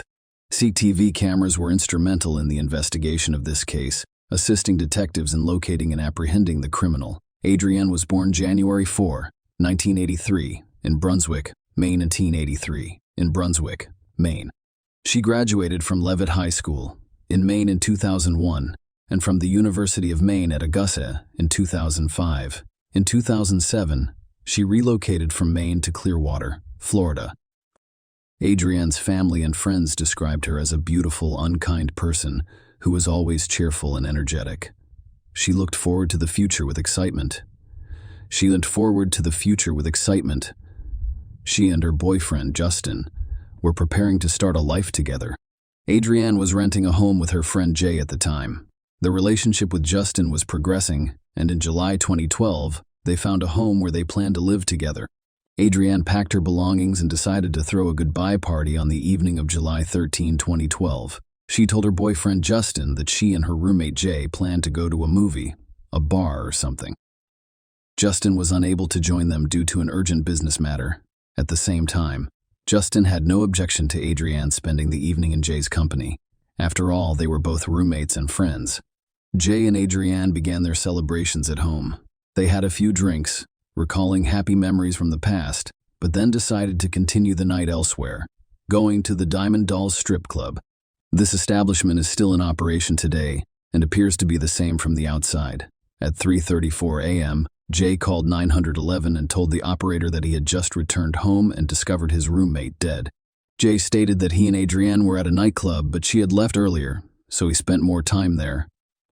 And when he returned home, he discovered her on the bathroom floor. Her eyes were open, but she didn't breathe. There were also signs of a struggle, implying a crime. The operator told Jay to concentrate and perform CPR on Adrienne while giving him instructions. Jay followed them all, attempting to restart Adrienne's heart until the paramedics arrived. Unfortunately, when the ambulance arrived, she had died, and they were unable to assist her in any way. She was pronounced dead on the scene. The police had to answer the following questions. Who killed Adrienne Roberts, and was her roommate involved? They began by thoroughly searching the house, inspecting every closet and checking under each bed. The police needed to ensure that the criminal was not hiding somewhere inside the house. When detectives and forensic experts arrived at the crime scene, they noticed that there were no forced entry signs on the front door. Adrienne was lying on the bathroom floor. She was wearing only a bra. Her death was caused by a stab wound to the chest. Adrienne was trying to protect herself, as evidenced by the signs of a struggle in the bathroom. The fact that she was nearly naked led the detectives to believe the criminal was a man. They had to wait for more details from the forensic experts who performed the autopsy. Detectives discovered something strange while further inspecting the house. While looking around Adrienne's bedroom, they noticed that a portion of the sheet on her bed had been cut. Without a doubt, that detective had a reason for suggesting that was how the criminal was attempting to destroy the evidence. Maybe the criminal's DNA was on the sheet. However, it was strange that the person who did it did not take the entire sheet. After all, the remaining portion of the sheet did contain some DNA. They discovered something similar to seminal fluid and sent the samples to the lab for testing. Adrienne's car was also discovered to be missing from the parking lot next to the house, implying that it had been stolen by a criminal. The police searched for potential witnesses to the crime and placed an AB on the victim's car. To resolve this case, detectives needed to learn every detail of Adrienne's final hours. But first, they had to inform her family of the tragic news about her. Adrienne's parents were shocked by what had happened to her. They couldn't believe someone had taken away their beloved daughter. Adrienne's boyfriend, Justin, learned about the incident the next morning. When he noticed that the police had cordoned off Adrienne's house, he knew something was wrong. The detectives informed him that Adrienne had died last night. Criminals frequently returned to the scene of a crime. Given this, and the fact that Justin was in a relationship with Adrienne, the detectives began to investigate him for possible involvement in the crime. The closest individuals become the first suspects. It is a common practice, and there is nothing surprising about it. On the same day, a few hours later, they discovered Adrienne's car a few blocks from her home. The headlights were turned on, and the keys were inside the ignition. The abandoned car only confirmed the investigators' assumption that the criminal used the victim's car to flee the crime scene. Forensic experts carefully examined the vehicle's interior, hoping to find something that could help solve the case. Investigators turned to CCTV footage to determine who was driving Adrienne's car. Unfortunately, the location where the police discovered Adrienne's car lacked cameras. Nonetheless, there were cameras on nearby buildings.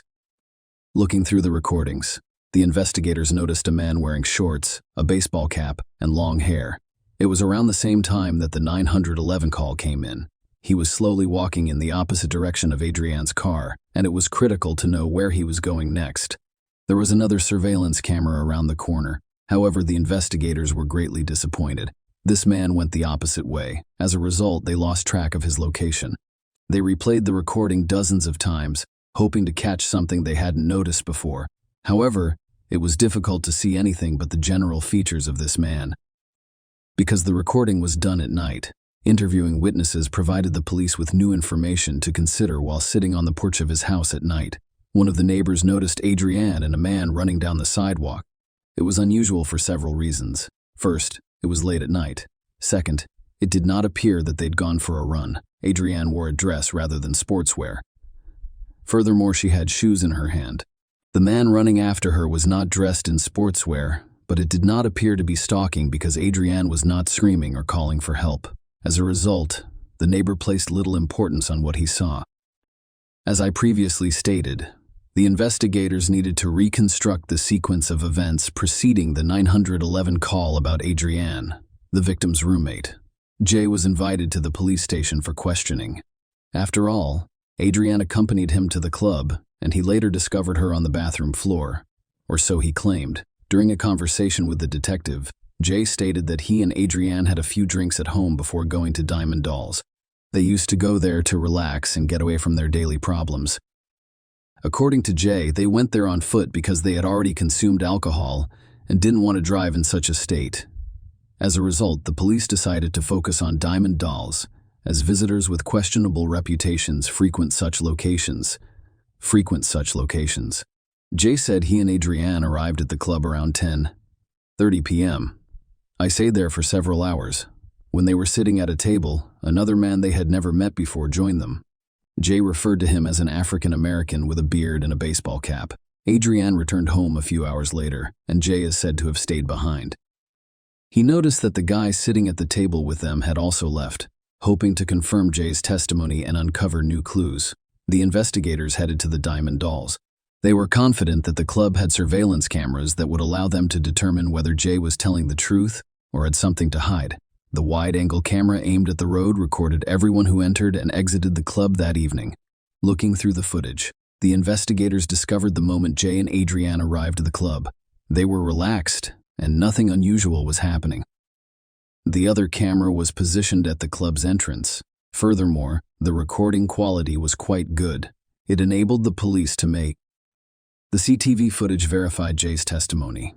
He exited the club alone at 2:53 a.m. He stepped outside, crossed the parking lot, and walked to his house. Adrienne also left the club earlier than Jay, at 1:38 a.m., according to security cameras. When Adrienne entered the club, the most observant viewers likely noticed something was wrong. She was dressed in a dress and what appeared to be a jacket. However, when she returns home, she only wears a dress. Adrienne had left the club and was about to head home. But 4 seconds later, a man wearing a baseball cap emerged from the club. He dashed out after her to return the jacket she had left inside. After he handed Adrienne the jacket, they appeared to be discussing something. We'll never know what they were discussing at that point. Instead of returning to the club, this man followed Adrienne out of the parking lot, where they turned right. As you can see, the street isn't crowded. There are almost no houses here. Did Adrienne feel in danger at that time? Perhaps. We will never know for sure. Investigators concluded that the man caught on camera at the club and the man seen near Adrienne's abandoned car were not the same person. Given all of the circumstances surrounding her death, they concluded that the perpetrator was most likely the man they saw on the club's key TV footage, and that the man in this recording could be a random passerby. In any case, the police were investigating all possible scenarios and hoped to provide answers to Adrianne's parents as soon as possible. Her family traveled to Florida to pick up her belongings. The investigators met with Mark and Dolores and promised to do everything possible to locate and prosecute the criminal. Adrianne's parents described her as a friendly person who had no enemies. She got along well with her boyfriend, Justin, and her roommate, Jay. Investigators believe Adrianne had no real connection to the person who murdered her. Soon, the laboratory report arrived. Although the criminal cut out a portion of the sheet, in an attempt to avoid responsibility, forensic experts discovered male DNA there. Furthermore, it appeared not only on the sheet but also on Adrianne's body within the walls. When the investigators compared the obtained DNA to the database, they were disappointed that there were no matches. Thus, the police had an unknown man's DNA and CCTV footage from the club where Adrianne spent her final evening. At this point in the investigation, detectives considered the footage to be the most important clue in solving the case. They examined the recordings again, but this time they watched not only the night recordings but also the day recordings, which yielded results approximately 8 hours before Adrianne died. Investigators saw the same man Adrianne was talking to in the parking lot and who left with her.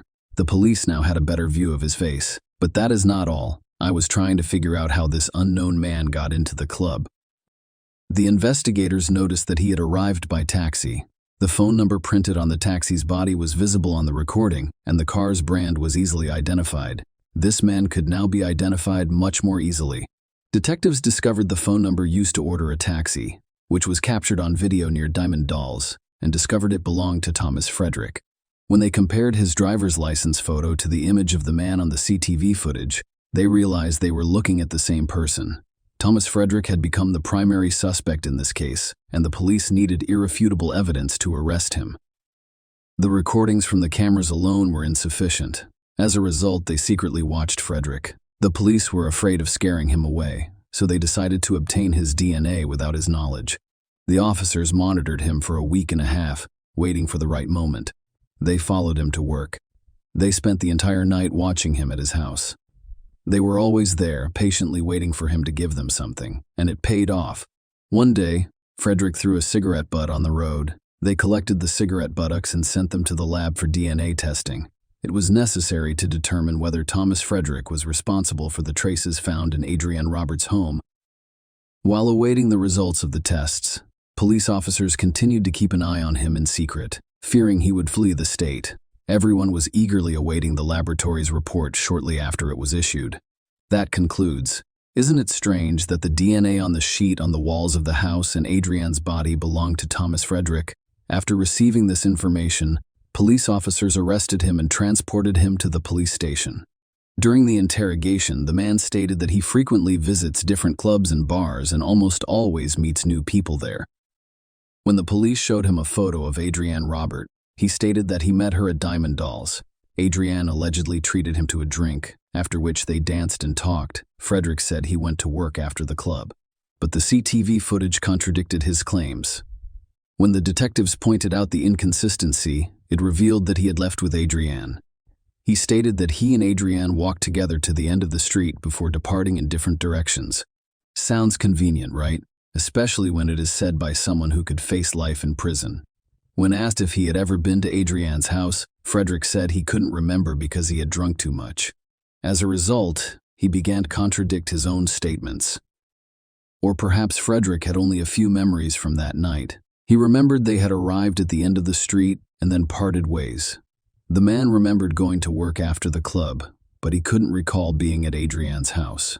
The investigators knew he was lying because they had a witness who saw Adrianne running barefoot with her shoes in her hands, and this man running after her.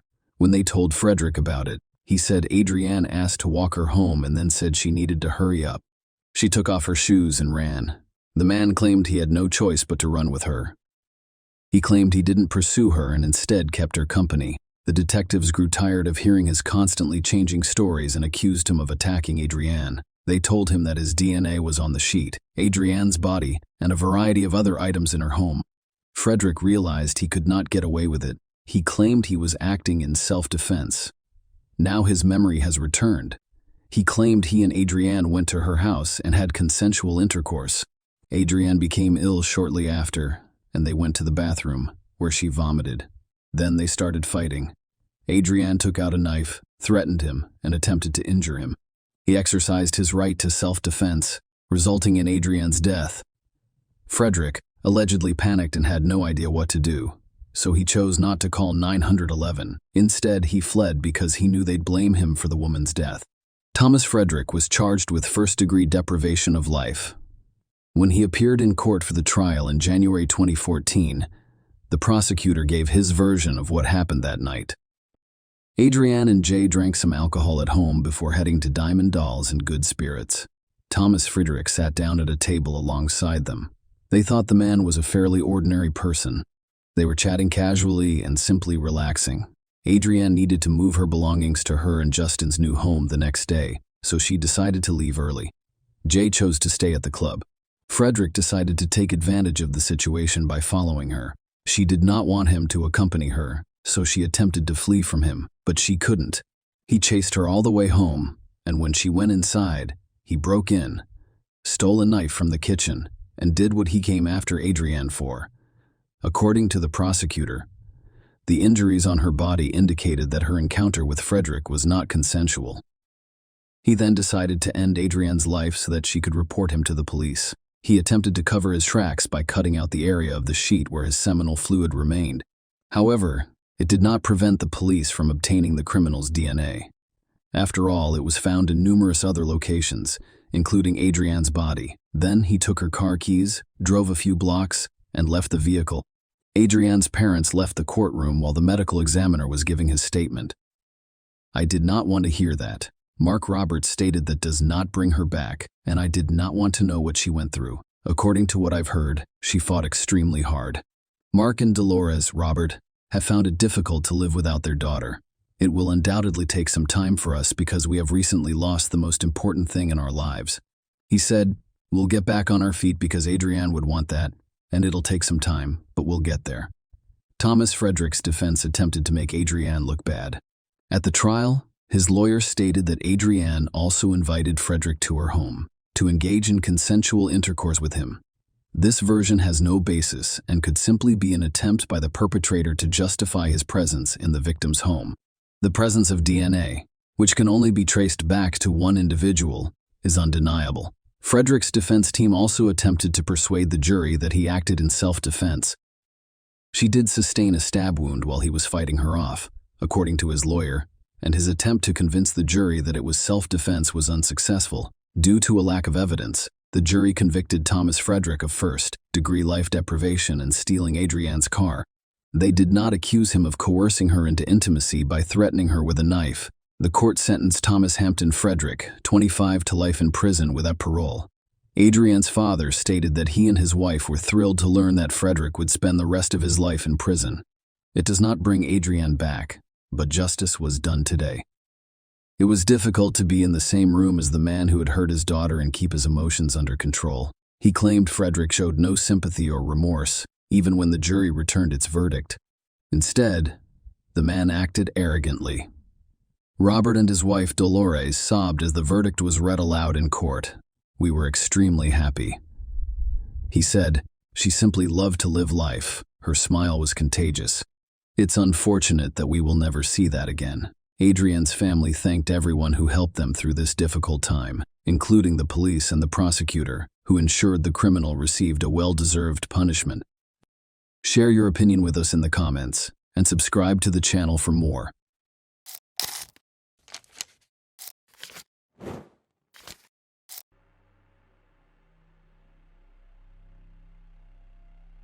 Hey guys, welcome to my channel, and today we're going to take a look at another horrible case with you. In this video, we will talk about what happened in Windsor, Canada in 2018. Autumn Taggart, 31, lived on the third floor of this building with her son, Gavin. On June 10, the boy awoke and went into his mother's room. Her room was completely disorganized. He tried to wake up his mother, but Autumn lay motionless. The Autumn Taggart case received widespread attention, and Canadian police enlisted the assistance of their American counterparts to locate and apprehend the suspect. Autumn Taggart was a single mom in 2018. Her son Gavin was 9 years old, and they lived in Windsor, about a mile from the border between Michigan and the United States and Ontario, Canada. On Saturday, June 9, 2018, Autumn and Gavin spent the afternoon with the child's father, Chris Sherwin. Autumn maintained friendly relations with him after their breakup. They both did their best to ensure that the breakup did not have a significant negative impact on Gavin. At the end of the day, the three of them went grocery shopping before Chris drove Autumn and Gavin to their third-floor apartment. After that, Chris returned home. Before going to bed, Gavin played video games with his mother, unaware that the following night would be an unimaginable nightmare for him. Gavin awoke to a noise while it was still dark outside. He was startled and opened his eyes to see an unknown man standing next to his bed. Before leaving Gavin's room, the stranger instructed him to close his eyes and sleep. His mother's room was behind a wall. It's on the right in this image. After about a minute, Gavin heard her scream. The boy had never felt such fear before. A few minutes later, silence hung in the air. His mother stopped screaming, and he quickly fell asleep. When Gavin awoke, it was already morning, and he was getting out of bed. He first went to his mother's room. Everything there was shattered and destroyed. Autumn was lying on the bed. Gavin, 9, initially believed his mother was sleeping, but when he saw the blood on her nose, he knew she was dead. It shocked him. The boy was unwilling to believe it was true. He spent the first half of the day playing on the console and watching YouTube videos, attempting to distract himself from the fact that his deceased mother was lying in the next room. In the afternoon, he couldn't take the pressure anymore. He began crying and decided to tell someone about it. After entering his mother's room, he took her phone and used Messenger to contact his father. He texted him that Autumn hadn't woken up. Chris and his girlfriend drove immediately to Autumn and Gavin's house. After parking and exiting his car, Chris noticed his son standing behind a sliding glass door on the third floor. Chris did not have an electronic key to enter the building, so Gavin went downstairs and let him in. He asked his son to stay with his girlfriend while he investigated why Autumn hadn't woken up, then entered the apartment and the bedroom. Chris noticed that Autumn was very pale. She had bruises on her face and body, and her nose was bleeding. The man immediately dialed 911. The police and an ambulance arrived at the address he provided, but the paramedics were forced to declare Autumn dead due to the injuries on her body and the signs of a struggle in the bedroom. It was clear that it was not an accident. Investigators began searching for possible evidence in the apartment. Meanwhile, a child interrogation specialist speaks with Gavin and learns about the overnight guests who told him to sleep. The boy claimed he heard his mother's screams, but they quickly stopped. He described the man he had seen in his room at night. The boy thought the man was white, about average height, and had messy hair. He looked like he'd just gotten out of bed, the boy testified. I believe he was thin, but not too thin. I believe he was skinny. The forensic experts who conducted the autopsy determined that Autumn died as a result of strangulation. Someone beat her up before she died. Furthermore, there were injuries in her genital area and male DNA samples found on her body. Among other things, the police had to answer the following questions. How did the perpetrator enter the apartment? What was his motivation? And, most importantly, who was the man who entered the building? People required an electronic key. The police immediately ruled out the possibility that the killer was one of the building's tenants, because Gavin knew all of his neighbors, and the man he saw on the night of the crime was not one of them. In addition to obtaining an electron key to enter the building, the perpetrator had to enter the victim's apartment. However, there were no signs of forced entry on the door leading to Autumn's apartment. This could indicate that she let the perpetrator in herself or that she failed to lock the door. Eventually, the police will discard both of these assumptions after discovering evidence that the perpetrator climbed to the third floor. He began by ascending to the second-floor balcony and then to the third. The door was open, and he entered the apartment without difficulty. In addition to the DNA sample, the police discovered fingerprints whose owner they were attempting to locate. Only 12 days after the body was discovered did the police release the victim's identity in the hopes of receiving tips from the public. Authorities have urged anyone with information that could aid the investigation to contact detectives. On the night of the crime, someone noticed a new black SUV, possibly a Honda Pilot, in the parking lot next to the building. It was there until around 6 a.m. Detectives suspected that the owner of the SUV was involved in Autumn's death. They believed he first climbed onto his car's roof and then went higher from there. The building's corners have repetitive, decorative protrusions that could have served as steps for the criminal as he climbed from the second to the third floor. The crime happened at night, so investigators began looking into the activity of mobile phones in the area where Autumn lived. In this case, the fact that the crime occurred at night simplified the task because most people are asleep at that time. There were few phone numbers that were active near the crime scene. During the investigation, the detectives learned that one of the phone numbers belonged to Autumn's neighbor. Despite living in the same building as Autumn, she stated during the police interview that she knew nothing. However, she was not only talking on the phone in her apartment, she had moved around the city several times and turned off the phone around the same time that someone had killed her. She was either in her apartment or close to it at the time. It was impossible to say for certain because there is always an error rate when determining the phone's location, but there was no doubt that this woman was concealing information from the detectives investigating the case. So they went to speak with her again.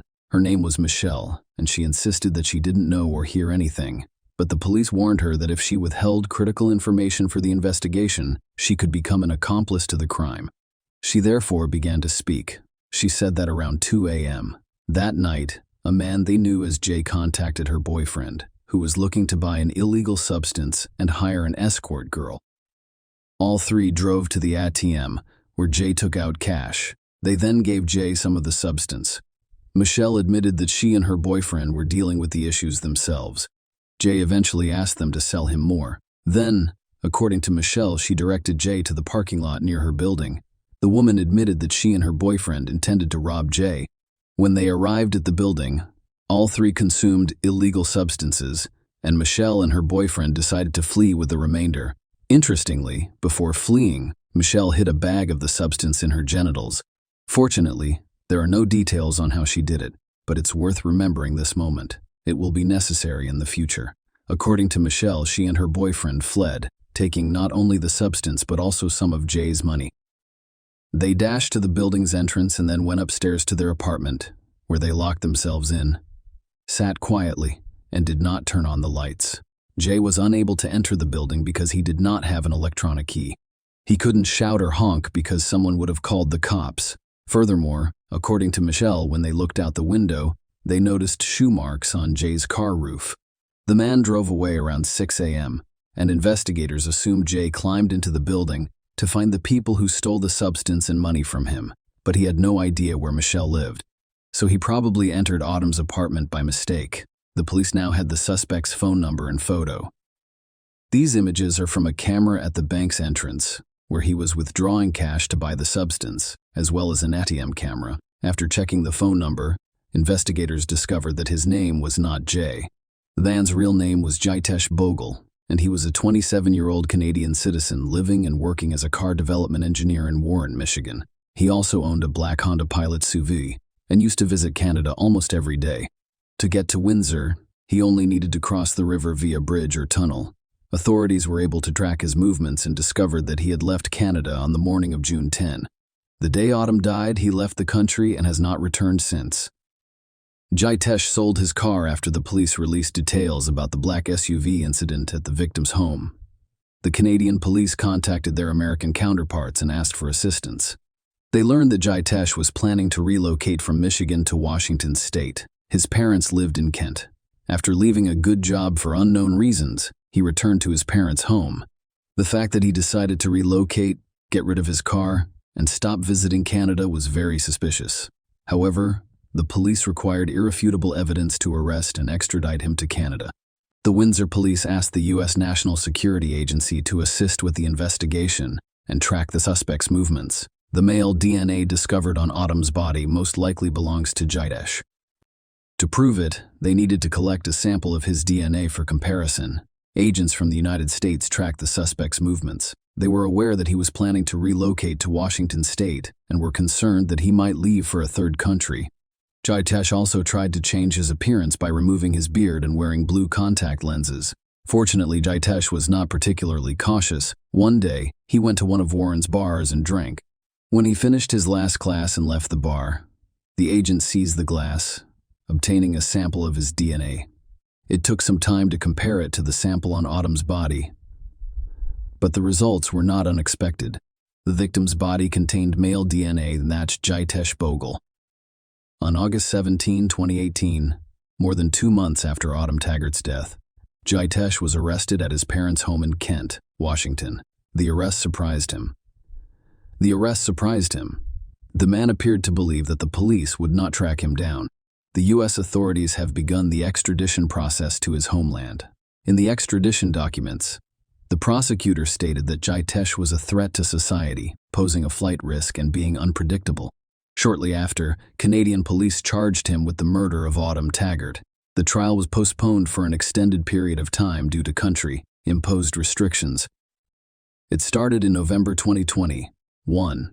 There were 3 separate courtrooms, allowing for social distance. The main courtroom housed the judge, the prosecutor, the jury, and the defendant, along with his defense.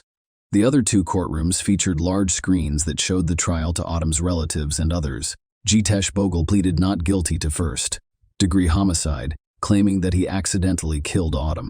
He described how some dealers stole money and an illegal substance from his car. It upset him, so he got out of the car to find them.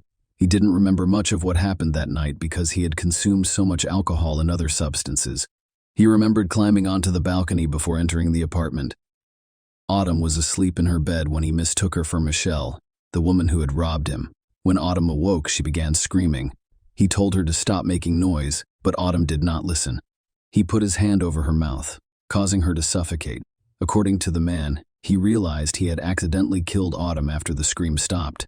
He then performed CPR on her, but it didn't work. Jitesh couldn't remember how the genital injuries appeared on Autumn's body, or how he left her apartment. Jitesh and his attorneys asked the prosecution to dismiss the first-degree life deprivation charges because they believed it was an unintentional crime.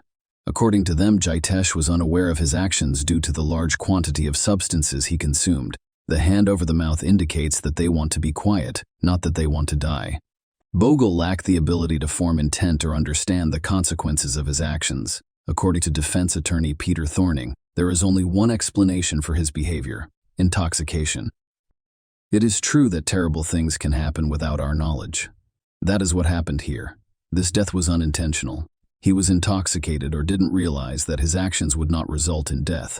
He added, his lawyers also claimed that there was no evidence that the defendant had intercourse with the victim. This is an important consideration because it will have an impact on Jitesh's sentence. Yes, Autumn's body contained Bogle's DNA, but it was not seminal fluid. The lawyers believe it could have been caused by cross-contamination or DNA transfer from one surface to another. For instance, through a forensic expert's gloves. Bogle's lawyers attempted to persuade the jury that John Lasorda, who worked in the forensic unit during the investigation, performed his duties incorrectly by transferring their client's DNA to Autumn Taggart's body.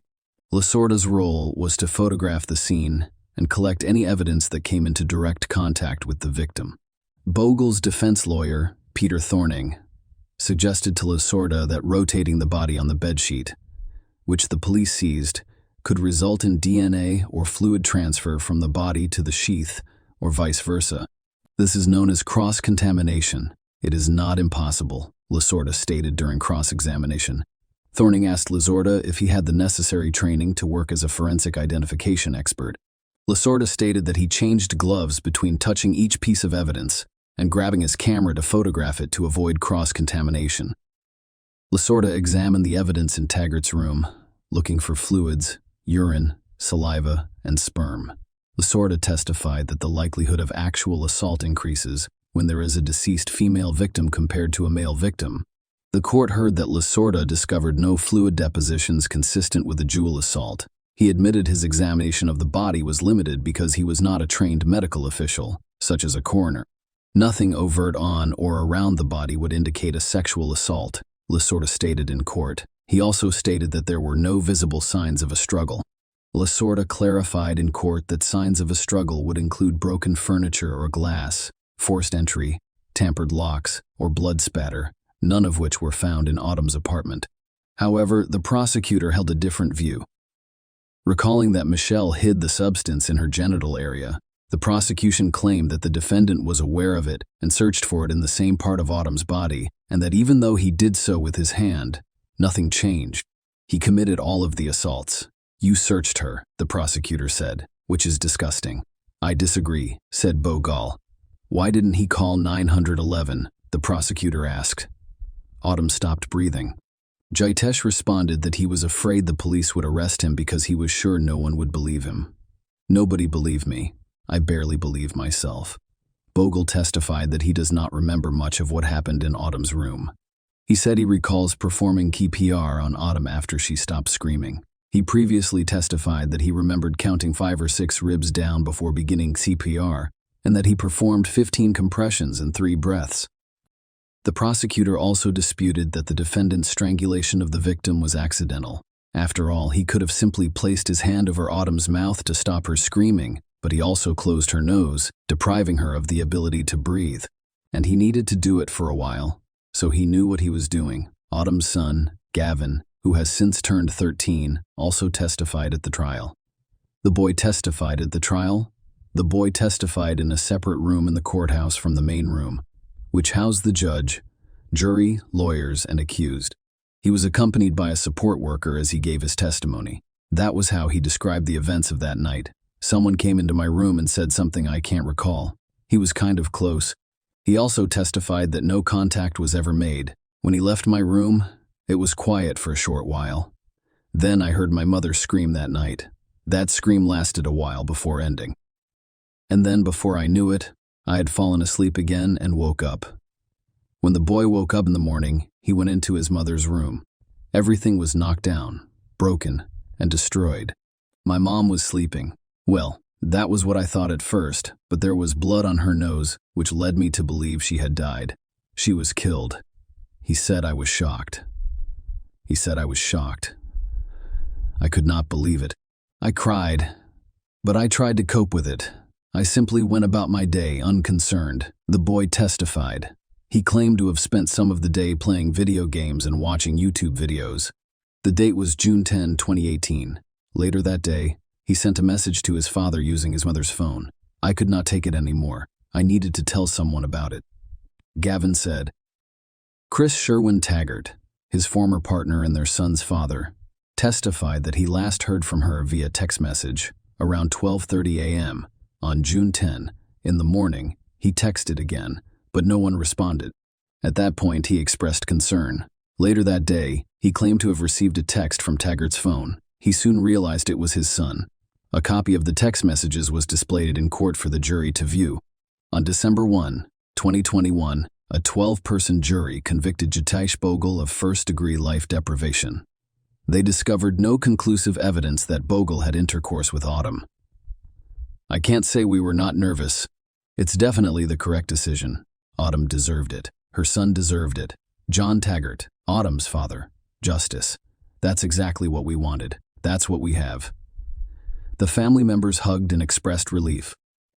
On January 5, 2022, the court sentenced Jitesh Bogle to life in prison. He will have to serve 25 years before being eligible for parole.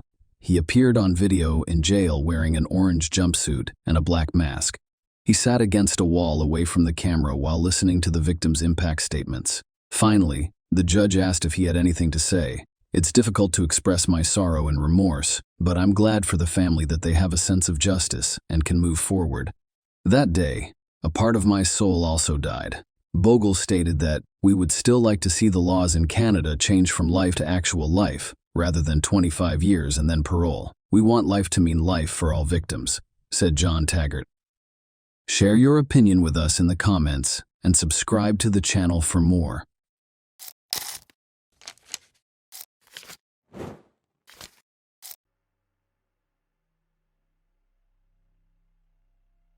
This story is about a pair of love-sick maniacs from England who have dedicated their lives to murdering children. Working together, the lovers would lure them into a deserted location and subject them to hellish torments. Even after their arrest, the criminals found ways to torture the teenagers, while prominent British politicians lobbied for their release. Ian Brady and Myra Henley were born on January 2, 1938, in Glasgow, Scotland. His mother, Margaret Stewart, worked as a waitress, and his father's identity is unknown, according to her. He was a local journalist who died 3 months before her son's birth. Margaret gave 3-month-old Ian to the Sloane family, who had 4 children of their own. Ian took their last name but continued to see his mother regularly. At the age of 9, he and his family moved to the town of Pollock, where he enrolled in the local school. From an early age, Ian's acquaintances noticed his cruelty to animals and later described him as the Terrible. He dropped out of school and started working at a shipyard, but after less than a year, he changed jobs and became a messenger butcher. He was put on trial again at the age of 16. His girlfriend, Grant, went to a dance with another boy, and Ian threatened her with a knife. The judge sentenced him to probation with the condition that he live with his birth mother and her new husband, so he relocated to Manchester. Patrick Brady, as you might expect, adopted his stepfather's surname and hired him as a fruit porter at the market, but the hard work did not appeal to Ian a year later. The young man was caught stealing a bag of lead seals with the intention of selling them on the black market for extra money. Due to his age, he was sentenced to 2 years in a juvenile facility. While serving his sentence, he obtained alcohol and became inebriated. As a result, he was transferred to a stricter institution. Myra Henley was born in Manchester on July 23, 1942, 4 years after Ian. Her family was not ideal. Her alcoholic father frequently beat his daughter and instilled violence in her.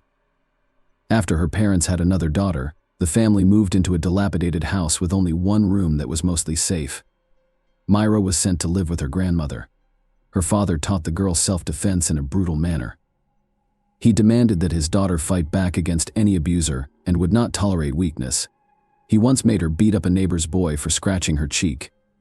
Later, the maniac described this incident as her first victory. Another shock during the girl's childhood was the death of her close friend, 13-year-old Michael Higgins. He invited her to swim in the nearby abandoned reservoir, but she declined. As a result, the boy drowned, and Myra felt bad. Following that incident, the girl gradually began to explore religion. She joined the parish of the local church and became godmother to Higgins' nephew. When she was 16, the girl started working as a clerk in a small firm. Her responsibilities were straightforward: brew coffee, fetch something, and print documents. Despite this, she quickly gained the team's trust after receiving her first paycheck. Myra Spence will be out of work for a week. Then her co-workers chipped in, giving her the same amount from their pockets around the same time. The girl intended to get engaged to her boyfriend, Ronnie Sinclair, but later changed her mind. She changed jobs when she was 17, but she didn't seem to enjoy the new job as much. 6 months later, she was fired for chronic absenteeism. At the same time, Myra went to the judo section, where even the guys refused to fight her. Once she got a taste for it, she couldn't stop in time, causing serious injury to her opponents. At the same time, Myra colored her hair pink. The future maniacs met at Millward, where they both found jobs. Myra was 19 years old when Ian turned 23. According to the young woman's diary, their first conversation occurred on July 27, 1961. Myra initially sympathized with the young man despite his criminal record, but eventually lost interest. However, 6 months after they met, Ian asked her out to a movie, and the young woman agreed that the choice of a movie for a first date was as strange as possible, a documentary about the Nuremberg trials, and that the couple continued to go to the movies for the most violent films. And soon Brady instilled in Myra an enduring interest in Nazis. They frequently sat down together to read materials and books about the atrocities of the Third Reich while drinking German wine, which piqued her interest. Myra began to imitate the Aryan young woman model, dyeing her hair white and wearing dark red lipstick. Later, she dramatically changed her wardrobe to more candid short skirts, leather jackets, and high-heeled shoes. The couple continued to work together, but their attention to the team dwindled with each passing day. Calling the relationship perfect at the time was impossible. In a letter to an old friend, Myra revealed that Ian had slipped her sleeping pills. After a few months, Ian and Myra decided to rob a bank. The young woman rented a van and attempted to learn how to shoot, but failed to master the skill. Despite this, she eventually acquired a rifle and 2 revolvers. The couple eventually abandoned the idea, and they were likely safe. They were eventually given new housing through a government program because their previous one was deemed unsafe. Brady was also the first to express Myra's deepest desire to commit the perfect murder. He was inspired by Meyer Levin's book Coercion, in which 2 teenagers plotted to kill a 12-year-old boy in order to avoid the death penalty. The young woman was undeterred by this revelation and agreed to assist her lover. The plan was extremely simple. Myra and Ian planned to find the victim along the road, then take her to a remote location and kill her. Brady told Myra to drive the van down the street alone while he followed on a motorcycle. After spotting a suitable victim, the maniac was about to signal his accomplice with his headlamp, after which she was to persuade the victim to get into the car on the evening of July 12th, only 1 month after moving in. They went out to hunt. Brady chose the first victim and signaled to Myra, but she drove past him, catching up with her. He demanded explanations. The young woman revealed that the maniac's target was 7-year-old Marie Rock, who lived next door to her mother. According to Myra, they would have a very difficult time getting away with it because the police would immediately begin searching for such a young child. The couple then continued down the street, looking for another victim. At 8 p.m., Brady made his decision on Fraxmer Street, and Myra recognized the girl once more. She turned out to be Pauline Reed, her younger sister's 16-year-old friend who was on her way to the disco. Determined to act, Myra stopped and offered her a ride, and the girl got into the car, which took her to a deserted location. Myra made up a story about losing an expensive glove on the Saddleworth. Heath was popular among locals due to its abundant supply of peat, which was used as fertilizer. Pauline agreed to assist her acquaintance shortly after arriving at the location. Brady approached them. Myra informed them that the girl was her boyfriend, and he would assist them in their search. The final outcome of the situation remains unknown. The problem is that Brady and Myra tell 2 different stories, but they all end up with the same outcome. In Ian's version, Pauline is murdered. The girl was abused and killed by him and his lover. Myra, on the other hand, she claimed that she was left in the car while Pauline and Brady allegedly went to look for the glove. After a while, the maniac returned alone and reported the girl's death. He led Myra to her body, and she noticed that the girl's clothes were severely wrinkled. Myra's version does not make sense to me. What excuse would a 16-year-old girl have for going on a search with a stranger while Myra was sitting in the car? Most likely, with this story, the maniac was attempting to absolve herself of direct involvement in the murder after burying the body. Myra and Brady packed the motorcycle into the van and drove home. On the way, they saw Pauline's mother and brother looking for the girl.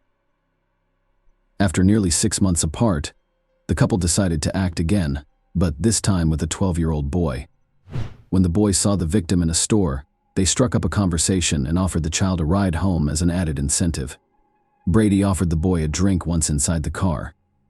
He specified that the alcohol be picked up at their house, but first a pair of maniacs asked the child to assist in the discovery of a fictional glove in Saddleworth, much to his dismay.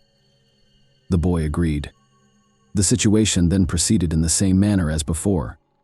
Hinley claimed Brady had taken the child from the car, abused and killed him. The maniac reiterated that she was not present during the entire ordeal. 7 months later, on June 16, 1964, the couple abducted 12-year-old Keith Bennett while he was on his way to his grandmother's home. He met the same fate, violence, and murder. The police, who were unaware of serial killers at the time, initially arrested the boy's stepfather but discovered no evidence against him. The next murder occurred 6 months later, on December 26, 1964. It is unclear whether they were able to maintain this cycle unintentionally, or if the pause was necessary to lull the police into a state of alertness. You'd think that if children began disappearing one after another in a small town, law enforcement would devote all of their efforts to apprehending the maniac, but on December 26th of that year, with only a few days until the New Year and Christmas, Ian and Myra decided to give their town another unpleasant gift. This time, the situation has changed dramatically. They searched for their new victim on the playground. Leslie Ann Downey, 10, was scattering shopping bags near the car. The maniacs asked the girl to assist with the collection after asking her to help them transport the bags home. The girl consented and was assaulted. As soon as she crossed the threshold, the couple began abusing the unfortunate child in her home for an extended period of time. After playing with her, the sadist killed her and returned the corpse to Saddleworth. Myra insisted that she was not present during the murder. The attentive viewer recalls that the couple lived with Myra's grandmother. Where was she at the time of all these atrocities? On the morning of the murder, the caring granddaughter sent her to a relative's house and forbade her from returning home. Despite this, the old woman attempted to return in the evening, but Myra refused to let her in. The next day, after cleaning up the girl's corpse in the house, she returned with the grandmother. The couple committed the next murder. 10 months later, breaking a strange cycle, but that wasn't the only thing that made this case unique at the time. Maureen, Myra's younger sister, David Smith, 17, was already married. The couple frequently spent time together, and the young man quickly won Brady's heart. First and foremost, he was eager to hear everything the maniac had to say, including speculations about Nazi philosophical speeches, dreams of robbing a bank, and so forth. Second, he had already been to the police station several times, just like Ian had, despite the fact that their crimes were very similar. Smith was caught breaking into someone else's home and inflicting serious battery. Perhaps Brady regarded him as a protege, a new member of the improvised gang. As time passed, the young man paid more and more visits to their home, and during lengthy conversations with Ian, talk of murder began to emerge. Myra became concerned that their relative would run to the police, but Brady insisted that he thought Smith was his own and trusted him. He even told her that he and Smith would be committing a crime together soon. Myra and Brady went to Manchester Central Station to look for a new victim, and Ian quickly made his decision. He met 17-year-old Edward Evans, who agreed to come to his house after a brief conversation. When the company arrived at the house, they drank wine, and Brady eventually sent Myra to get Smith. The action picked up quickly after he arrived. Myra's words allowed us to reconstruct the following picture. She had gone into the kitchen to feed the dogs. Smith stayed in the living room. Several minutes later, she heard screams and fighting. The girl entered the room and saw Evans and Brady struggling. After a brief fight, Ian grabbed an axe and struck the victim several times with its blade. He strangled the unconscious Evans by wrapping an electrical wire around his neck. Brady wanted to take the body to the wasteland right away, but it was too heavy. Additionally, the maniac twisted his leg during the fight. Finally, he decided to leave it at home and travel with Smith to Saddleworth. The next day, he asked him to stay so he could understand the gravity of his actions. Smith initially agreed to help Brady dispose of the body. Perhaps he was too scared to refuse. The young man may not have shared the homicidal couple's sadistic tendencies, given his history of minor law breaking. After listening, she requested that he report the horror to the police. Smith listened to her and called the cops from a nearby phone booth at 6 a.m. His story differed slightly from what Myra would later say. The police archives include an exact transcript of that call. Brady led me into the kitchen and offered me 3 small buns with a drink. I nodded and asked for the rest. Ian went into the living room while I waited in the kitchen. After a few minutes, I heard a wild scream like a woman screaming in a high-pitched voice. After hearing Myra's screams, I ran into the living room and saw a young man lying face up on the couch with his feet on the floor. Ian was standing over him, holding an axe over his head and hitting him on the left side of his head. The officer knocked down the maniac's door, and Myra opened it. He took out his identification card and quickly made his way into the house, where he caught Brady, who was writing an explanatory letter to work and asking for time off due to an injury. The officer told a made-up story about investigating gun cases and asked to see the house. Myra agreed, and he inspected all but one room. The young man described how Ian bragged about killing 3 or 4 children and even gave the approximate location. Brady allegedly met Evans in a bar, and a fight ensued, and somehow the boy came to his house. Smith had also testified against Brady at the time, and the police believed his testimony much more. There, the police found many interesting finds. Notebooks, lists of names, photographs of Brady and Myra Simpson, and explicit pictures of them. The notebooks contain lists of coded words, which the police were quickly able to decipher.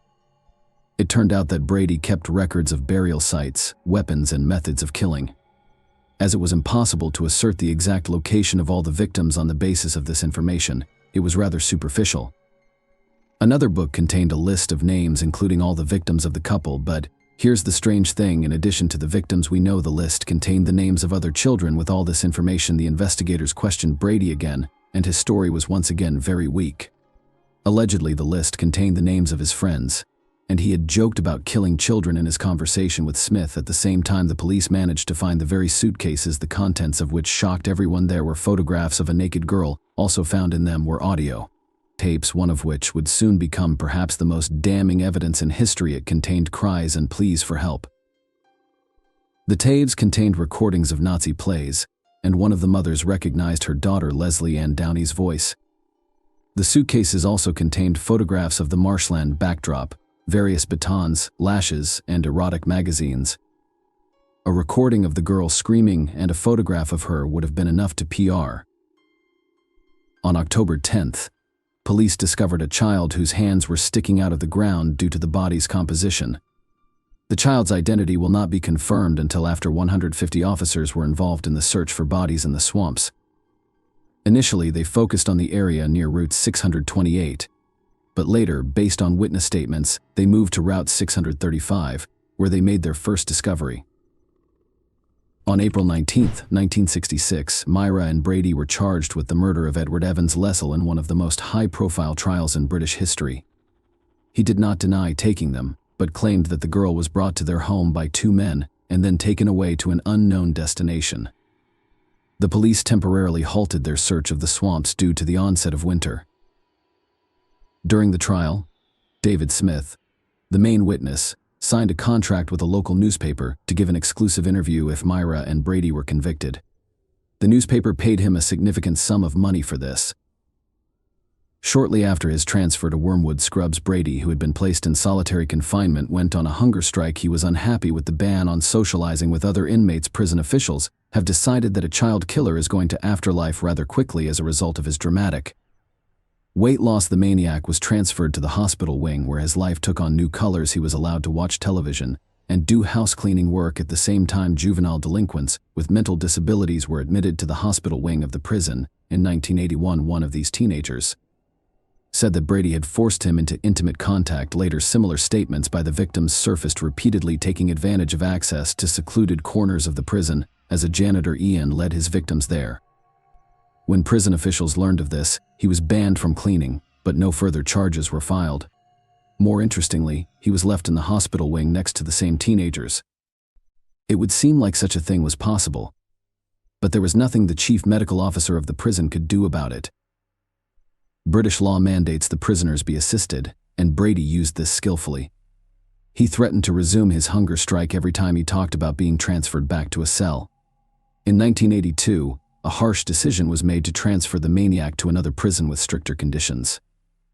However, 3 years later, in 1985, Brady was declared insane. Thanks to this, another transfer awaited him at Ashworth Psychiatric Hospital. Many of you may have wondered how such a violent sadist managed not only to establish a comfortable life in prison, but also to do his dirty work with teenagers. The answer might surprise you. He was helped by the Earl of Langford. Frank Pakenham, one of the leading politicians of the time, gave favors and privileges. Brady approached him while in prison, and soon the Earl actually sided with him. Of course, there was no talk of helping to get the charges dropped, but Ian didn't count on that. Pakenham helped him stay in the hospital by appealing to Britain's Home Security himself. After that, the politician repeatedly bailed out his newly minted friend by pulling the right strings in the British upper echelons. But the main request to Brady was that he could not fulfill the maniac dream of a date with Myra. On that note, let's move back a bit to Hindley's story. Her life behind bars was much less intense, but not without interesting moments. While in prison, she managed to have a mistress, but more interestingly, she was able to get out of there for a while, not long after beginning her sentence. Henley began a torrid affair with the warden, Patricia Cairns. Together, they planned an escape but were caught by the police in the preparation stage. As a result, Cairns went from a prison employee to a prisoner for 6 years in November 1986. Keith Bennett's mother wrote her a letter begging her to tell her about her son's fate. It was filled with pain and despair, and the last lines were clear. "I am a simple woman working in the kitchens of Chrissy's hospital. It took me 5 weeks to write this letter, because it is very important to me that it be accepted by you as it is a plea for help. Myra was taken to Saddleworth Heath, which was cordoned off by 200 police officers along its perimeter, and her task was to locate the bodies of children whose fate was still unknown. The detective couldn't tell if Henley was moved by this or if there were other motives, but she agreed to participate in the investigation under tight security. Since then, Myra has been out on the Heath several more times, and in 1987, the caps were successful, and that's what you call the discovery of Leslie Ann Downey's body.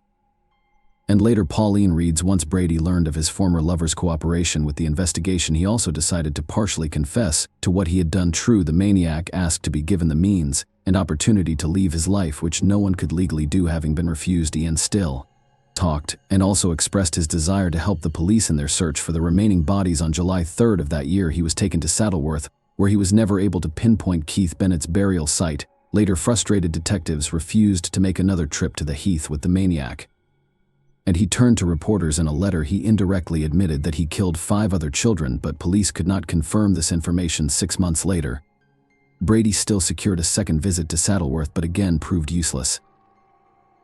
Keith's body has yet to be discovered.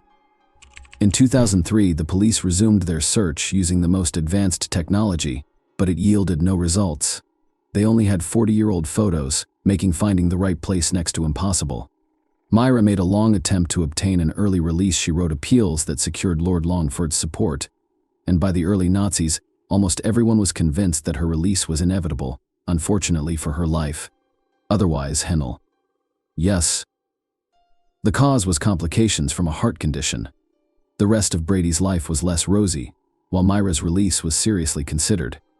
Ian's release from the asylum was being given the go-ahead by senior British officials. With each year in the asylum, he gradually went mad until he lost what little, if any, sanity he had left. In spite of this, he managed to live long enough until he was 79 years old. In 2017, the maniac died of cancer, and the urn with his ashes was buried at the bottom of the sea. Brady's death made a few people sad. His namesake Police Federation branch chairman Ian Hansen noted that such monsters deserve no sympathy.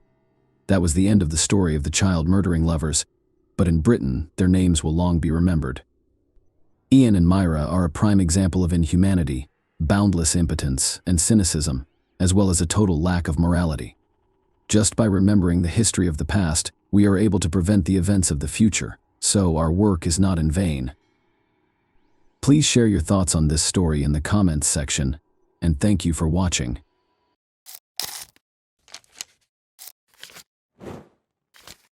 Hey guys, welcome to my channel, and today, we're going to take a look at another horrible case with you. After opening in 1954, the Fontainebleau Hotel quickly gained popularity among Miami's elite. Benjamin Novak founded it and oversaw the property until 1977. Bernice Novak, his wife, was a prominent figure in Miami's social life. In 1956, Bernice, a former fashion model in New York, and Benjamin welcomed their only son, Ben Novak Jr. Ben carried on his famous family's legacy while growing up in the glitz and glamour of this iconic American hotel, making use of his connections and power. Ben's life wasn't without its difficulties, even though his parents were famous and socialized with celebrities. He missed out on deep friendships with peers and frequently felt alone as a child because he was surrounded by adults. Many of his early experiences seemed to him to have been staged and fabricated by the adults in his life. He turned to comics as a means of escape, and Batman emerged as his favorite character. His early interest turned into a major passion as he grew older, and he eventually accumulated one of the biggest collections of memorabilia in the world, which included his very own Batmobile. Ben Novak Jr. inherited his parents' business sense in addition to their wealth. He was more than just a comic book fan. He was a clever businessman who loved what he did. He entered the convention industry with the intention of becoming well-known because he was determined to establish his own identity apart from the family legacy. He continued to work in the hotel sector, organizing conventions with success and making good money each time. Unfortunately, he would ultimately meet a tragic end at one of these conventions. Ben, however, pursued a different interest prior to that depressing development. His life took a drastic turn when he met Narcissa, a stripper at a Miami strip club. He had a thing for strippers. In 1983, Narcisa Sierra Velez Pacheco relocated to Miami. Being the youngest of 6 children and the family favorite, she grew up in a rural part of Ecuador and was well protected by her older brothers. She married Angel when she was 17, and the two of them had a daughter, May Abad. The family moved to New York City when May was 4 years old, but Angel soon left Narcisa and their daughter after the marriage rapidly soured. Narcisa remained in New York as a single mother and put in a lot of effort as a seamstress, but she felt that a life of more luxury was her destiny. In her ideal world, she would be able to drive fancy cars, go to glitzy parties, own and flaunt expensive clothing, and take luxury yacht cruises. Driven by this aspiration, Narcisa imagined a life devoid of worries about money and rent. But in the end, this dream would take her in a problematic direction. Narcisa made the decision to move to Miami with her daughter in the summer of 1983 in order to start over. At first, she struggled to find work because of her poor command of English. Narcisa started working as a stripper in order to make quick cash and provide for her and her daughter. She saw it as a chance to meet rich men who were prepared to spend a lot of money. When Ben Novak Jr., a 27-year-old millionaire, entered her club shortly after she opened, she struck gold. She and Ben clicked right away after a lap dance. Ben gave Narcisa lavish presents, lavished her with lavish vacations, and gave her sizable sums of money. Narcisa's fascination with luxury only grew as a result. But this new relationship didn't exactly sit well with Ben's family. His mother, Bernice, who was very close to him, was unimpressed, and his father had died. Ben's mother's disapproval of Narcisa did not stop him, even though they spoke every day and she had a big influence on him. Instead of marrying a stripper, Bernice had hoped he would wed a reputable Miami socialite. When Narcisa married Ben in 1991, she accomplished her goal. She had a knack for it and was actively involved in his business from the start, managing bookings, attending conventions, and interacting with clients. Narcisa, however, favored a relaxed way of life, engaging in endless shopping and leading a carefree millionaire's lifestyle. While Ben followed his passion for Batman collectibles and became the second-largest collector in the world, she developed an obsessive shopping habit. They enjoyed their gourmet meals, fancy cars, and mansion vacations. They also took in May Abad, Narcisa's daughter, who was in her late teens at the time. Ben became the father figure she had been missing for 18 years, and they grew close. May, Ben, and Narcisa led a lavish lifestyle, but on April 4, 2009, Ben's mother, Bernice, died suddenly, turning his life upside down. A neighbor found Bernice's body in her Fort Lauderdale residence. Her death was officially declared an accident, despite the suspicious circumstances. Blood was discovered flowing through the kitchen and into the laundry room from her car. According to the authorities, she must have fallen and hurt herself, striking her head on the car mirror, before bleeding as she entered the vehicle and eventually passing away. After his mother passed away, Ben was devastated by the loss and went into a deep depression. Narcisa pretended to be a helpful wife while attending the funeral. Ben threw himself into his work at Convention Concepts Unlimited as a way to deal with his loss. Ben and Narcisa arrived in New York on July 12, 2009, where Ben was in charge of a significant conference at the Rye Brook Hilton.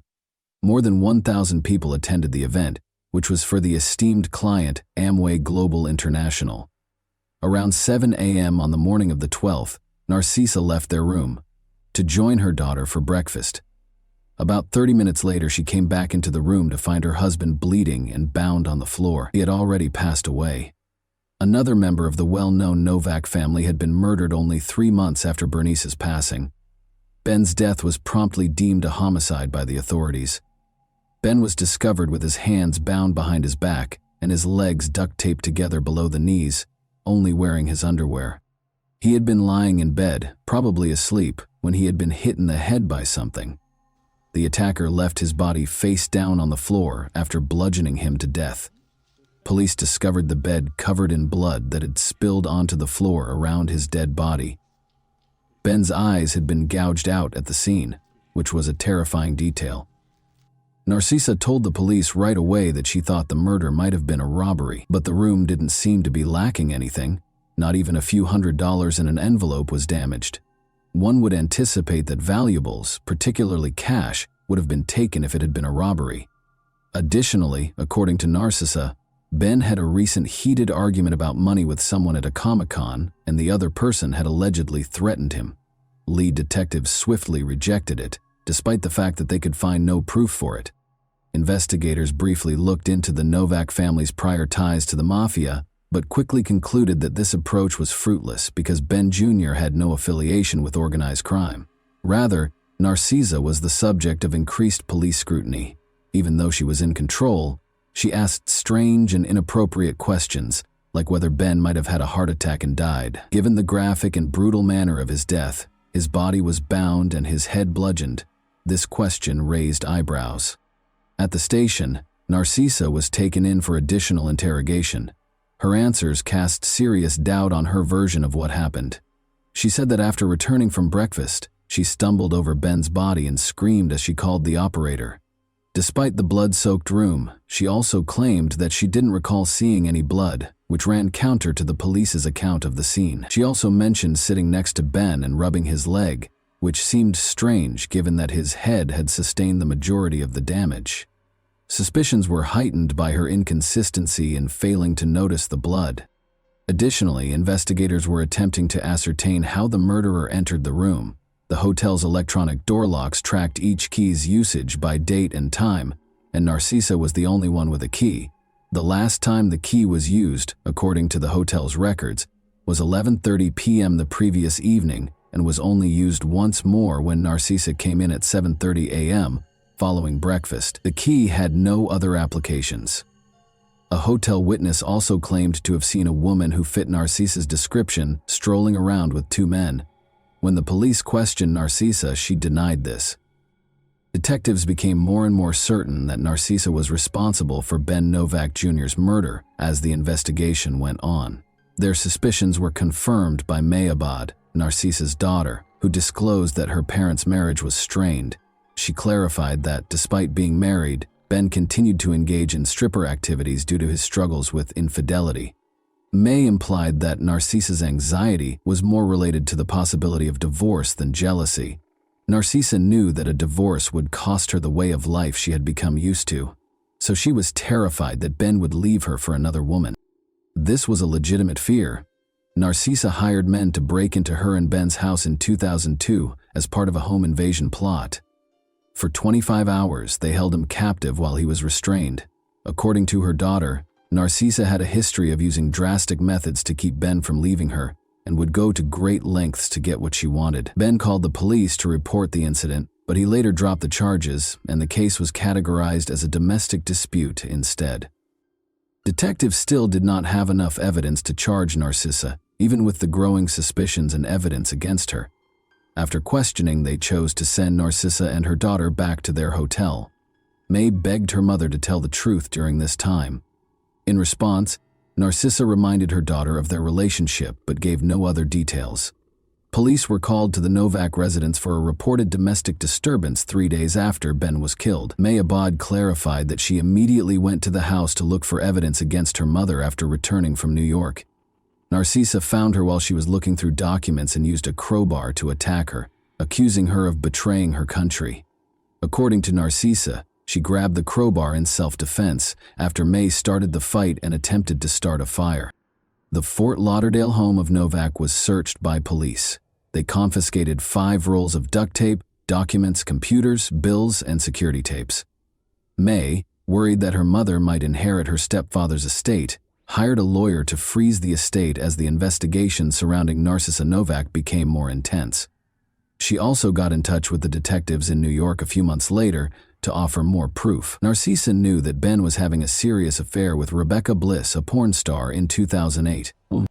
May claims that Ben's declarations that he intended to leave Narcissa caused her mother to become extremely alarmed. May thought that Narcissa's murderous intent was motivated by the possibility of divorce.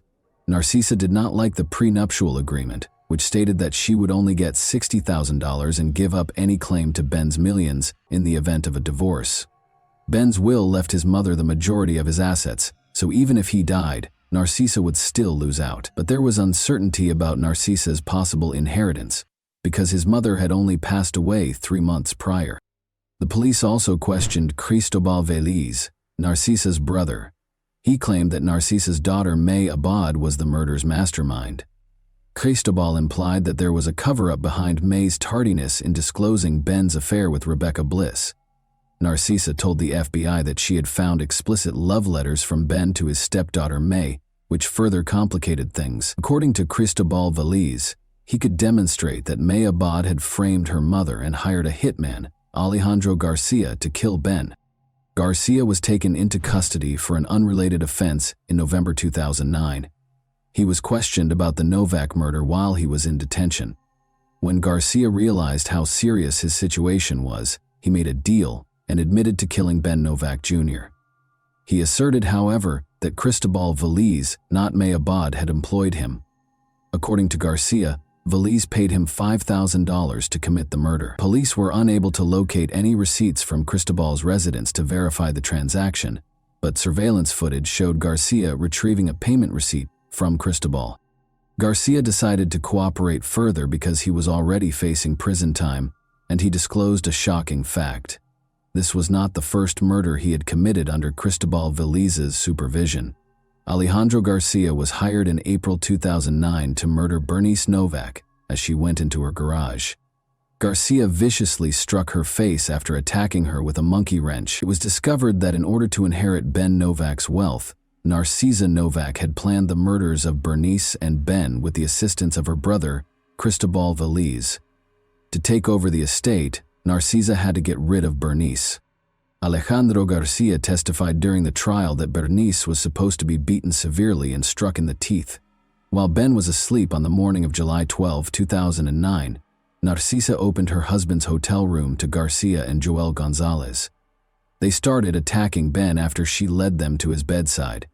Narcisa told one of the men to gouge out Ben's eyes and gave Garcia a pillow to muffle Ben's screams. Garcia's testimony aligned with the police-discovered evidence.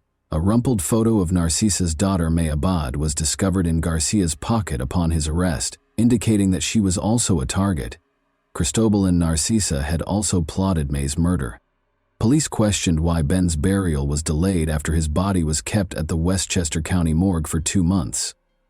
The investigation found that Narcisa was preoccupied with rifling through Ben's Batman collection, embezzling funds from his business accounts, and swaying bank tellers to gain access to his safe deposit box instead of attending his funeral. Narcisa and Cristobal were taken into custody for the killings on July 8, 2010. They were officially charged with the murder of Bernice Novak. Their trial started on April 23, 2012, a year later. Despite his decision to testify in his own defense, Cristobal gave a terrible performance. During cross-examination, he contradicted himself several times. Both Narcisa and Cristobal maintained their denials of involvement, even after video footage showed Garcia and Gonzalez monitoring the hotel, and phone records showed a 2-year correspondence between the two that implied premeditation. Ben had been preparing to leave Narcisa, according to Rebecca Bliss, his mistress, who testified. Rebecca disclosed that Ben was willing to improve their relationship after expressing discontent with his marriage. Every day, he assured her of his commitment to her and declared his love for her. Rebecca had previously been confronted by Narcisa regarding the affair, and she had turned down her offer of money to leave Ben. At one point, Narcisa even pretended to be Rebecca, which led to Rebecca's apartment losing power. Furthermore, Rebecca said that 6 months prior to Ben's actual passing, Narcisa had lied to her condo management by claiming that he was dead and therefore unable to pay rent. Narcisa threatened that no one else would have Ben if she couldn't, according to Rebecca. In an attempt to receive lighter sentences, Narcisa and Cristobal both tried to place the blame on the other during the trial. Cristobal was the main mastermind behind the killings, according to Narcisa's lawyer, who argued for a reduced sentence of 27 years. Cristobal continued to blame his niece May Abad as the main conspirator in the meantime. Narcisa was found guilty on 12 of the 13 charges against her, while Cristobal was found guilty on 14 of the 15 charges, even though detectives had thoroughly investigated and rejected these claims. Narcisa's conviction resulted in her losing all claim to the inheritance she had hoped to inherit. The 2 sons of May Abad will now inherit Ben's estate. Evidence provided by the prosecution showed that Narcisa had paid her brother to employ 2 hitmen. According to the murderer's testimony, Cristobal had enlisted their help and given them instructions from Narcisa on how to carry out the assaults. Binding Ben and gouging out his eyes were among the instructions. When the murderers reached the hotel early on July 12, Narcisa let them into her husband's room, led them to Ben, who was asleep, and gave him a pillow to stop him from screaming. Ben was severely beaten with dumbbells until he passed out, leaving him for dead. According to Garcia's testimony, the initial intention was not to kill Ben and Bernice, but rather to cause them severe injuries. Both Narcisa and Cristobal were found guilty at the end of the trial of murder, conspiracy to commit murder, stalking, domestic abuse, money laundering, and witness tampering. When the guilty verdict was read, Narcisa gave up her right to appear in court.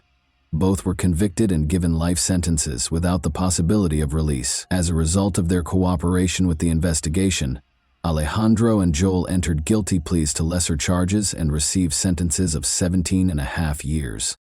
And that wraps up today's chilling story. If you enjoyed this video, don't forget to like and subscribe so you never miss a new upload. Also, let me know in the comments, what part of this story shocked you the most?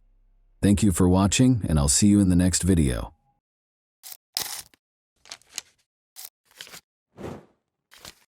Hey guys, welcome to my channel, and today we're going to take a look at another horrible case with you. 2 roommates, Lori Lister, age 21, and Melinda Aguilar, age 18, were the victims of a horrific attack in their Houston, Texas apartment on Sunday, May 23, 1982.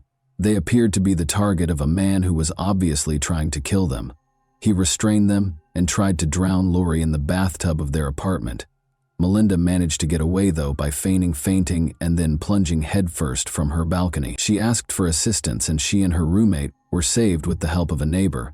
As he tried to escape, the offender, Coral Watts, 28, was taken into custody. Nobody could have predicted that he was suspected of killing nearly 100 other women, in addition to being involved in these 2 attempted murders. In 1982, he admitted to the murders of 13 women and was sentenced to 60 years in prison. Then, in a startling turn of events in the early 2000s, this man, who had committed multiple murders, was about to be released from prison. He was reclassified as a nonviolent felon as a result of a contentious court decision. Remarkably, well-behaved nonviolent felons could have 3 days taken off their sentence for every day they served under Texas law. Model inmate Watts had accrued enough time deductions to be eligible for release on May 9, 2006. The public, police, and relatives of the victims were all in complete shock and terror. Everyone was plagued by the unanswered question, why? How could a murderer like him be freed against all logic? What possible reason could there be for releasing a serial killer who has killed numerous people? Richard Eugene Watts and Dorothy Mae Young were the parents of Carl Eugene Watts, also known as Coral, who was born in Killeen, Texas, on November 7, 1953. His mother was a kindergarten art teacher, and his father was a private first class in the Army. Watts was raised by his mother after his parents divorced before he turned 2. After they moved to Inkster, Michigan, Dorothy Mae married Norman Caesar, a mechanic, in 1962. The 2 of them had 2 daughters. Watts and his sister fought meningitis when Watts was 8 years old. He was held back in school for an additional year and missed the 3rd grade because of the illness, which almost took his life. Watts was temporarily housed at Herman Kiefer Hospital, where he required isolation from other patients and spinal taps. Journalists reported that Watts' body temperature rose to dangerously high levels, which raised questions about possible brain damage. His family observed a change in his personality after his illness. His memory deteriorated, his attention span was shortened, and he became shy, quiet, and introverted. Having been held back a grade and experiencing chronic insomnia, Watts struggled to keep up academically.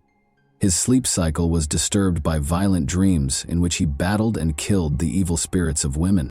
At the age of 12, Watts started to enjoy his sleep-induced fantasies of torturing and killing girls and young women. When asked later about his crimes and the reason he killed his victims, Watts explained that he wanted to free their spirits because they had evil eyes.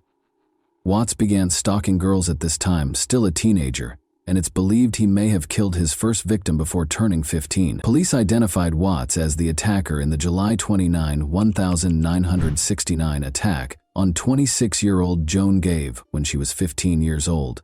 Watts knocked on Joan's apartment door while delivering his newspaper, and when she opened it, he attacked her severely. He carried on with his delivery route as if nothing had happened, with no remorse. Coral was arrested at his residence as a result of Joan's quick reporting of the incident to the authorities. He was then ordered to receive mental health care at a mental hospital in Detroit called the Lafayette Clinic. A psychiatric evaluation indicated a delusional thought process and a full-scale IQ of 75, indicating mild intellectual disability. He did poorly in school, but a police officer later said he was very, very intelligent and had a great memory. On November 7, 1969, Watts was discharged from the Lafayette Clinic. Watts received a football scholarship to Lane College in Jackson, Tennessee, after graduating from high school in 1973, despite having academic difficulties. After 3 months, though, he was expelled on charges of stalking and assaulting women. Watts' expulsion was also influenced by suspicions surrounding his ruthless killing of a female student. Even though there was not enough evidence to convict him, he moved to Houston, Texas after being expelled. Coral and his girlfriend Dolores Howard welcomed their daughter, Nikisha Watts, in 1979. Coral and Dolores, however, went their separate ways and broke up soon after her birth. Following that, Coral married Valeria Goodwill. Not long after they were married, Valeria saw that Coral was acting strangely. He broke candles, melted them on a table, rearranged furniture all the time, chopped up houseplants with knives, and strewn trash all over the floors without cleaning up after himself. Furthermore, he would abruptly depart after intimate moments, going missing for a few hours. Sadly, they were only married for 6 months. Although there are hints that Watts may have had more victims before this, his murders officially started in 1974, when he was 20 years old. After abducting his victims from their homes, he tortured them until he killed them. His victims were mostly slender, attractive white women between the ages of 14 and 44, and he struck in different states. Watts killed his victims by a variety of means, such as drowning, bludgeoning, stabbing, and strangulation. 10:45 a.m., Coral knocked on the door of Lenore Knizacki's apartment on October 25, 1974, saying she was trying to find Charles, one of his siblings. He carried on a conversation with Lenore. Coral asked if he could leave a note when she opened the door, the chain still fastened. He unexpectedly attacked Knizacki and strangled her until she passed out as she went to get paper. Lenore later called the police, but they couldn't find her attacker. Gloria Steele, 20, was thought to be Watts' second victim and was brutally murdered and tortured 5 days later on October 30, 1974. Gloria was a mother and a Western Michigan University student. She was discovered with 33 stab wounds to her chest from a wooden carving tool, as well as a crushed windpipe. Because there was insufficient evidence, Watts was not charged with direct murder. Diane K. Williams, an apartment resident manager and the sole witness, saw a black man looking for Charles throughout the apartment building. Coral grabbed her when she saw Williams, pried open her door, and pulled her inside. Williams' phone rang during their struggle, so she knocked it off the hook and yelled for assistance. Williams saw her assailant getting into a tan Pontiac Grand Prix as he ran away. Both Williams and Knizacki recognized Coral in a police lineup. Coral had been arrested for stealing plywood from the campus of Western Michigan University. On November 16, 1974, he was arrested and charged with assault and battery in connection with the Knizacki and Williams cases. Watts was moved to the Center for Forensic Psychiatry in Michigan after being diagnosed with antisocial personality disorder and attempting suicide with a length of cord at the Kalamazoo Mental Hospital. When asked about Gloria Steele's death in 1975, he confessed to attacking about 15 other young women and acknowledged being close to her the day before she passed away, but he denied being the cause of her death. Under a search warrant, Detroit police searched Watts' home and found a wooden carving tool, but no evidence connecting him to Gloria's death. Watts was given a year in the county jail after entering a no-contest plea during his trial for the assault and battery of Knizacki and Williams. When Watts was evaluated by psychologists, they described him as incredibly dangerous, lacking regret for his crimes, reckless, careless, emotionally distant, and prone to relapsing. Following that, he killed 5 women in a series of attacks that took place in the Detroit area over the course of a year. One odd finding was that most of his crimes took place on Sunday mornings. An Ann Arbor newspaper gave the offender the sinister moniker, Sunday Morning Slasher, because of this peculiar pattern, which added to the mystery surrounding the timing of these horrific attacks, which all took place at approximately 4 a.m. On April 20, 1980, Shirley Small, then 17 years old, was fatally stabbed twice outside her Ann Arbor, Michigan home. On July 13, 1980, 26-year-old Glenda Richmond was the target of a similar attack. Although there was not enough evidence in either case to convict, Watts' traits were evident. On September 14, 1980, 20-year-old graduate student Rebecca Huff was discovered dead after suffering about 50 stab wounds, the first murder that can be directly linked to Coral. On October 6, 1980, a 20-year-old named Delpy survived an attack, but he suffered serious injuries, such as muscle weakness and partial paralysis. Agnes, a 30-year-old woman, raised the alarm on her way back from a Halloween party on November 1, 1980, and barely avoided being attacked by a hooded man who looked like Watts. She recognized Watts from pictures, but there was still some doubt because of the dark surroundings. When Watts became the focus of local homicide investigators in July 1980, a task force was established to investigate the Sunday slashings. Watts was intermittently monitored, and in November, a court order permitted officers to equip his vehicle with a tracking device. Around 5 in the morning on November 15, 1982, Ann Arbor patrol officers were near Main Street when they noticed a suspicious man in a car following a woman as she walked home.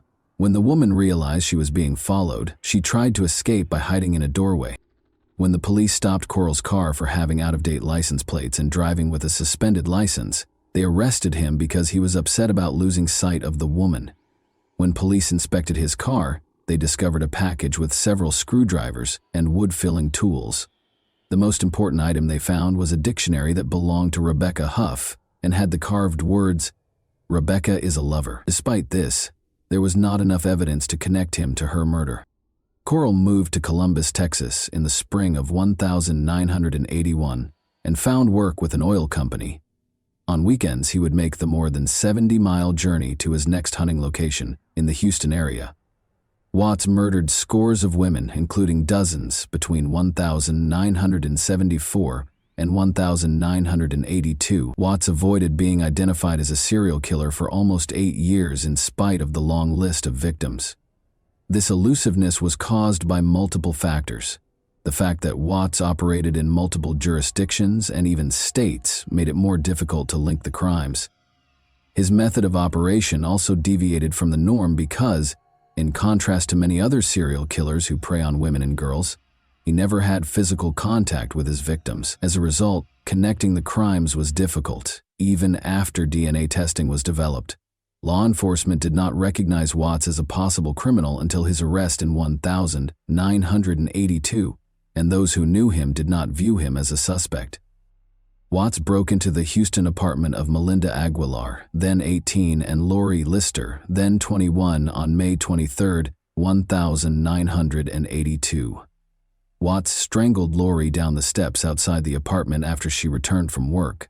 He then went into the apartment and strangled Melinda, who feigned unconsciousness. Melinda was able to avoid being fully strangled. Watts intended to drown Lori, so he wire-tied her hands behind her back. He filled the bathtub with water and carried Lori's body upstairs to the bathroom, but Melinda took advantage of the situation and jumped out of the window to get assistance. Watts first attempted to elude capture, but was caught, and Lori was saved. Investigators began connecting him to recent murders of women while he was in detention. Texas prosecutors felt there was not enough evidence to convict Watts of murder despite the connections. After Melinda Aguilar and Lori Lister were attacked, Harris County Assistant District Attorney Ira Jones negotiated a plea deal in May 1982. Watts would be charged with burglary with intent to murder in exchange for his complete admission of guilt and immunity from prosecution for murder. For this offense, he consented to a 60-year sentence. After Watts agreed to the terms, investigators found the remains of 3 victims. At last, Watts admitted to assaulting 19 women and killing 13 of them. While he acknowledged that he killed some victims, he did not confess to the deaths of others. His cases in Michigan, however, remained open after Michigan authorities refused to take part in the agreement.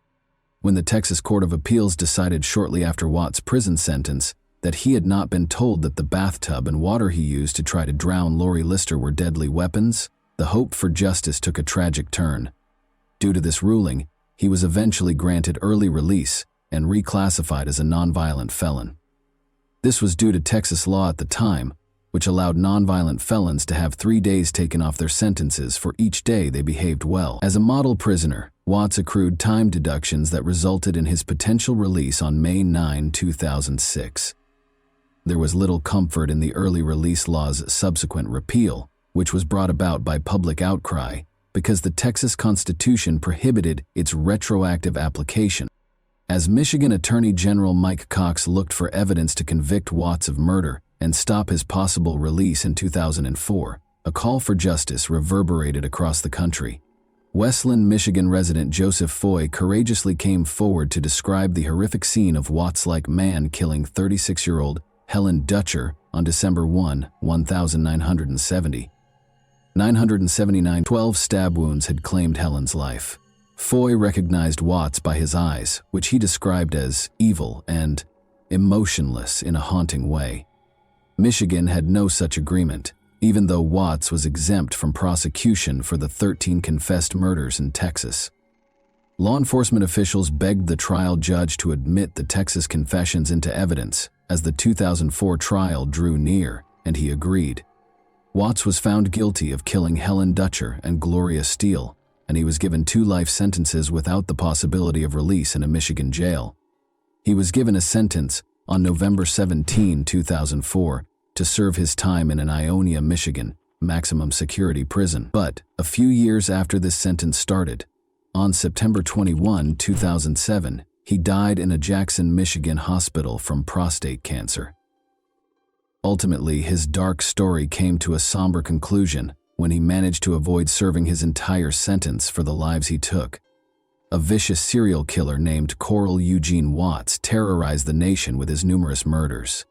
Despite his confessions, he was nearly released due to legal loopholes that allowed for a reduced sentence. The extent of his darkness was revealed by his subsequent conviction for Helen Dutcher's murder in 1979. In April 2379, Watts' legacy is haunted by the fact that he left the Ann Arbor murders unsolved, a terrifying reminder of hidden evil. And that wraps up today's chilling story. If you enjoyed this video, don't forget to like and subscribe so you never miss a new upload. Also, let me know in the comments what part of this story shocked you the most. Thank you for watching, and I'll see you in the next video.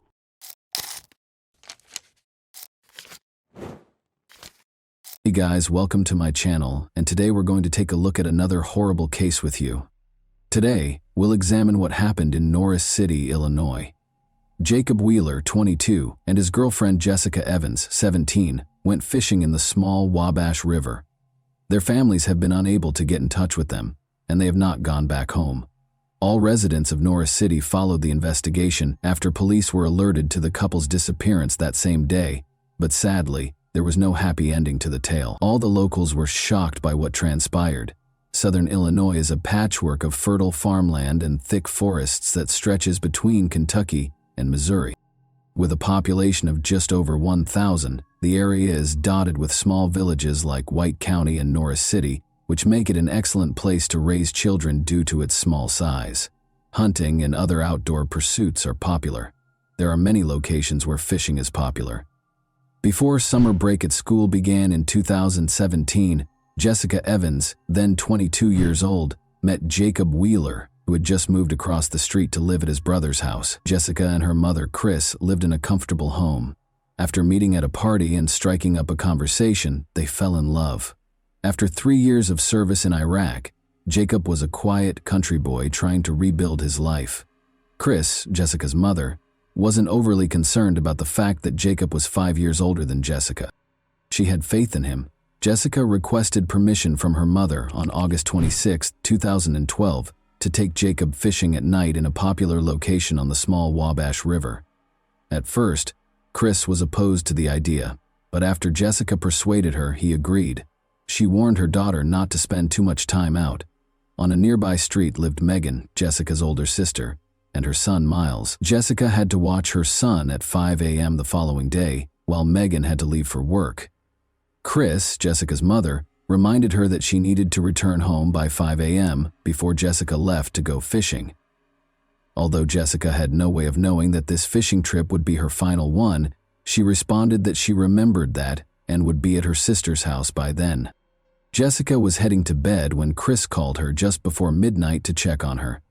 At 5 o'clock the following morning, Chris discovers that her youngest daughter has not returned home, despite Jessica's assurances that she was all right and that she and Jacob were nearly finished fishing and would be home shortly. Jessica was not known for being late, especially when she knew she had to watch her nephew. Jessica didn't answer when Chris picked up her cell phone and began calling her daughter. Chris's text messages also went unanswered. Chris knew right away that something wasn't right. She was certain that she would have alerted Jessica if her plans had changed. When Chris arrived at Jacob's house, his brother Jeremy informed him that Jacob had also not returned home. By 9 in the morning, Jessica's family was starting to worry, but Jeremy wasn't concerned because he knew Jacob could take care of himself. Chris feared they were stranded somewhere or that Jacob's pickup had broken down. Chris finally called the White County Sheriff's Office after the couple had not been seen for 12 hours.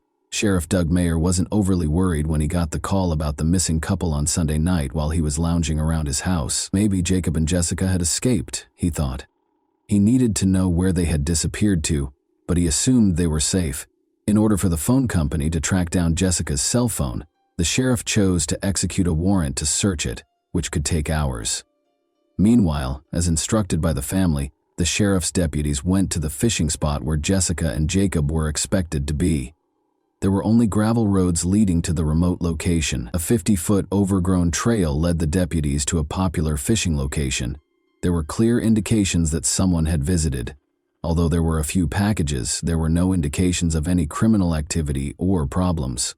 Although the campfire had been extinguished, the area was extremely clean. Jacob had left his pickup truck behind. The sheriff had trusted his instincts about the young couple thus far. He didn't initially think that something negative had occurred. He did believe that they had most likely traveled somewhere voluntarily. Ultimately, Jessica's cell phone carrier provided the records to the sheriff's deputies. Attempting to track the phone and determine which tower it was closest to was a great way to locate them. They discovered that a tower in the campground area was the source of the signal. That was the implication. Jessica was somewhere close to where she and Jacob had gone fishing, and her phone was still on. The sheriff was not prepared for it at all. If Jessica and Jacob are still alive, why aren't they returning their calls if the couple had just fled? The news that Jessica and Jacob were missing spread swiftly throughout Norris City, raising concerns among the locals as investigators started to worry that the two were stranded somewhere, gravely hurt, or worse. When the sheriff's office discovered that Jessica's cell phone was still in the area where the couple had gone night fishing, they became concerned that something horrible had happened. At dawn the following day, officers from the White County Sheriff's Office returned to the fishing site with a platoon of volunteers and neighboring law enforcement agencies. The search party set out to look for any sign of Jacob and Jessica, and their families also joined in the search, but after 3 hours of searching, they found nothing. Jessica, Jacob, and the pickup truck were nowhere to be seen. The pickup had to be there, though, even if something were to happen to Jacob and Jessica. However, what if they abandoned the phones and fled? They would eventually leave an electronic trail if they did flee together. While the bank statements showed nothing noteworthy, the police checked their bank cards to see if there had been any payments. However, one clue was found in Jessica's phone records. Investigators were able to identify the number's owner after Jessica reportedly had another phone conversation shortly after the midnight call from her mother, which occurred at around 12:30 a.m. on Sunday night. Jessica was conversing with Ron Woodison, a young man. The police knew that name because Ron had previously run afoul of the law. This in and of itself raised suspicions that he might have been involved, so they decided to speak with Ron and find out the specifics of that conversation. When he met with the sheriff's deputies, they asked him to describe the last time he had spoken to Jessica. Eventually, he acknowledged that he had called her in the middle of the night. He mentioned that he had attended the party and that some other people had also been present. Ron stated that he had attempted to invite Jessica to the party by calling her. Ron was just informed by Jessica that she was occupied with fishing. He had been told not to call Jessica by Jacob when he reached for the phone, and Ron claims that they had a rather heated exchange. Jacob was mostly to blame. The fact that Ron had called his girlfriend really annoyed him. Jacob was quite irritated by his call. The other partygoers' names were noted by the sheriff's deputies, who also verified Ron's alibi and essentially attested to the fact that he remained there following that phone call. As the weary search team members were ready to head home at the end of the day without discovering anything, one of Jacob's friends, using his ATV, discovered a pickup truck in the woods. Jacob and Jessica were fishing 2 miles away from the pickup, which was parked in the woods behind an old deserted farmhouse. Jacob had the pickup. It was obvious that a horrible event had occurred. A woman's body was in the back of the truck. Her head had been shot twice. Her condition was another reason to be concerned. She had some clothes on. Investigators were immediately convinced that there had been more than a murder when they discovered some of her clothing on the ground near the car.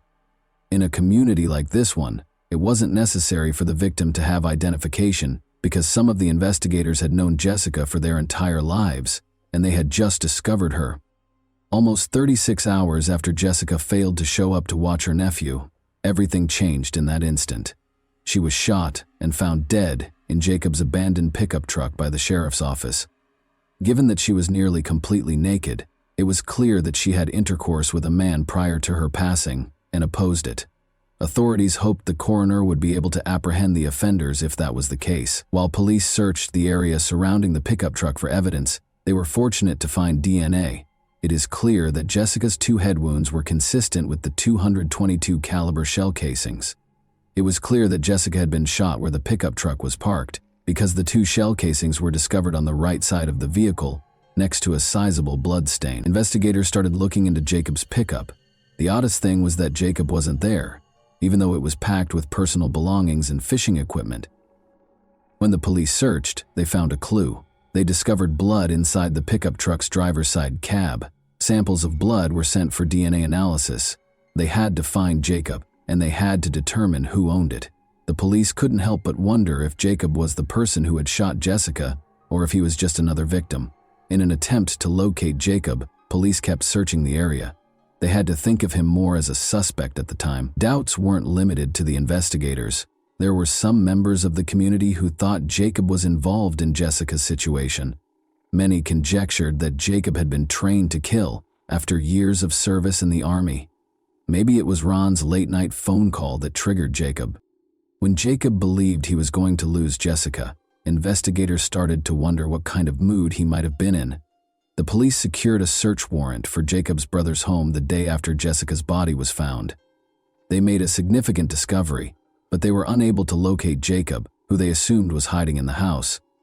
One of the firearms was absent from his collection, which investigators discovered. The brother of Jeremy Jacob clarified that there was no reason to be alarmed. All his brother was doing was getting ready for a fishing trip. It was nothing out of the ordinary. When investigators learned that the missing firearm was a .22 caliber, which matched the shell casings discovered at the crime scene, they became concerned. Jacob's family, however, thought he had nothing to do with the crime. They had no doubt that if Jessica had been in danger, Jacob would have given his life to save her. The hunt for Jacob Wheeler became a massive operation as the week went on. Search teams were assembled by police officers from multiple counties, and every effort was made to locate him. The search was conducted using canine services, and an aircraft was launched for surveillance. A $2,000 reward was offered by the White County Crime Suppression Unit for information that would result in Jacob's apprehension and arrest. There was some interest in the cash reward, and tips started coming in to the sheriff's office. Out of all the tips, one particularly noteworthy one claimed that Jacob had been spotted at a gas station. According to a worker at the gas station 12 miles from the scene of Jessica's death, he thought Jacob had purchased a pack of cigarettes. He was wearing a camouflage hooded sweatshirt on Sunday night, approximately 1 day after he and Jessica vanished. The gas station employee recalled that when the man took money out of his wallet, he also found an ID card inside, which he thought was in Jacob Wheeler's name. Because of this, Jacob was clearly the most likely suspect in Jessica's incident, and the likelihood that he was evading capture increased over time. The gas station where Jacob was allegedly spotted was visited by investigators. They noticed a suspicious man in the surveillance footage. He avoided looking at the camera and wore a hooded sweatshirt that covered his face. Although it was suspicious and the night was too hot for a warm jacket, it was difficult to confirm that it was Jacob. The man hurried off to buy cigarettes. The man's face was not visible in the gas station's surveillance footage, but a second camera outside captured him boarding a female driver's vehicle. One of the sheriff's deputies recognized the woman, and they drove right to her home. While speaking with investigators, they noticed that the vehicle seen on the gas station's CCTV footage was parked close to the residence. Although the woman acknowledged that she had driven the man to the gas station, she denied that it was Jacob Wheeler. It was her boyfriend, she claimed. They were extremely disappointed when they first saw her boyfriend. It was someone who resembled Jacob Wheeler, but it wasn't him. In the video, the unidentified man is a dead end. Jacob was still the center of the police's attention. The detectives suspected that his brother Jeremy was hiding him and were certain he was still alive. His brother and father were certain that Jacob couldn't have killed Jessica, so they searched his house at night in an attempt to catch him off guard. But even after a second search, they couldn't find any evidence that he was home. Wheeler wanted his son's name cleared.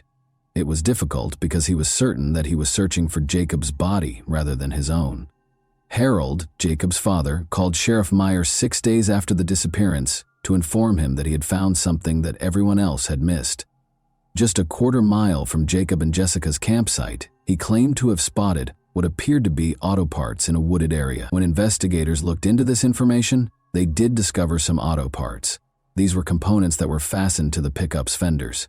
It was definitely not Jacob Wheeler's pickup truck, but there was damage to the trees in the area where they found these parts, indicating that someone had driven the pickup into the woods and between the trees, damaging the vehicle. The investigators had no other leads and were unsure if the find was related to the crime, but it was unquestionably of interest. There was a serial number on one of the parts. The police were able to identify the exact type of pickup truck by looking it up online. Once more, locating this truck in a small city cannot be difficult. A man who drives a car like this was known to one of the sheriff's deputies. It was White County native Danny Costin, a 36-year-old electrician. Could he have been a part of such a violent crime, though? Danny was never one to cause trouble. His criminal history was clean. He lived in White County and was easily located. Investigators made the decision to speak with Danny at his place of employment. In the parking lot was his pickup truck. The parts discovered in the woods matched the truck's extensive damage. Sheriff Meyer questioned Danny while the investigator examined the pickup truck. He inquired about his pickup truck's damage. Danny clarified that he had attempted to fish on the small Wabash River but struggled to get the boat started due to his extreme drunkenness. He remembered the date, but not much else about the evening. It was around 1 in the morning on the night that Jacob and Jessica went fishing, and he reported that during his entire stay in that section of the river, he never saw anyone else. In the meantime, researchers made a significant finding. In the rear of Danny's pickup truck, they discovered a significant amount of blood. When they told him about it, he appeared taken aback. The sheriff advised Danny that this would be a good time to tell him anything he wanted to. Analysis revealed that the blood in the back of Danny's pickup truck was human blood, despite Danny's claim that he witnessed Jacob shoot Jessica twice while he was in the woods that evening. Danny was taken to the police station and subjected to additional interrogation by investigators. He claimed to be intoxicated. He saw Jacob and Jessica when he descended to the small Wabash River. He was alone with Jessica because Jacob had gone into the woods. According to Danny, Jessica allegedly began approaching him on her own. He claimed that he and Jessica drove off in his truck and parked behind an old deserted farmhouse 2 miles away. They allegedly made intimate consenting contact. Then, as Danny said, Jacob discovered them in the dark. After he and Jessica got into a fight, Jacob shot Jessica. Danny claims that he was afraid when he saw Jacob approaching and managed to grab him, which led to a struggle between them. The gun went off somehow, wounding Jacob. According to Danny, the shot was unintentional. Panic set in. He loaded Jacob into his pickup truck. He concealed the body where no one could find it because he was worried that no one would believe him when he claimed it was self-defense. Danny gave a detailed account of where he had left Jacob's body. Danny's story was disbelieved by the police. Jessica didn't seem likely to do that. Although Danny's account of Jessica accompanying him and Jacob unexpectedly appearing didn't make much sense, they now knew that Danny had shot Jacob, proving that Jacob's family was correct all along. Danny Costin was taken to jail after being arrested. The investigators then proceeded to the location where Danny claimed to have left Jacob's body. They had to venture a bit farther into the woods because it was a dirt road. They searched for 6 days before locating Jacob, who had been shot in the head. The evidence they discovered did not support Danny Costin's account of what transpired that evening. The driver's seat and the door of Jacob's pickup were covered in blood, and it was Jacob's blood. Danny's story simply didn't fit it. He claimed that after Jacob killed Jessica, they got into a fight in the woods, and Jacob was accidentally shot and killed. According to what Danny had previously said, he loaded the body into the back of his own pickup truck and drove it to a faraway place. So where did Jacob's pickup truck's interior contain blood? After being reinterrogated, Danny Costin agreed to tell the truth after being made aware of discrepancies in his testimony. He claims that the woods were too dense when he attempted to drive his truck to the water that evening in order to launch the boat. He was also inebriated. He attempted to enlist the aid of Jacob and Jessica. When Jacob realized he was intoxicated, he advised against it. Then Danny requested assistance from the couple to get home. Jacob concurred. Danny climbed into the back of Jacob's pickup truck after he and Jessica got inside. For some reason, he chose to use his .22 caliber pistol. He got out of the truck's back and left. Through the downed window, the driver shot Jacob in the head. Everything took place in front of Jessica. She began to scream out of terror. Then he pulled Jacob out of the truck, Danny said. He swore under interrogation that he had no idea why he killed Jacob or what he was doing. Danny was then informed by Jessica that she would stop at nothing to prevent him from killing her. Danny Costin was questioned by the sheriff about whether Jessica had promised to have sex with him in return for his allowing her to live. Costin answered, "She promised to follow my instructions." He went to a remote location. He basically took Jessica's attempt to protect herself as an invitation to have a personal relationship with him. He did it in Jacob's pickup truck's back. Then he pulled out a gun and shot Jessica, even though she begged for her life. "I don't know why I did it," Costin said. He threw both his and Jacob's guns out the window after loading Jessica's body into the back of Jacob's pickup truck and driving his own vehicle to Wayne County to conceal Jacob's body. Neither gun was ever found by the police. Danny Costin entered a not guilty plea when he appeared in court on September 4, 2012. An appeals court dismissed his attempt to retract his testimony, arguing that he was not informed of his rights prior to being questioned. Police had ample evidence to support Danny Costin's confession, and video recordings of the interrogation verified that Danny was informed of his rights. His DNA was found on Jessica's body, and his truck contained Jacob's blood. In January 2014, a jury convicted Danny Costin's girlfriend, Candace Brown, age 31, of lying to the police during the preliminary investigation. She gave Costin a fictitious alibi. On August 20, 2013, Danny Costin was found guilty, and Brown was sentenced to 60 days in jail, 30 months probation, 100 hours of community service, and a payment of various court costs and fines. He received a 53-year prison sentence. Judge Tom Foster felt that Costin should have received a more severe sentence, but he acknowledged that he was constrained by the state and defense's agreement. According to the court, "You killed these two individuals. There is no pardon or justification for that, not in this world or any other." According to the judge, Costin consented to forgo a jury trial in return for fewer charges and a lighter sentence in the event of a conviction. Harold Wheeler, Jacob's father, stated that he never thought his son, who was named by law enforcement as a person of interest in Jessica Evans' death, was capable of committing such a crime. Foster claimed that the court only accepted the agreement because the victims' families had agreed to it following the hearing. "I was certain that he would never act in this manner. On Sunday, I began searching for him and I never gave up." He claimed that Costin was an acquaintance who lived approximately a quarter-mile away from the Wheeler home and that it was surprising that he was arrested for the killings. "I've had a beer with him while we were sitting at his campsite." Harold Wheeler, clearly in pain, remarked of Costin, "He's been in my house." And that wraps up today's chilling story. If you enjoyed this video, don't forget to like and subscribe so you never miss a new upload. Also, let me know in the comments what part of this story shocked you the most. Thank you for watching, and I'll see you in the next video.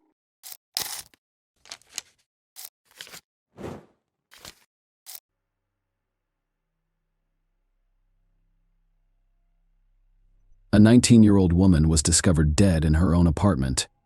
Investigators quickly discovered several disturbing facts, but they were unable to solve the case for several years before revealing the truth. Everyone was shocked and outraged by the unexpected outcome. Nona Dismayed was born December 26, 1985, in Russellville, Arkansas. She grew up in a large family with 4 brothers and 1 sister. When Nona was 10 years old, her father died. This event was a tragedy for the entire family, but they were about to receive an even more devastating shock. Later, the young woman told her mother that her father had repeatedly subjected her to violence. She was afraid to speak up while he was still alive, and her confession shocked her mother. Even after such a tragic experience, the woman had no idea what her husband was capable of. Nona found the strength to move on and eventually decided to assist other young women who had been victims of similar crimes. She joined a volunteer organization to help children in need during her school years. Nona started dating a guy named Kevin Jones. The young woman also competed in beauty contests and achieved significant success. Nona won several local contests, qualifying her to compete for the title of Miss Arkansas. In addition, the young woman was an active member of the local church and sang in the choir. When Nona was 19, she and her boyfriend enrolled in Arkansas, which launched an attack on a university in their hometown. The young woman decided to rent her own apartment because she wanted to start her own life. After her first year, her boyfriend changed his major and transferred to another university, which was an hour and a half away from their home. By then, the couple had been dating for about 5 years, and this was their first time living in different cities. Kevin returned home for the Christmas holiday. He stopped by Nona's apartment before driving to his parents' house, which was about 16 kilometers away from the city. The following day, they both had plans. Nona had to take her final 2 exams while also meeting with a young woman from the volunteer organization. Kevin planned to take his mother, a librarian, to a school event on December 15th, around 9 a.m. Nona messaged Kevin, wishing him a good day. He was expecting Nona to call him after her exams and tell him how they went, but she wasn't returning his calls or messages, so he became concerned around 6 p.m. While attending a school event with his mother, Kevin couldn't help but wonder why Nona hadn't answered her phone all day. Kevin eventually decided to call his friend, who worked as a pizza deliveryman in the neighborhood where Nona's apartment complex was located. Kevin asked him to come by and see if everything was fine. His friend arrived quickly and noticed that Nona's car was parked in the parking lot, and the lights in her apartment were turned on, but no one was answering the door. He told Kevin about it, and Kevin told his mother that he was worried about his girlfriend and wanted to go to her apartment to make sure everything was fine. The woman agreed, and they headed to the apartment complex together. Kevin's friend was waiting for them there, and the 3 of them began knocking on the door, but there was no response. Kevin had a key, but he left it at home that day because he had no intention of stopping by. A few minutes later, Kevin and his friend attempted to open the front door because they suspected something bad had happened to Nona, but they were unable to do so. Kevin then remembered that there were sliding glass doors in the back of the apartment. When he approached them, he immediately noticed something strange. Nona was concerned about her own safety, so she installed a special removable grill on the back glass door whenever she was alone at home. They are primarily used against burglars. They are simple to install and remove from within the home, but extremely difficult to do from the outside. But this time, there was no grill, and the doors were unlocked. When they entered the apartment, they noticed blood on the blinds and discovered a shocking sight in the bedroom. Nona was lying face down in a pool of blood, wearing only socks. Kevin rushed over to her and attempted to lift her, only to realize she was dead. Meanwhile, his mother contacted police investigators, who arrived at the apartment and began investigating the crime scene. They immediately suspected that the victim had been struck on the head several times with a table lamp found on the floor. Investigators discovered a bloody fingerprint on the table lamp, possibly left by the killer next to the victim's body. They also found an empty condom wrapper on the bedside table and no signs of forced entry. Medical examiners confirmed that the table lamp was used as a weapon, with the metal base matching. Experts suggest that the perpetrator may have used a condom found in the apartment, making it difficult to determine the presence of sexual violence. However, the crime scene was not thoroughly examined, with investigators failing to collect blood samples from the blinds on the back door or search for shoe prints in the apartment, which could have been used. When he entered the apartment and ran to her, he tried to lift her up, and upon realizing that she was dead, he hugged and held her. The police found this behavior strange and suspected that Kevin had done it deliberately by hugging the victim and getting covered in her blood he may have destroyed.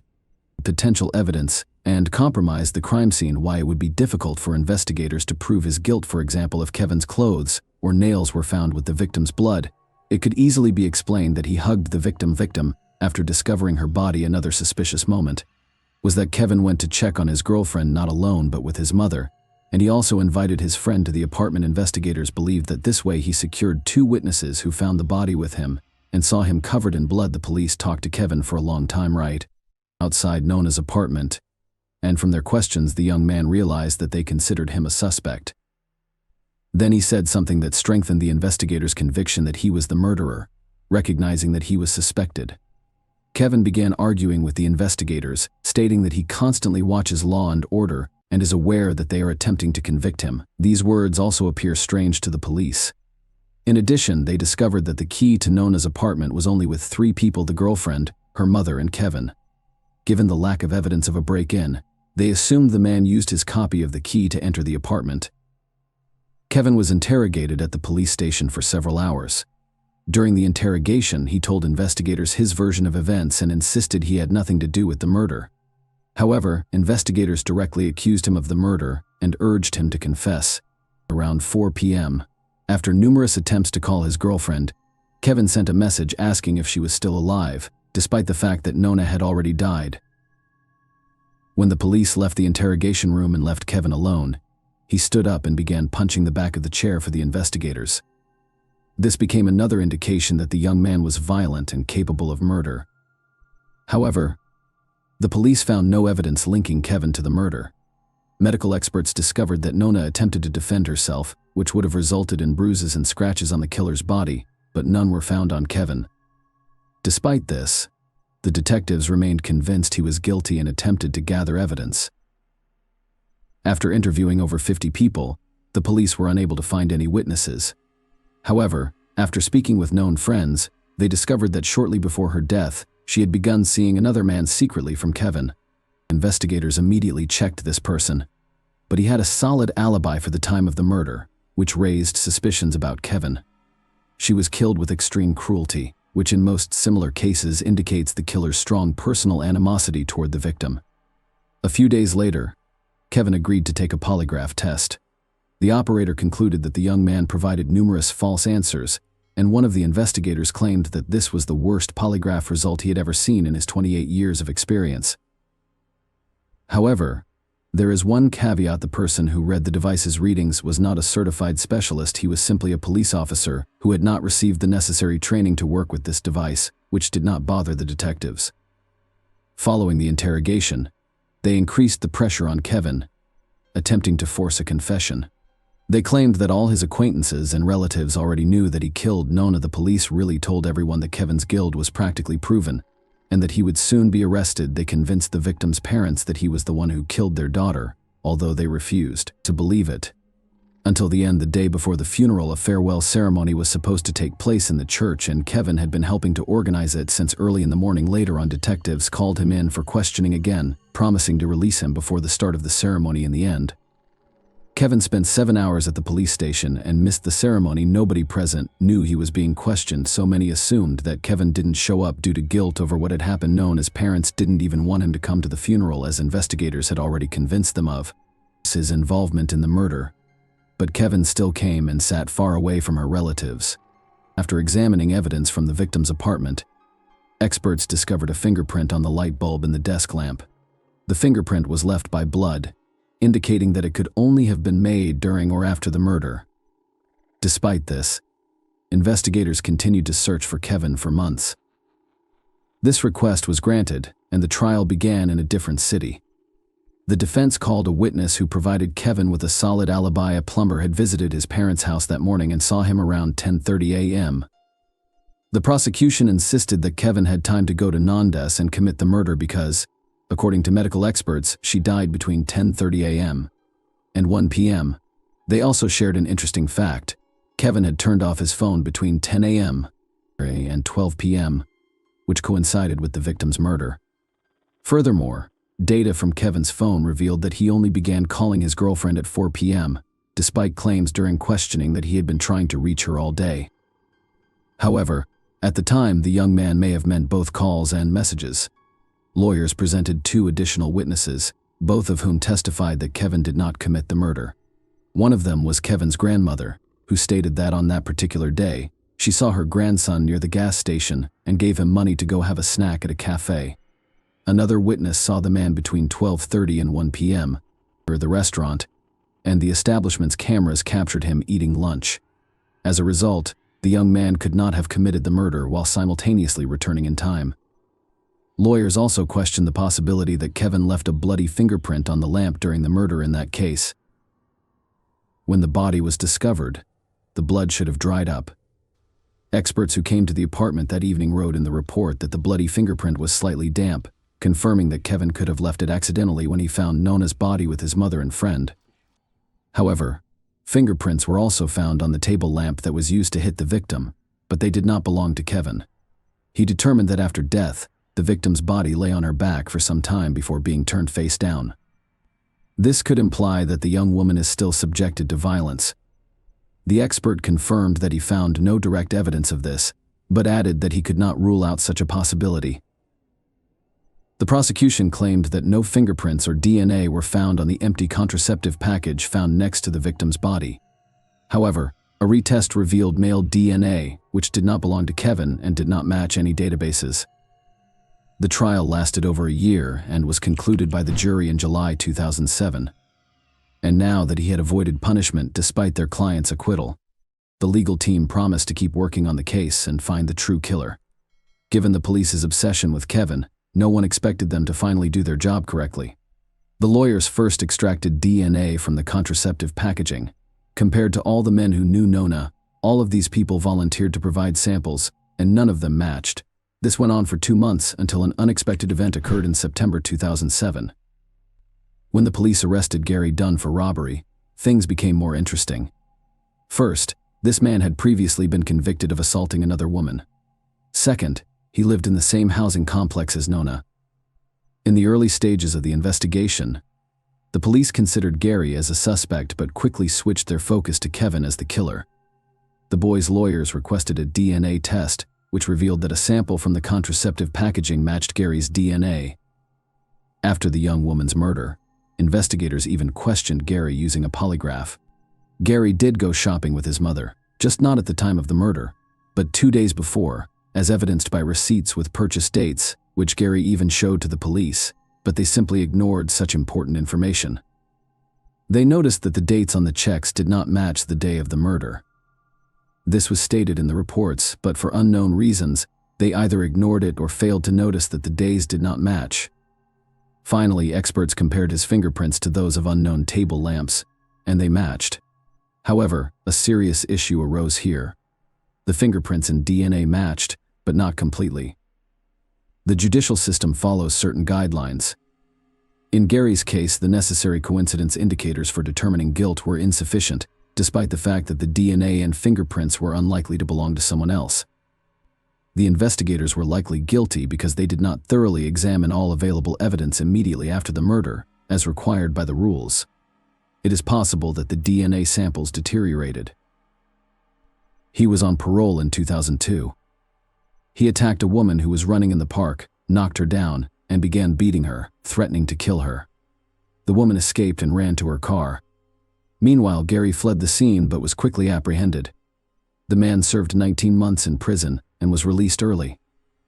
Interestingly, his DNA sample was not included in the database. Gary's trial began in April 2010, and there were plenty of surprises in store for everyone. His own wife testified against him, claiming he was an aggressive and dangerous man. Gary frequently raised his hand against her, and the woman was terrified for her life, so she was afraid to leave him. But the most intriguing detail was that, a few weeks before the victim's death, she noticed her husband spying on Nona through her apartment window. Based on this, the prosecution assumed that the man planned the attack because of his criminal history. Gary had a history of violence, and he may have been keeping a close eye on Nona because she lived only a few meters away. On December 15th, he decided to act. He allegedly knocked on her apartment door and entered under false pretenses, grabbing the table lamp and striking her several times before assaulting and killing her. Because Gary used contraception, medical experts were unable to definitively state whether the victim had been sexually assaulted, but all evidence pointed to it. Gary's lawyers denied his involvement, but he had no real alibi, so they concentrated on blaming Kevin, according to the lawyers. Kevin discovered that the young woman was cheating on him and killed her. Kevin had to testify in court and listen as they attempted to portray him as the true criminal. The prosecution was unable to use Gary's fingerprints or DNA as evidence, resulting in a mistrial. A new trial was soon held, with a key difference being testimony from a woman who Gary nearly killed in 2002. The woman described how the man attacked her and how she barely escaped. Despite this, the second trial was declared a mistrial. First, he tried to kidnap a woman from a church parking lot, but she fought him back. A few hours later, Gary stripped in front of another woman in a mall parking lot and was quickly arrested. Given his criminal record, and the fact that he is practically known as killer, the court decided to sentence him to the maximum term. Gary was sentenced to 15 years in prison for 2 incidents and is still serving his sentence. Despite his right to petition for early release, authorities are unlikely to grant him such an opportunity.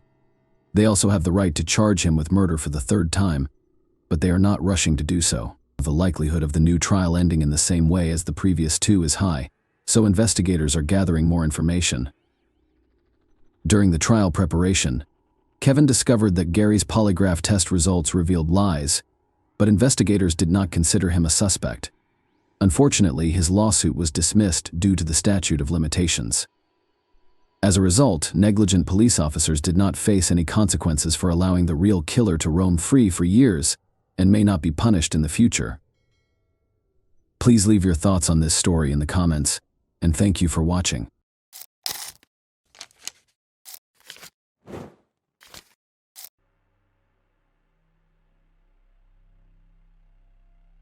The tragic story of Laci Peterson, a young schoolteacher, not only shocked the public with its unimaginable cruelty and inhumanity, but it also set the stage for the passage of the Laci and Connor Act. Connor was the name of her unborn son, who died alongside his mother, and the law was intended to protect children from violence before birth and punish those who endanger their lives and health. The case is far from unique, but the fact that a pregnant woman was abused by someone close to her, who was supposed to protect and care for her, is shocking and puzzling. Several television documentaries have been produced about the case. Despite circumstantial and controversial evidence, no one questioned the defendant's guilt. And he, in all of his appearances, demonstrated that he is not sorry or repentant for what he did. This is one of those stories that gives you chills all over. But let's try to figure out how the guy who was considered a model family man decided to commit such an atrocity. Who was Laci Peterson? Laci Denise Peterson, maiden name Rocha, was born in May 1975 in Modesto, a small town in the central part of California. Dennis Rocha and Sharon Anderson had known each other since high school, and their teenage romance resulted in marriage and the birth of 2 children, Brandon, the eldest, and Laci, the daughter. Curiously, the mother named her daughter after a local beauty queen that she admired. The family owned their own farm, so the children learned to work in the fields and care for animals from a young age. The girl was extremely close to her mother. They worked together to create a beautiful garden filled with flowers and fruit trees. Then Laci considered connecting her future life to this occupation and pursuing a specialized profession. When the kids were still small, the family faced a crisis, and no matter how hard the spouse tried, they were unable to save the marriage and soon divorced. By mutual agreement, the children continued to live with their mother in their hometown. 2 years later, Sharon remarried. Her chosen one was a childhood friend named Ron Grant Ski. Ron treated his wife's children as his own, and in fact replaced their birth father, who was uninterested in the heirs' lives following the divorce. The girl even started calling him Daddy. A few years later, the couple had a daughter named Emily Lacey, who grew up to be a kind, sociable, and open girl. She always had a large group of friends. She did well in school and was a member of the cheerleading team. After graduating from high school, the dark-haired beauty passed her exams and was accepted into the prestigious California State University. She decided to pursue her childhood dream of becoming a landscape designer. Lacey has always been a creative person who enjoys drawing, so she found her chosen profession, which is Scott Peterson. Scott Lee Peterson is also a California native, but he was born on October 24, 1972, in the large metropolis of San Diego, in the southwest of the state, to Jacqueline Helen Latham and Arthur Lee Peterson. The boy grew up in a fairly well-to-do family, and from a young age, he knew nothing to refuse. His father owned a business that produced packaging materials, and his mother ran a designer clothing store. By the way, her boutique was located in Hollywood. Among the regular customers were several celebrities. Scott's difficult personality began to emerge in childhood. He enjoyed being the center of attention, did not tolerate bans or refusals, and was described as a spoiled, capricious, and even arrogant child in school. The boy began playing golf at a young age and considered pursuing a professional career in the sport. He was friends with Philip Mickelson, also known as Lefty, the future professional golfer who was ranked second in the world in 2012. As a teenager, Scott was one of San Diego's best athletes. Following graduation, the young man enrolled in one of Arizona's universities, where a promising athlete paid for half of his education. However, Peterson was unable to receive a diploma because he was expelled for inappropriate behavior following a raucous potluck, already consuming strong alcohol in the presence of other students. After months of deliberation and searching for a suitable location, the young man applied to the University of California, where he initially intended to study economics but later changed his mind and transferred to the Faculty of Agriculture. By the way, Scott took the educational process very seriously and responsibly this time, becoming an exemplary student, because his parents threatened to leave him without a job if he was expelled again. Scott and Lacey, a love story. Young people met while studying at university. Scott began working part-time in one of the local coffee shops, where he also worked as a waitress alongside a former classmate and close friend of Lacey. Lacey frequently stopped by to eat and see her friend, and when she noticed the handsome young man, Scott noticed the smiling petite brunette and began to give her his full attention. One day, Lacey went to the coffee shop but didn't see her friend. She decided to ask Scott what was wrong. They quickly started talking. However, because Scott had to work, Lacey wrote her phone number on a napkin so they could contact each other later. Scott called her back that evening, and Lacey was thrilled. After speaking with him, he informed her mother that she had contacted her future husband. A few days later, he asked his new acquaintance out on a first date, and Lacey readily agreed. It's worth noting that Peterson had another passion besides golf, fishing, so he invited Lacey to go deep-sea fishing in an open body of water. She accepted the offer, but she became seasick on the boat, forcing the couple to quickly return to shore and family life. Nonetheless, after that not-so-great first date, the couple began to meet, and a few years later, they decided to move in together. Scott had finally abandoned his dreams of a professional sports career and decided to start his own small business. In the summer of 1997, he used the startup capital to help his parents. After Lacey received her diploma, the couple held a traditional wedding with a white dress veil and vows at the altar. They only invited family and close friends to the celebration. And as a venue, they chose the popular Sycamore Mineral Springs Resort, which is located on the ocean in Western California. Following their wedding, the couple moved to San Luis Obispo, a small resort town between Los Angeles and San Francisco. They decided to open their own sports bar, but the idea was doomed from the beginning. There were rumors that Scott's parents once again assisted with the execution of the business plan. However, they later denied it, claiming that their son was a poor businessman who they discovered while he was still attending university. Anyway, the couple's business was not very successful. They initially had constant problems, first with the institution itself. then with the management. But they eventually managed to spin the number of visitors up over time, and by 2000, when the Petersons decided to sell the institution, it was already a well-known and popular destination. The couple decided to settle in Lacey, their hometown, and start a family. They bought a small, cozy house in a good neighborhood, a car, and a dog. And about a year later, the young woman told her husband the happy news that they would soon be parents. Lacey had already decided to change her career path and accepted a position as an art teacher at a local school. Her husband was having difficulty finding work and was forced to accept a position with a fertilizer and organic fertilizer company. Lacey tried to be the perfect wife in order to bring comfort and peace into her and her husband's new home. She kept everything in perfect order, loved cooking, entertaining guests, and had a lovely flower garden on the lawn.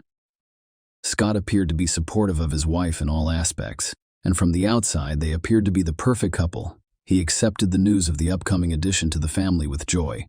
When the couple discovered they would have a boy, they actively began to choose a name for him.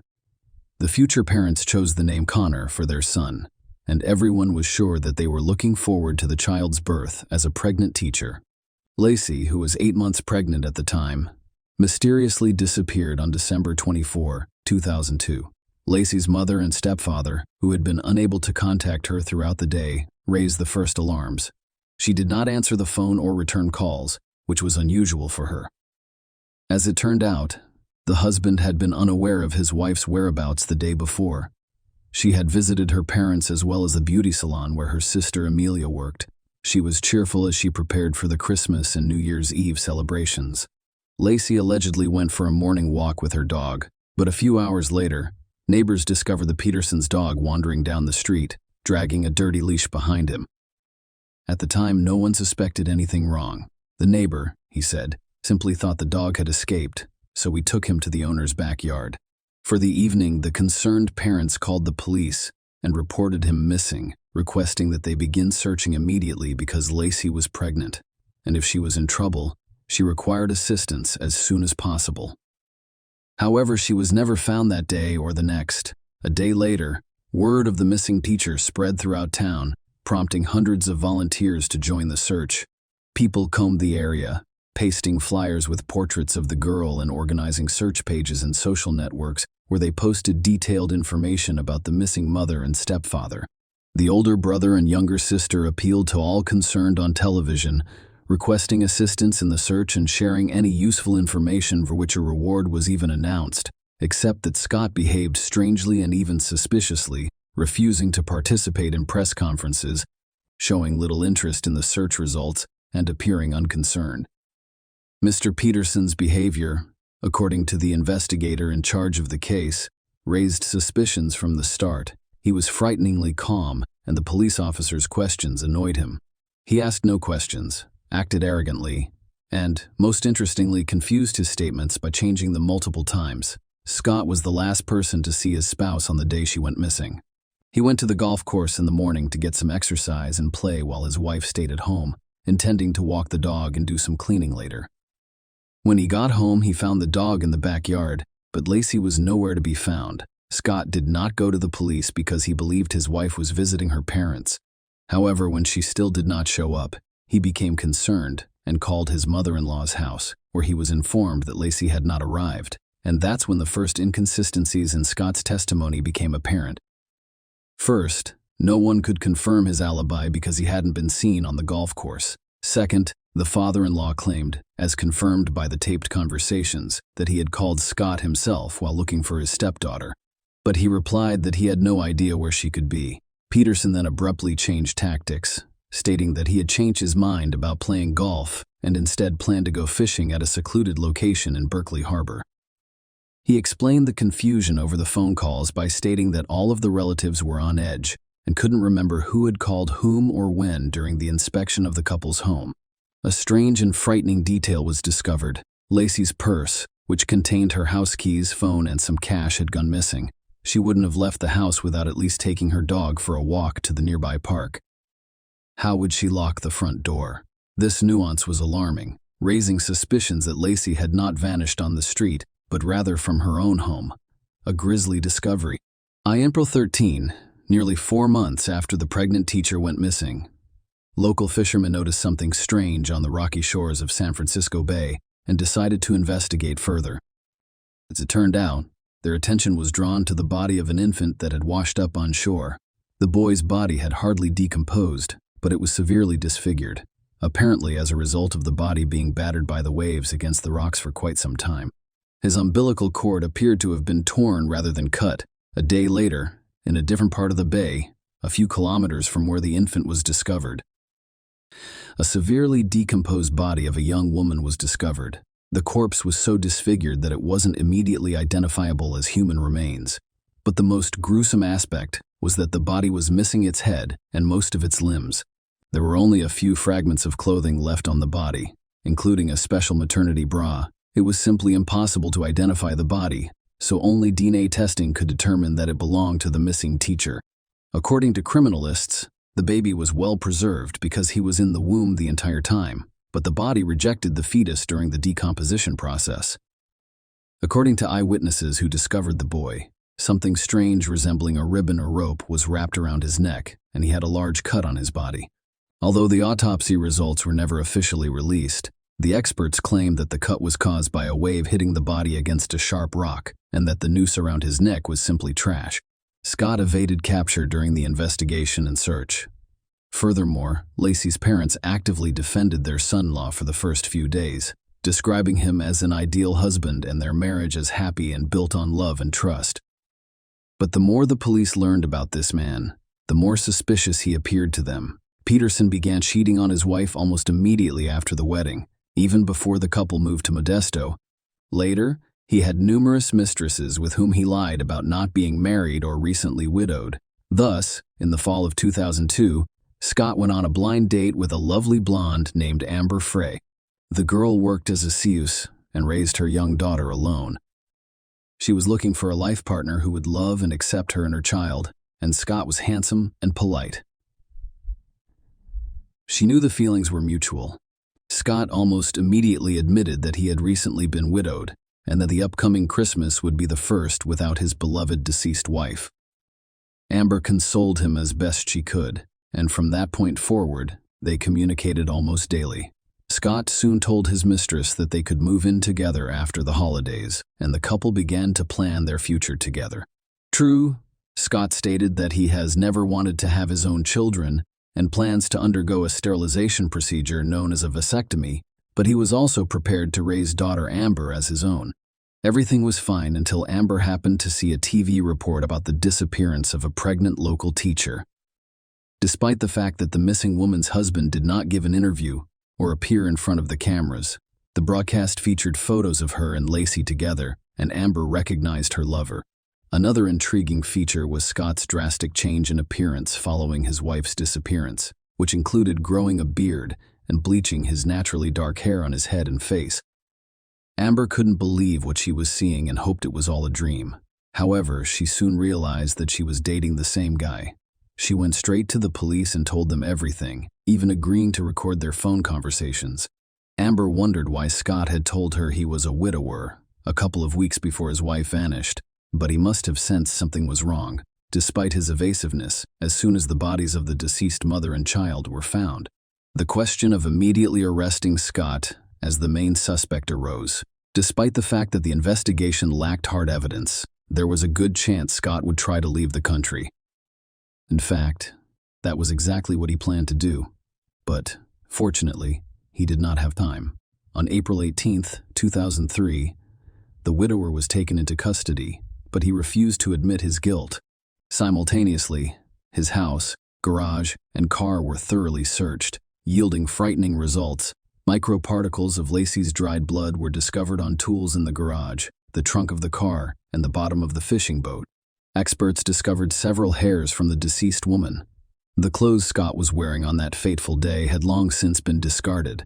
The house had undergone several general cleanings with the assistance of cleaning services, and the building itself had already been listed for sale. But the most difficult aspect of the investigation was the inability to determine the exact date of Lacey's death, which made it impossible to verify the suspect's alibi. Traces of cement were discovered in the garage, trunk, and Peterson's boat, further complicating the investigation. The material was thought to be the foundation for a homemade anchor, with which he intended to dispose of the body so that it would never be discovered. However, there was no direct evidence against Scott. He was found guilty of 2 counts of first and second-degree murder.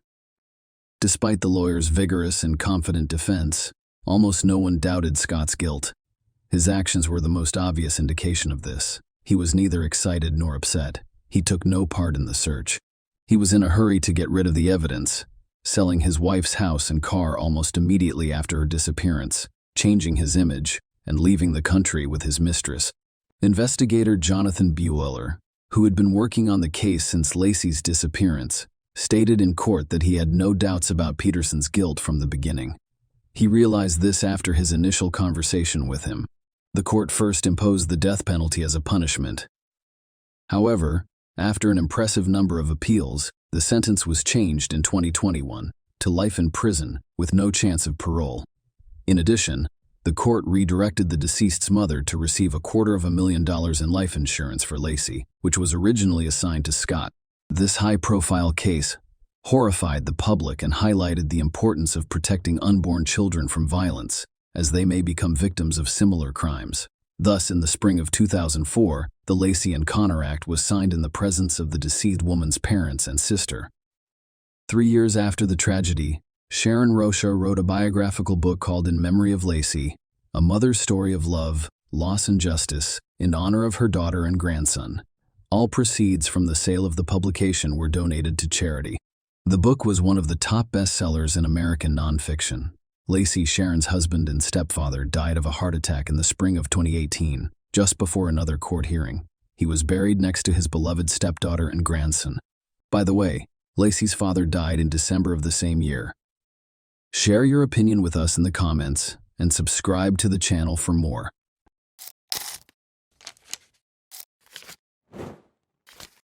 Hey guys, welcome to my channel, and today we're going to take a look at another horrible case with you. This was a mass killer confessing his darkest intentions, but the real horror was the cold, calculated execution of his crime, captured in real time. On June 5, 2014, Ybarra brutally entered the Seattle Pacific University lobby and took his first victim. He had planned a massacre, but that was not what happened. During one of Seattle's worst crises, a single small mistake set off a series of events that would change everything. There were a number of horrifying facts that were just waiting to be revealed. June 5, 2014, started out like any other day until, shortly before 3 p.m., a string of calls from the same location flooded the Seattle Police Department's helplines. The city would be thrown into an unimaginable crisis and chaos in a matter of minutes. A nightmare started when a man carrying a gun entered SPU. With each call, more terrifying information surfaced. The description initially appeared ambiguous and unremarkable, but the details were beginning to come together. He wasn't an aspiring pupil. His purpose for being on campus that day was darker. But why was he there, and who was he? They would soon find out more about his nefarious schemes. The white pickup van he was driving was seen parked on the street close to the Seattle Pacific University campus in Washington. This man, whoever he was, had no intention of going away quietly. And just as police closed in, something far worse was about to happen. Paul Lee, a 22-year-old random student, was struck by the first bullet. The question was no longer who he was. The van belonged to 26-year-old Aaron Ybarra. Now the only question was, how far would he go? A massacre was in the making, and the police seemed like they might be too late to stop it. Officers moved in, sirens heightening the tension across the campus, but no one knew what they were truly walking into, or how the standoff would unfold. Even before the police arrived, the action had already taken place, captured on camera as it all played out in real time. The man, whose identity was now confirmed to be Aaron Ybarra, could be seen walking into the hallway calmly, as if he belonged there. The CCTV captured everything, every step, every glance, but no one knew what was coming next. There, sitting innocently at the desk, was 22-year-old Tristan Ruth, unaware his life was about to hang in the balance. The man leaned in close and threatened him. "Don't move, or there will be consequences." But it wasn't just Tristan in the building, unaware of the danger. Sarah Williams, 22, had just reached the bottom when Ybarra turned and shot without thinking. Sarah was shot at close range in the chest. Tristan saw his opportunity then, and he took desperate action. The gunman would not be as fortunate, though, as his next move would be the demise of his entire scheme. Aaron's statements were obviously more than just threats. He was shooting people, and he had a clear plan that was only a few seconds away from causing total mayhem. However, he then committed a critical error. A security guard caught the gunman as he stopped to reload his weapon. A 22-year-old student and security guard named John Mice came up behind the shooter. Everything suddenly changed in a split second. He wrestled the shooter to the ground, wrenched the gun out of his hands, and pepper-sprayed his eyes. Aaron, the shooter, was on the ground with his eyes burning, and Sarah, the injured girl, took the opportunity to step aside. John moved away with the weapon to keep it out of the shooter's reach, but when he returned, he'd find a surprise. Aaron had produced a knife from his pocket. Next, John would engage in a physical altercation with the pepper-sprayed Aaron to remove the weapon from his grip. He was going to have unexpected help. Suddenly, a second hero, Justin Sarah, kicked the weapon out of Aaron's reach, ensuring it would do no harm. What was seconds away from becoming a massacre was stopped in its tracks, thanks to their courage. But the tragedy was nowhere near an end, and what came next was going to expose the harsh reality that changed everything. By 3:29 p.m., paramedics and officers from the Seattle Police Department flooded the campus. Officers immediately apprehended Aaron after finding John Mice and Justin Sarah holding him down on the hall floor. One team of police officers took Aaron into custody, while the second took hold of his van. Paramedics treated several students for shock, while Paul Lee, Sarah Williams, and John Mice were all transported to Harborview Medical Center in Seattle. Paul was pronounced dead on arrival at the hospital. Sarah was taken to surgery right away because her condition was critical. Despite Thomas's critical condition, medical personnel managed to stabilize him, and he was admitted to the hospital. After receiving treatment for the cuts he sustained during his fight with Aaron, John was allowed to go. However, this was not the end of the story. They thought the worst was over when the police showed up to remove the gun. They were unaware that the shooter was hiding something much darker than anyone could have predicted. After being brought to the homicide and assault unit of the Seattle Police Department, Aaron was informed of his Miranda rights. Detectives Dana Duffy and James Cooper then brought him in for an interview. What secrets was he concealing, and what was his true motivation? The truth was finally going to be revealed in the interrogation room, where the answers were hidden. Aaron was still recuperating from the pepper spray, so detectives Cooper and Duffy took a while to begin the interview. They started by inquiring about his private life. Janice and Ambrose Ybarra welcomed Aaron into the world in July 1988. He grew up in Seattle's Mount Lake Terrace neighborhood with his younger brother Joel and older sister Brandy. From the start, Aaron's life was described as turbulent. Ambrose, his alcoholic father, was a frequent source of conflict for the family. Aaron discussed his psychological issues, including his severe OCD, as he became more at ease during the interrogation. As the investigators spoke with this profoundly disturbed individual, they discovered that his OCD was only the beginning of his psychological problems, which started when he was 13 years old. Innocent students were suffering on the SPU campus because of a sin that only existed in Aaron's troubled mind and about which they knew nothing. When Aaron was little, his family made the decision to rearrange the furniture in his bedroom. Aaron claims that he became fixated on the status quo and that this changed him. Aaron had realized that respect could be gained by using fear. The mass murderer Eric Harris served as his initial source of inspiration. But there was another reason why he preferred using guns to cause harm. Aaron loved firearms just as much as his father and brother did, and he even spent 8 years working at a Mount Lake Terrace gun range. He was a competitive shooter who was said to be extremely proficient with a firearm. Aaron was characterized as pleasant, shy, and humorous by some of the people who had met him at work. People were unaware, however, that the quiet young man was harboring demons. The theft of Aaron's firearms was the last straw.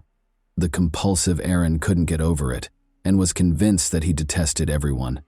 According to Aaron's delusions, the evil side was ready to take control. Perhaps the fatal outcomes could have been avoided if he had received therapy sooner, but that was not to be. Aaron had only begun therapy as a result of pressure from those close to him to get help. After quitting therapy, he brought his unsettling mission to SPU within a month. The next thing Aaron would say to investigators would make it impossible for it to be anything other than a premeditated crime, something he and his attorney would sincerely regret in court. Aaron's plans for July 5, 2014 were well defined. He aspired to end his life, just like one of his heroes did. It was supposed to be a declaration, but the students never took Aaron seriously and were unable to comprehend the full scope of what they had to deal with that day. He claimed that he was treated disrespectfully and that to be respected was to instill fear. Paul Lee, a 19-year-old student, was standing there. He took Aaron lightly, which was a fatal error. Aaron told the two detectives that he kept his plans a secret from everyone. Nevertheless, he documented everything in his journal and hoped that if he were killed in the shooting, others would comprehend his motivations. Aaron talked to Detective Duffy one-on-one during the interview, telling her that he had realized something was wrong with him, but that his hatred eventually got the better of him. Aaron appeared to have accepted his fate and realized that his actions would have a severe impact on his life and future by the end of the interrogation. As investigators got to work on their case against Aaron Ybarra, students began to return to campus life and resume their regular activities in the wake of the tragedy. Aaron had only managed to kill one person, but his goal was much more deadly: to cause widespread devastation. However, the prosecution was aware that the defense was preparing for a tough fight as they worked tirelessly to create a strong case. The real battle was only getting started. Aaron Ybarra was put on trial for his crimes on October 10, 2016.